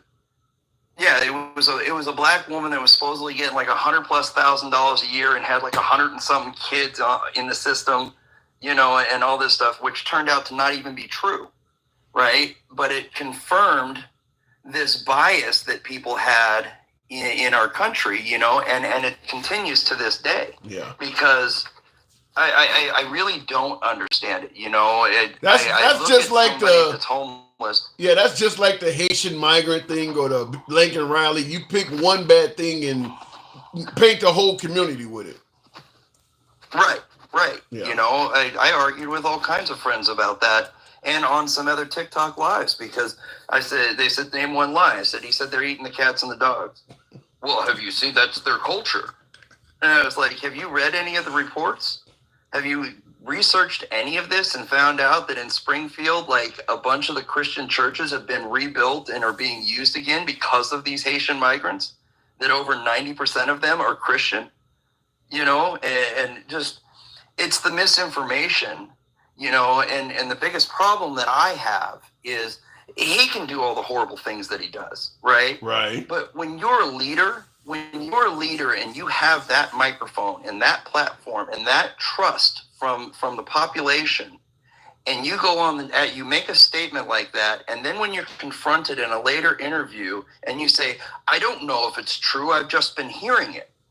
You have a responsibility to find out if something's true. I never could understand how so many folks on the right were defending that, because that's the same thing I said. It's like Trump is the grandfather of the term fake news. He's the one that's always pointing out fake news, and then here he is talking to 60 million plus people and admitting, I really didn't do any fact checking on what I'm telling you. I'm just telling you something that I've heard. That would be like Kamala Harris getting on TV and saying that Trump wants to destroy black people or something. Well, I heard it. Like, you can't just go on TV with something awful like that and say, well, I just heard it from somebody else. You can find somebody out there that'll literally say anything you want to say. I mean, you got people out there think Hitler was good. That don't mean it's true. So without fact checking, to me, it made Trump look really irresponsible to come out and admit, you know, well, people were just saying that. Right. And I mean, I don't know if you're on Facebook or not, but now that Mark Zuckerberg made his announcement about no more fact checking on Facebook. Yeah, Facebook is going to become probably a far right site similar to X. I've already seen some hilarious ones accusing Elon Musk and Mark Zuckerberg of doing some crazy stuff. It's a good thing you can't fact check. Well, I think everybody is for free speech until you say some shit they don't want to hear. So when they say it's going to be open and uncensored, my guess is you're going to slowly start seeing that Elon Musk criticism stuff disappearing. And for some reason, when you post it, there's an error, it won't let you post it, or it seems to go away for some reason. That's what's probably going to happen. I agree. I think that there's a lot of speech that I don't like to hear, you know, but I recognize the freedom to say it, you know, but we're in such a stage. And I think it's a combination of social media and then, well, I was listening the other day, you know, you're saying if you're going to say Fox News is biased, you have to say MSNBC is too. And I 100% agree with you, you know, but that's the problem is these channels are calling themselves news channels, but they're not. They're opinion channels. Yeah. You know, and people are taking them as news, you know, and nobody pays attention to the fact that if you watch, well, I try to sit through Fox News and it drives me nuts. I try to sit through MSNBC. It takes longer to drive me nuts. But one of the things that I notice on MSNBC is they always take articles written somewhere else. Someone else did the journalism. Someone else did the writing of it. And now they're commenting their opinion on that news article. You know what? I'm starting to really like News Nation because I used to be a big fan of Fox News before the Trump era. And, look, I understand they lean right. I never saw them as fair and balanced. But even though they had conservative principles, I like the way they delivered the news. When Trump came along, it became more of we're for Trump. We don't really care about conservative. If Trump follows conservative principles, that's fine. So do we. But if he goes the other way, we're going with him. So once Fox News started doing that, I still watch a lot of Fox, but I started watching them a little bit less because I'm seeing them ignore things from Trump that I have watched them hammer from other liberals and even Bush in the past. Like all of a sudden, anything he does is okay. So I'm starting to watch News Nation because they've actually they've kind of implemented some folks from many different networks. They got Geraldo on there, Bill O'Reilly's on there, Chris Cuomo of CNN is a host. So you're getting a little bit of both, and it's not so far to one side. I mean, there's some hosts on there, like Chris Cuomo leans a little bit left. Obviously, Bill O'Reilly leans right, but you're getting a little bit more of a mix. So I'm starting to favor News Nation. It's just not as in many places as like MSNBC and Fox and CNN, but I'd recommend News Nation. Yeah.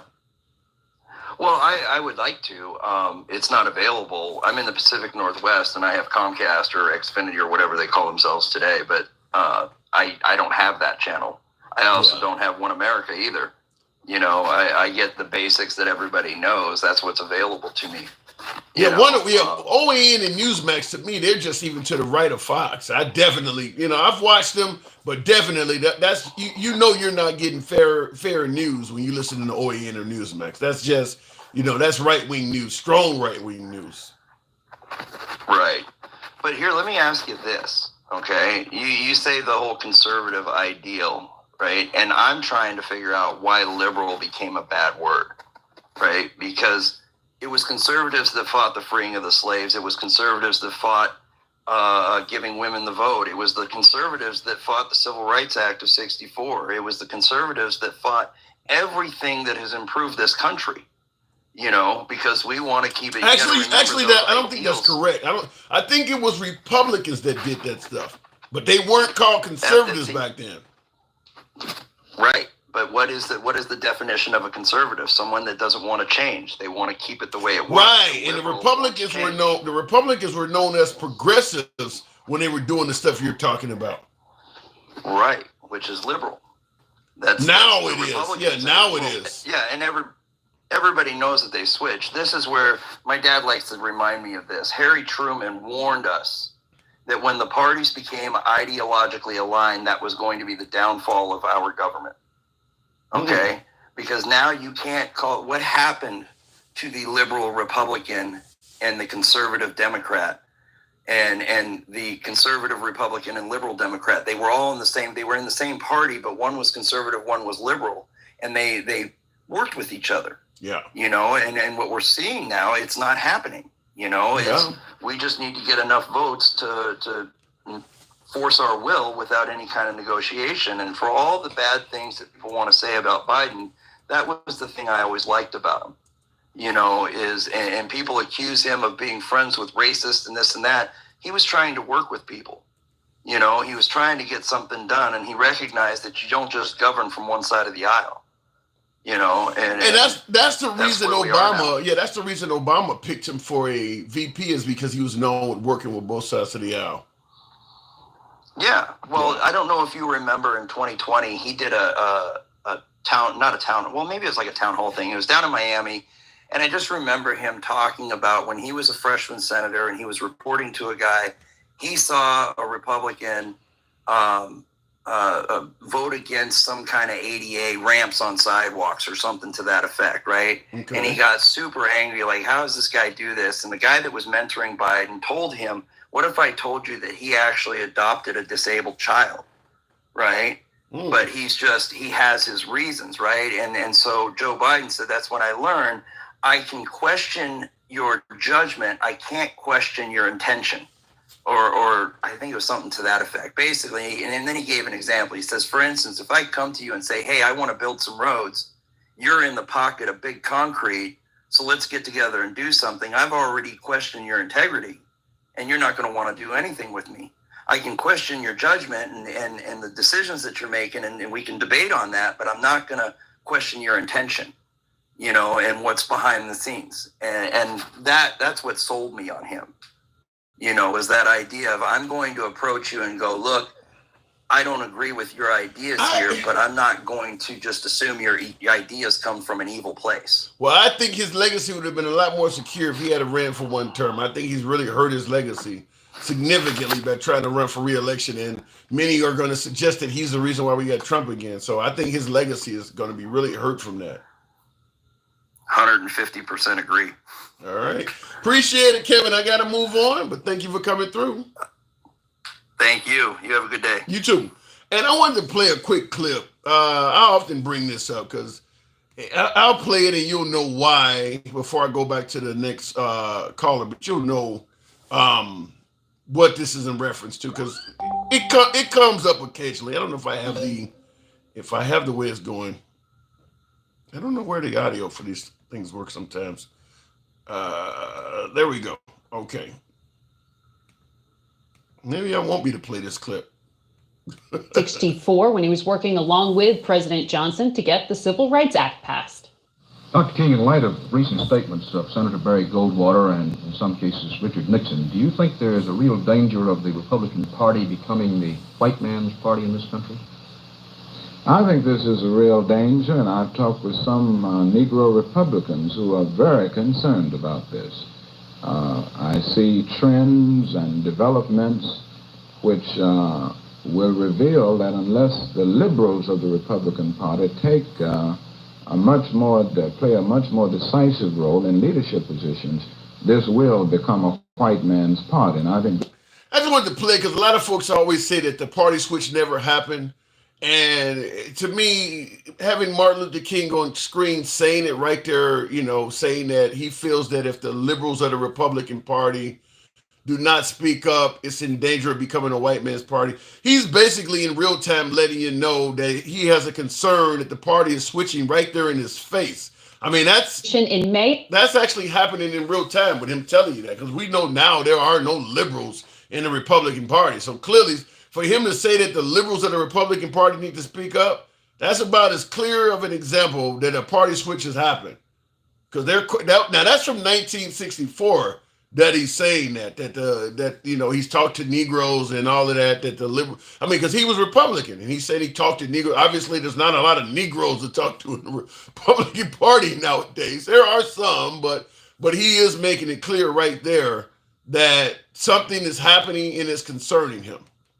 May of 1964, when he was working along with President Johnson to get the Civil Rights Act passed.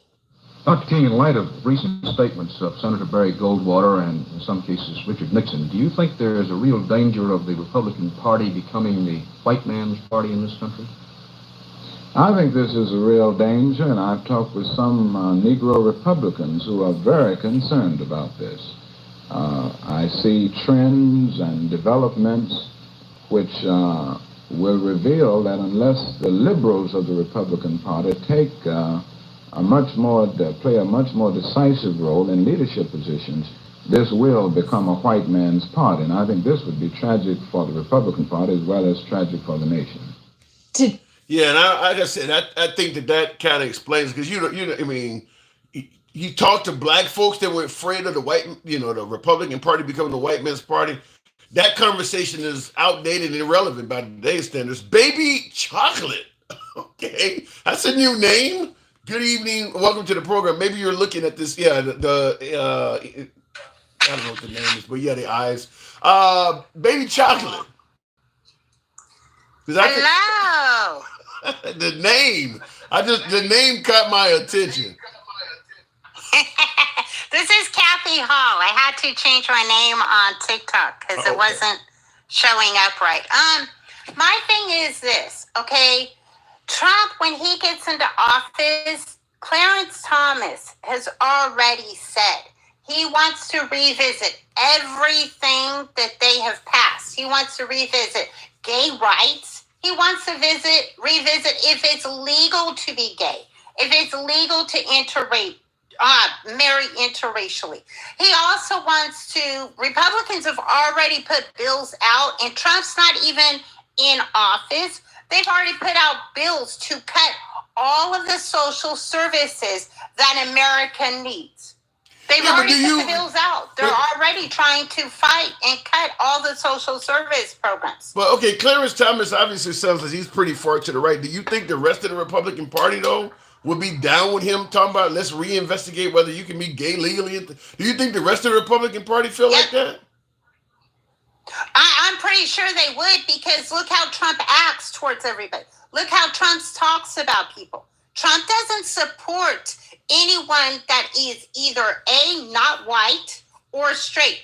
Look at Don Jr. He owned apartment complexes. He went and lied to the states and told them he had nobody in his apartment complex that was on SSI, just so he could kick them out and renovate and raise the rent. Yet everyone in his complex was on Social Security. So they evicted everyone. The Trumps do not care about the poor or anyone that is not white. As they say, the brown people need to be rounded up and sent away. Yet Trump now says, oh no, we don't have enough brown people. We need more brown people, illegal immigrants that can work to come in, because Musk now says that Americans are too incompetent to do the job illegal immigrants are doing. Well, you say Trump doesn't support anybody that's not white. I'm being told, at least by Trump, that he's done more for blacks than anybody since Abraham Lincoln. No, Trump has not. Okay, he did more. Okay, that's why when they were having a protest, what did he do? He had the security shut down the park. Why? Because there were black people protesting. How dare them protest? Just so he could go do a Bible picture in front of a church. Just so he could hold a Bible upside down in front of a church. What did he say about the Fabulous Five that, quote unquote, was exonerated? We still want them hung. Retry them and hang them. That's what he said about the 5 black people that were exonerated for a murder they did not commit. He still wanted them hung. What did he say? We should have nooses out in parks so we could kill more people. Trump has said all of this when he was president. So how does that support black people? Well, that don't sound like it's about support. It sounds like you're trying to say he hates black people. He does. He is a racist. He will do anything to tear down a black or illegal immigrant or anyone that's not up to his standards. Look at his last presidency. That's why I don't understand why people voted for this man to come back into office when all he did was tear down America. What did Trump do to bring up the poor, to help those in need? Nothing. Well, wait a minute. What about he had really good jobs, numbers of 3.5% unemployment rate. The economy was doing well. You don't give him credit for any of that? No, Obama did it. That was Obama. Trump just stepped into it.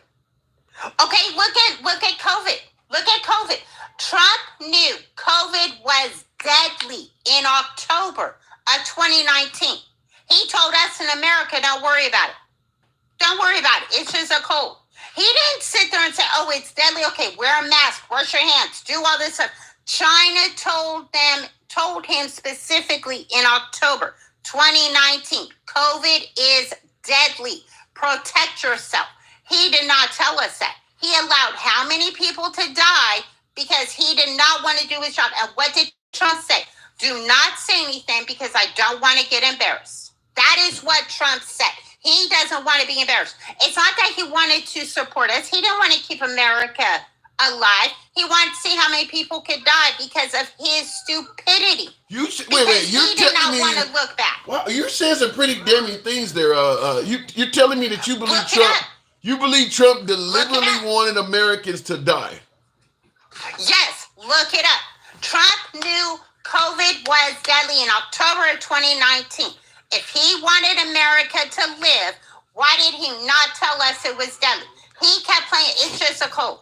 It's just a flu. Why It'll would go he? away. But why would he want Americans to perish? What would be the benefit to him by doing that? Why would he want people to die? He doesn't care. He doesn't care. Trump only cared about his administration and looking good. Look it up. I'm telling you, it's all there. It's all printed out. Everything is there in black and white. Exactly when he knew COVID was here. He knew exactly when patient zero came to America.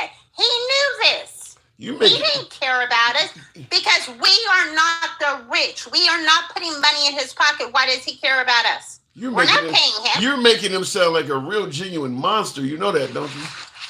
He is. He is a monster. I'm not playing. That's why he's not even in office, and they're already talking about Social Security cuts, Medicaid cuts, food stamp cuts, housing for veterans. They want to take away the housing for veterans. They want to cut down the benefits that veterans get. All of this is in the bills. They've already drafted up these bills. The Republicans have drafted them up. It was in the news just the other day.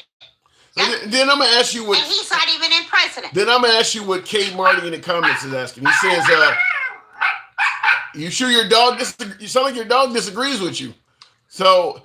Oh no, they bark at everybody. You sure that sound like them might be Maga dogs you got to. Oh, now here's what K. Marty is saying. Then why did the poor and middle class vote for Trump? If Trump is as bad as you say, why did the poor and middle class vote for him? Because the poor and the middle class that voted for him are the followers of Trump. They believe in what he says. Name a policy Trump is going to pass. Name one policy while he was on this campaign trail he said he would pass. Nothing. That he was asked, okay, so you want to take away the ACA. What are you going to replace it with? Oh, we have concepts. You had concepts for 4 years before. You don't have any plans yet, but you had concepts for 4 years. He had concepts of how to do infrastructure. It was Infrastructure Week for 4 years. It took President Biden to come in to pass infrastructure because Trump could not do it. Do you believe Biden was an effective president? Yes. He did more for us than Trump did. He got the CHIPS Act passed. He got infrastructure passed. He did like 2 other bills. And when people talk about the border, let me say this, that Biden on day 1 put a border bill out, and Republicans said no. That wasn't was day 1? Yes, it was. Yes, it was. He put his first legislation. He put a border bill out, and the Republicans said no because of Trump. Then he put another border bill out that the Republicans worked with the Democrats to legislate, to put together, and Trump said no. So the Republicans again shut it down. So no one can blame Biden for the border because he tried to close and help the border, and Trump said no. I don't know. No. I don't know about that. I think most people research it. Well, research it. I did. So you don't have. So why did all of a sudden so many more migrants come in this country under Biden than under Trump and Obama? Because of the fact that they couldn't get the border closed because the Republicans refused to work with Biden. And you're telling me the Republicans were in charge. And you telling me Republicans had control. You're telling me Biden had no executive order options at all? He wasn't trying to do executive order. Like he said, executive order is one thing. He wanted it to be bipartisan. He wanted it to come across the party lines. He wanted it to be legit. He wanted it to work. Trump is the one that does executive orders. Biden wanted it to come across where everyone works together. He got Republicans together. He got Democrats together. He said, what do you want? What do you want? He put that in the bill, and Trump said no. So they turned it down. Let me ask you also, because Biden was running for re-election originally. Do you think Biden was capable of doing another whole term? I think Biden did the right thing and stepped aside. Because I don't think he did. I don't think he did, Kathy. I don't think he did. Some would say that Nancy Pelosi forced him out. No, I believe Biden knew he was going to be too old to hold the position. So he did the right thing. Why doesn't Trump do the right thing and step aside? Look how old Trump is. Wait. Biden steps out in August of 2024, only a few months before the election. It took him not long to realize he couldn't do it. Yes, I mean, but at least he did it. No, he had the audacity to say, you know what, I just can't do this job. You cannot like Trump without making these excuses for Biden. If Biden should have, you're okay with him waiting all the way to August. Well, at least when he did, at least he stepped aside. Right? He didn't wait until November. He damn near did wait till November. Sooner. He gave Kamala Harris 107 days to run. You don't see any problem with that at all? I do. And I see issues with the Democrat run, with Kamala Harris running. And I see one issue I had is when she was asked, what would you do differently? She didn't want to step on Biden's toes, but at the same time, she should have spoke up. I will close the border. I will, do A, B, and C. Whatever it was, she would have changed. I believe she should have spoke on that. Instead of being in fear of stepping on Biden's toes, she should have told America, this is what I will do. Yeah. And the reason Trump actually won is because the Amish came out and voted for Trump, and they never vote. But they voted for Trump. That is actually why in Pennsylvania, he won Pennsylvania, because the Amish came out and they voted for Trump. I gotta go with what Kim, Kim in the comments says. Kim Williams was saying that Biden sabotaged Kamala Harris. I really believe that the main reason the Democrats lost is Biden stayed in too long, preventing the Democrats from having a primary, preventing Kamala Harris from only having 107 days. I think Biden by far ruined the clock. Trump's been campaigning for damn near 9 years now, and he leaves the liberal side, somebody with only 107 days to compete with that. I think Biden by far is the reason the Democrats lost. And I agree. I'm not saying I don't agree with you. I agree that he should have stepped aside way sooner. He should have looked at his age. He should have looked at Kamala Harris as being, a more fitting president way earlier. I totally agree with you. Yes, I'm not saying.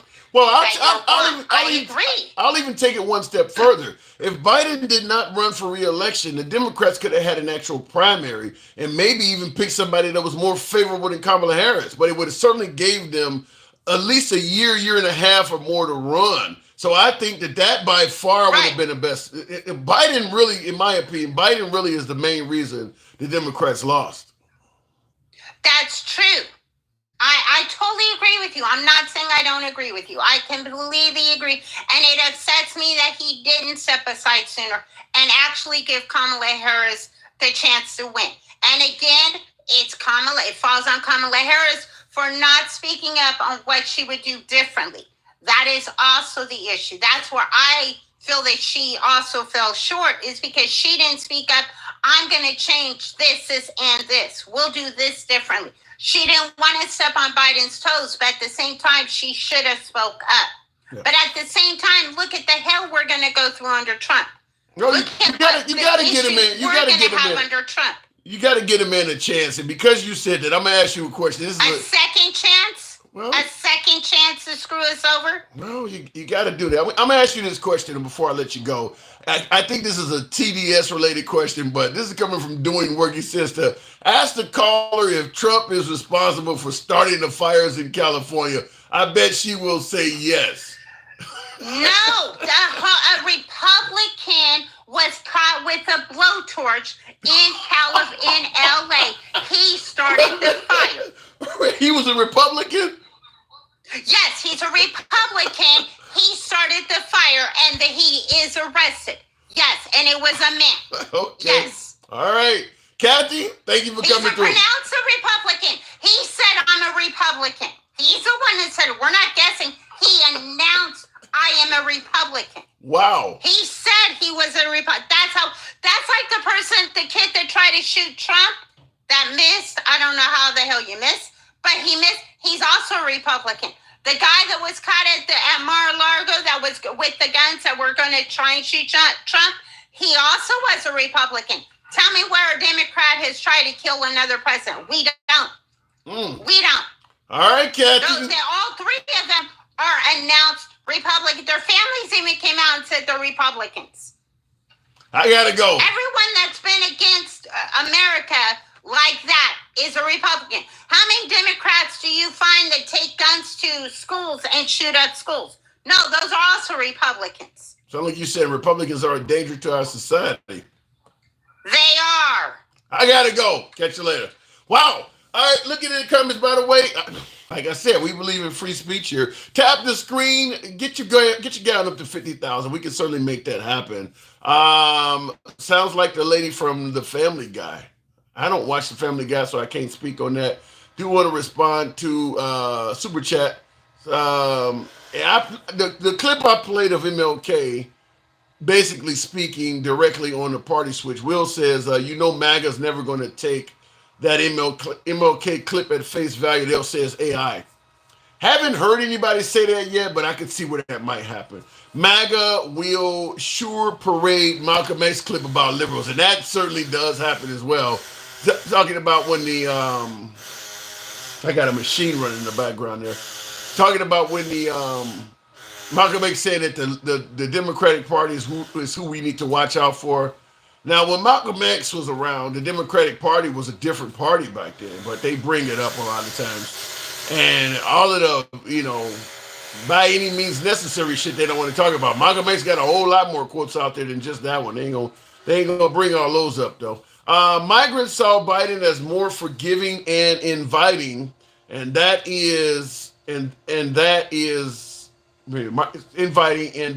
Trump paid cartels to traffic for chaos. I don't know about Trump paying cartels, but I do believe that the migrants saw Biden as considerably more pro-immigrant. I think everybody did. I don't think there's anybody that believes that Biden is not more friendly to immigrants. And I'm talking legal too, legal or illegal.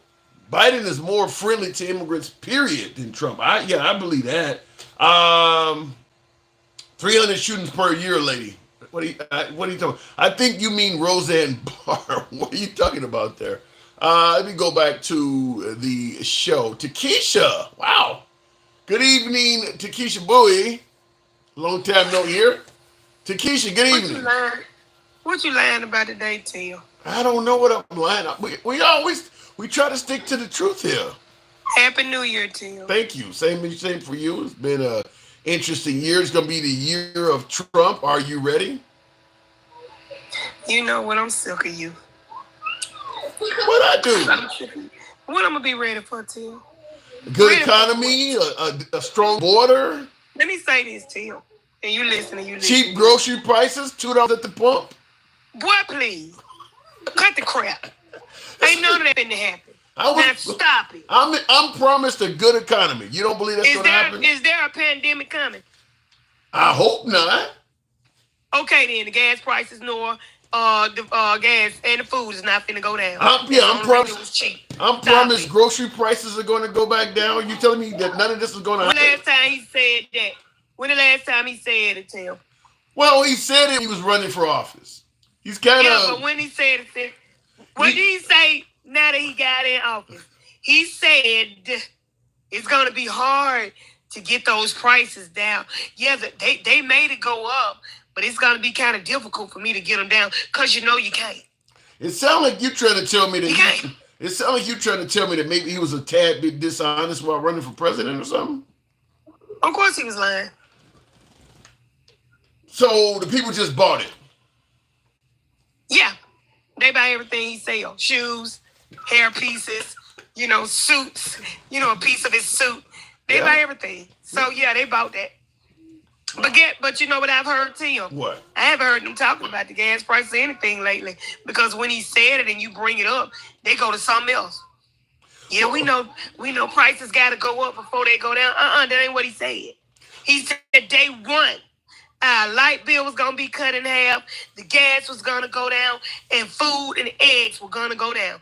I'm looking for that, just like I was looking for when he got elected. You know, he said before he even got in office, Ukraine and Russia, that was gonna be at an end, Tim. Well, he's still wait a minute though. You can't count him out. He still has about 8 days to stop that war. Tim, he said the day he was declared the winner, he was gonna stop the war. That's not what he said. He said he could do it. Go get it. Go get it. But you telling me he didn't say on the day he became president? Tim, go get the clip. All right, I'll see what I can find. All right. What else has he promised that you telling me he didn't meet or he's not going to meet? Everything that he said he would go do. Oh, my God. So you just think he's going to be a total failure? He ain't finna do nothing to him. Let me tell you something. Donald Trump is just like a woman that left her abusive ex-husband. Jesus. Hold on. And after she left him, the man didn't change. And she went back to him expecting something different. That's what these people did. Okay. They expected something different, and they finna get the exact same thing. I don't know. I think you might be... Without the pandemic. Because President Musk is not going to let Vice President Trump do anything on his own. And now, I got viewers on my YouTube side saying you got derangement syndrome. How do you respond to that? I got derangement syndrome? TDS, Tango Delta Sierra. What I want them to do is come up with something else. I'm not even entertaining that stupid ass line no more this year. They used that for the last 4 years. Come up with something different. All right, here is... Derangement syndrome, that's worn out. Come up with something else because that ain't hitting on net no more. We want you to come up with a new phrase. Until you do, I'm not even going to entertain that. Go ahead, Tim. All right, well, here's the clip. I will prevent and very easily World War III, very easily. Before I even arrive at the Oval Office, I will have the disastrous war between Russia and Ukraine settled. It will be settled quickly. I will get the problem solved, and I will get it solved in rapid order, and it will take me no longer than 1 day. I know exactly what to say to each of them. I got along very well with them. He still has time. Takesha, it ain't over with yet. Tim. I'm listening. Cut your crap. See, that's why I said you need to cut your crap. Tim, stop it. What did I do? I'm listening. I'm taking the man on his word. First of all, the war is not finna stop. Cut it out. Now, wait, hold on. I hear you laughing at me. I hear you laughing. I will say this. I agree with you. He's not going to end the Russian-Ukraine war. I mean, I think 5 months from now, that shit may still be going on. So he is not going to meet this promise. But I'm saying, though, technically, he still has about 8 days before you can say he didn't do it. He's not going to meet it. He's not. I'm listening. I'm sick of you, Tim. That's why I ain't been fooling with you for the new year. Why? Because you don't know how to act. But let me say this, Tim. Okay. Let me say this, Tim. Go. The lady was not lying when she said that when Biden first got in office, he did put in a border bill, and the Republicans did turn it down. Now, you asked her, why did so many immigrants come under Biden? It was because of the message the Republicans put out that the border was wide open. If you hear a border wide open, guess what you're going to do? Come over. So what you're saying is the Republican Party intentionally aimed at sabotaging. They baited them to come over. Yeah, they baited them folks to come over here. If somebody tell me, hey, the club open tonight, you can get in for free. Of course I'm going. Because it's free.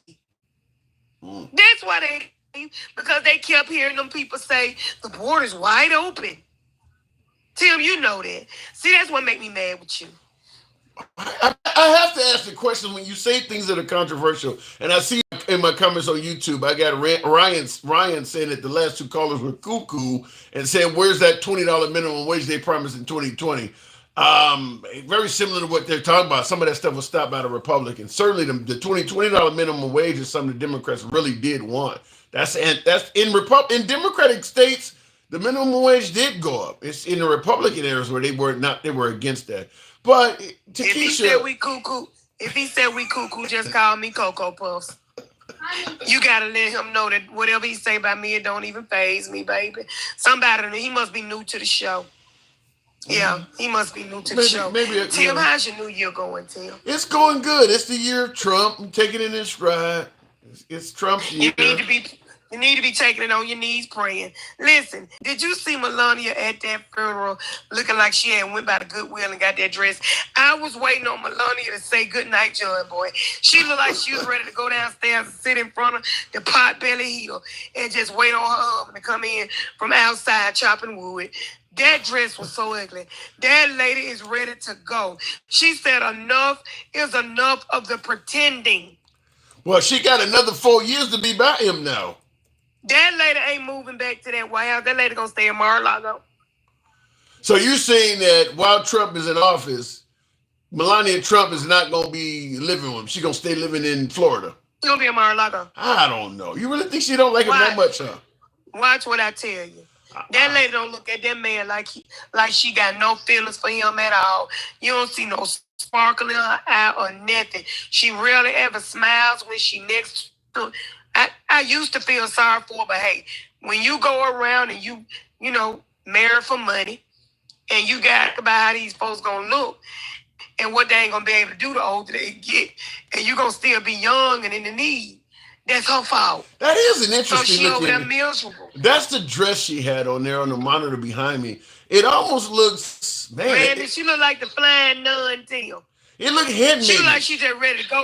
It look handmade. She look like she ready to go. Yeah, it looks like enter the convent. It looked like handmade, just in a different color.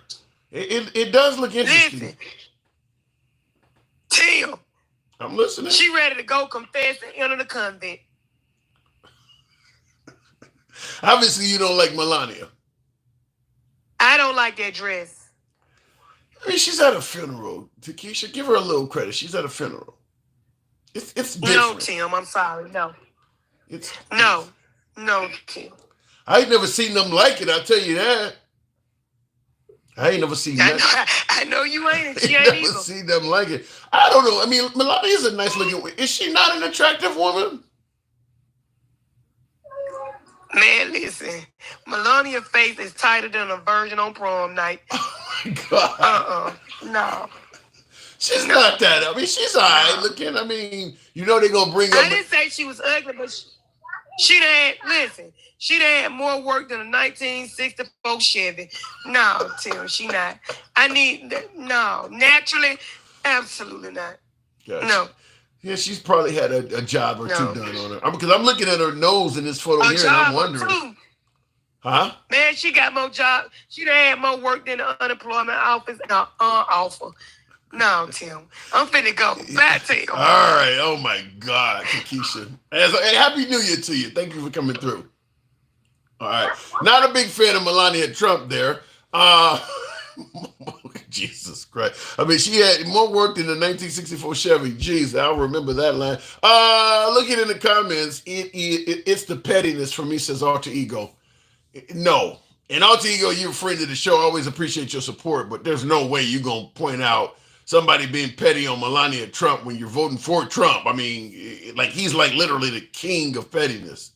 I just want to, I'm talking about her dress and nose jobs. I can see the notion that that's petty, but you're talking about, you're saying this while supporting Trump. Trump is super, super petty. So, I do believe, I'm going to tell you, I do believe in karma. If you do this to other people, eventually somebody's going to do it to you. So I do believe in karma, which is why I've said many times on the program, I believe that at least 10 to 15% of the country dislikes Trump so much that if he was to pass away from natural causes or a heart attack or something, you would have a small contingent of Americans in the street celebrating. I mean, but once again, I bring up that he made fun of Nancy Pelosi's husband when somebody tried to kill him. I mean, there is a such thing as karma. When you do stuff to other people, people tend to want it to be done upon you. Lee Jones says petty, but he won. True. That is true. Just like you could say Obama, you could say that Biden was sleepy, but he won.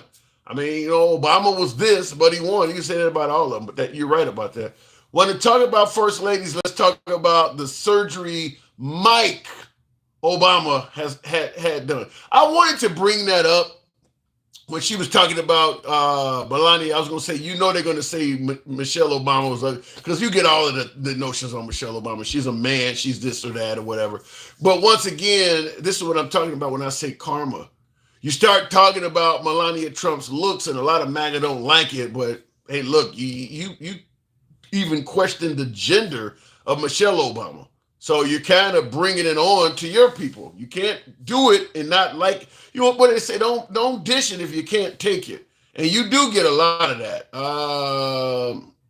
Tim, how does your logic lead you to believe that only half of the African continent was Christian in 1400 years? I didn't say half of the I'm saying that the area they were snatching slaves from during the Atlantic slave trade, that was not Christians. We talk about Ethiopia, some of the other countries in Africa that were on the eastern side of the continent that had Christians in it, but when they were sailing ships over, they were approaching Africa from the west. They weren't migrating throughout Africa, country after country after country, to walk slaves back during an era where they were only on horseback. They weren't doing all of it. They were grabbing them from right there on the coast where they were going. And those countries on the African west coast, those are not Christian. Those countries are not Christian based. That's what I'm saying. And that's how my logic leads me to believe that. Did you see Michael Steele confront Joe Scarborough about how to approach Trump? No, I did not. Michael Steele used to be the head of the RNC. They don't even review him as a Republican anymore. I mean, you can't be a Republican working for MSNBC. They don't acknowledge him at all. He ain't even a rhino. They don't acknowledge Michael Steele at all. But I didn't see it though, Will. I don't really watch a lot of MSNBC, so I haven't seen it, but I'm sure I could probably find it on YouTube. What else it says? Migrants saw Biden as more yeah, I agree with that. But yeah, I haven't seen that Steele and Scarborough comment. D.D. Watts, stupid. The money, oh, you talking about this still? Okay, that's somebody else you're talking to. This is how they keep us divided, the two wings of the same bird. I don't think it's they, Norman, in regards to keeping us united versus divided. I keep saying this, and I'll die on this hill, even if it accomplishes nothing. The unity starts at the top. I'll die on this hill. I'll keep saying that forever, but unity starts at the top. If division is coming from the top, the country is not going to unite from the bottom up. It's never going to happen like that. So for folks who think that, yeah, Trump can say whatever he wants, he can, get on social media and send out mean tweets or whatever they're called now, truths or X's or whatever, but everybody's got to come together. It's not going to happen like that. It's never going to happen that way. As long as we are divisive at the top, it will trickle down and we will be divisive among us all. And regardless of how great you may see Trump as a president or how effective you may view him as a leader, it's hard to argue that he's running on unity. You can point to Biden or Obama, anybody else you want to point to, and use them as an example if they weren't doing it either, whatever you want to say. But I don't think anybody would try to suggest that Trump is running on unity. He's not. I mean, every time he's in public talking, he's criticizing somebody on the left. No matter what is going on, if he is being interviewed in public, he's saying something negative about somebody on the left. You're not running on unity, so you're not going to get it. It's not going to happen.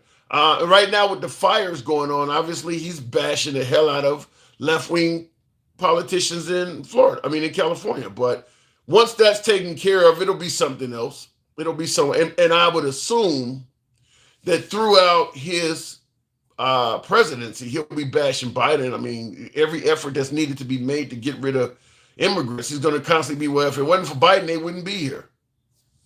So you're going to get tons of bashing from Trump, and you're just not going to get unity as long as that's happening.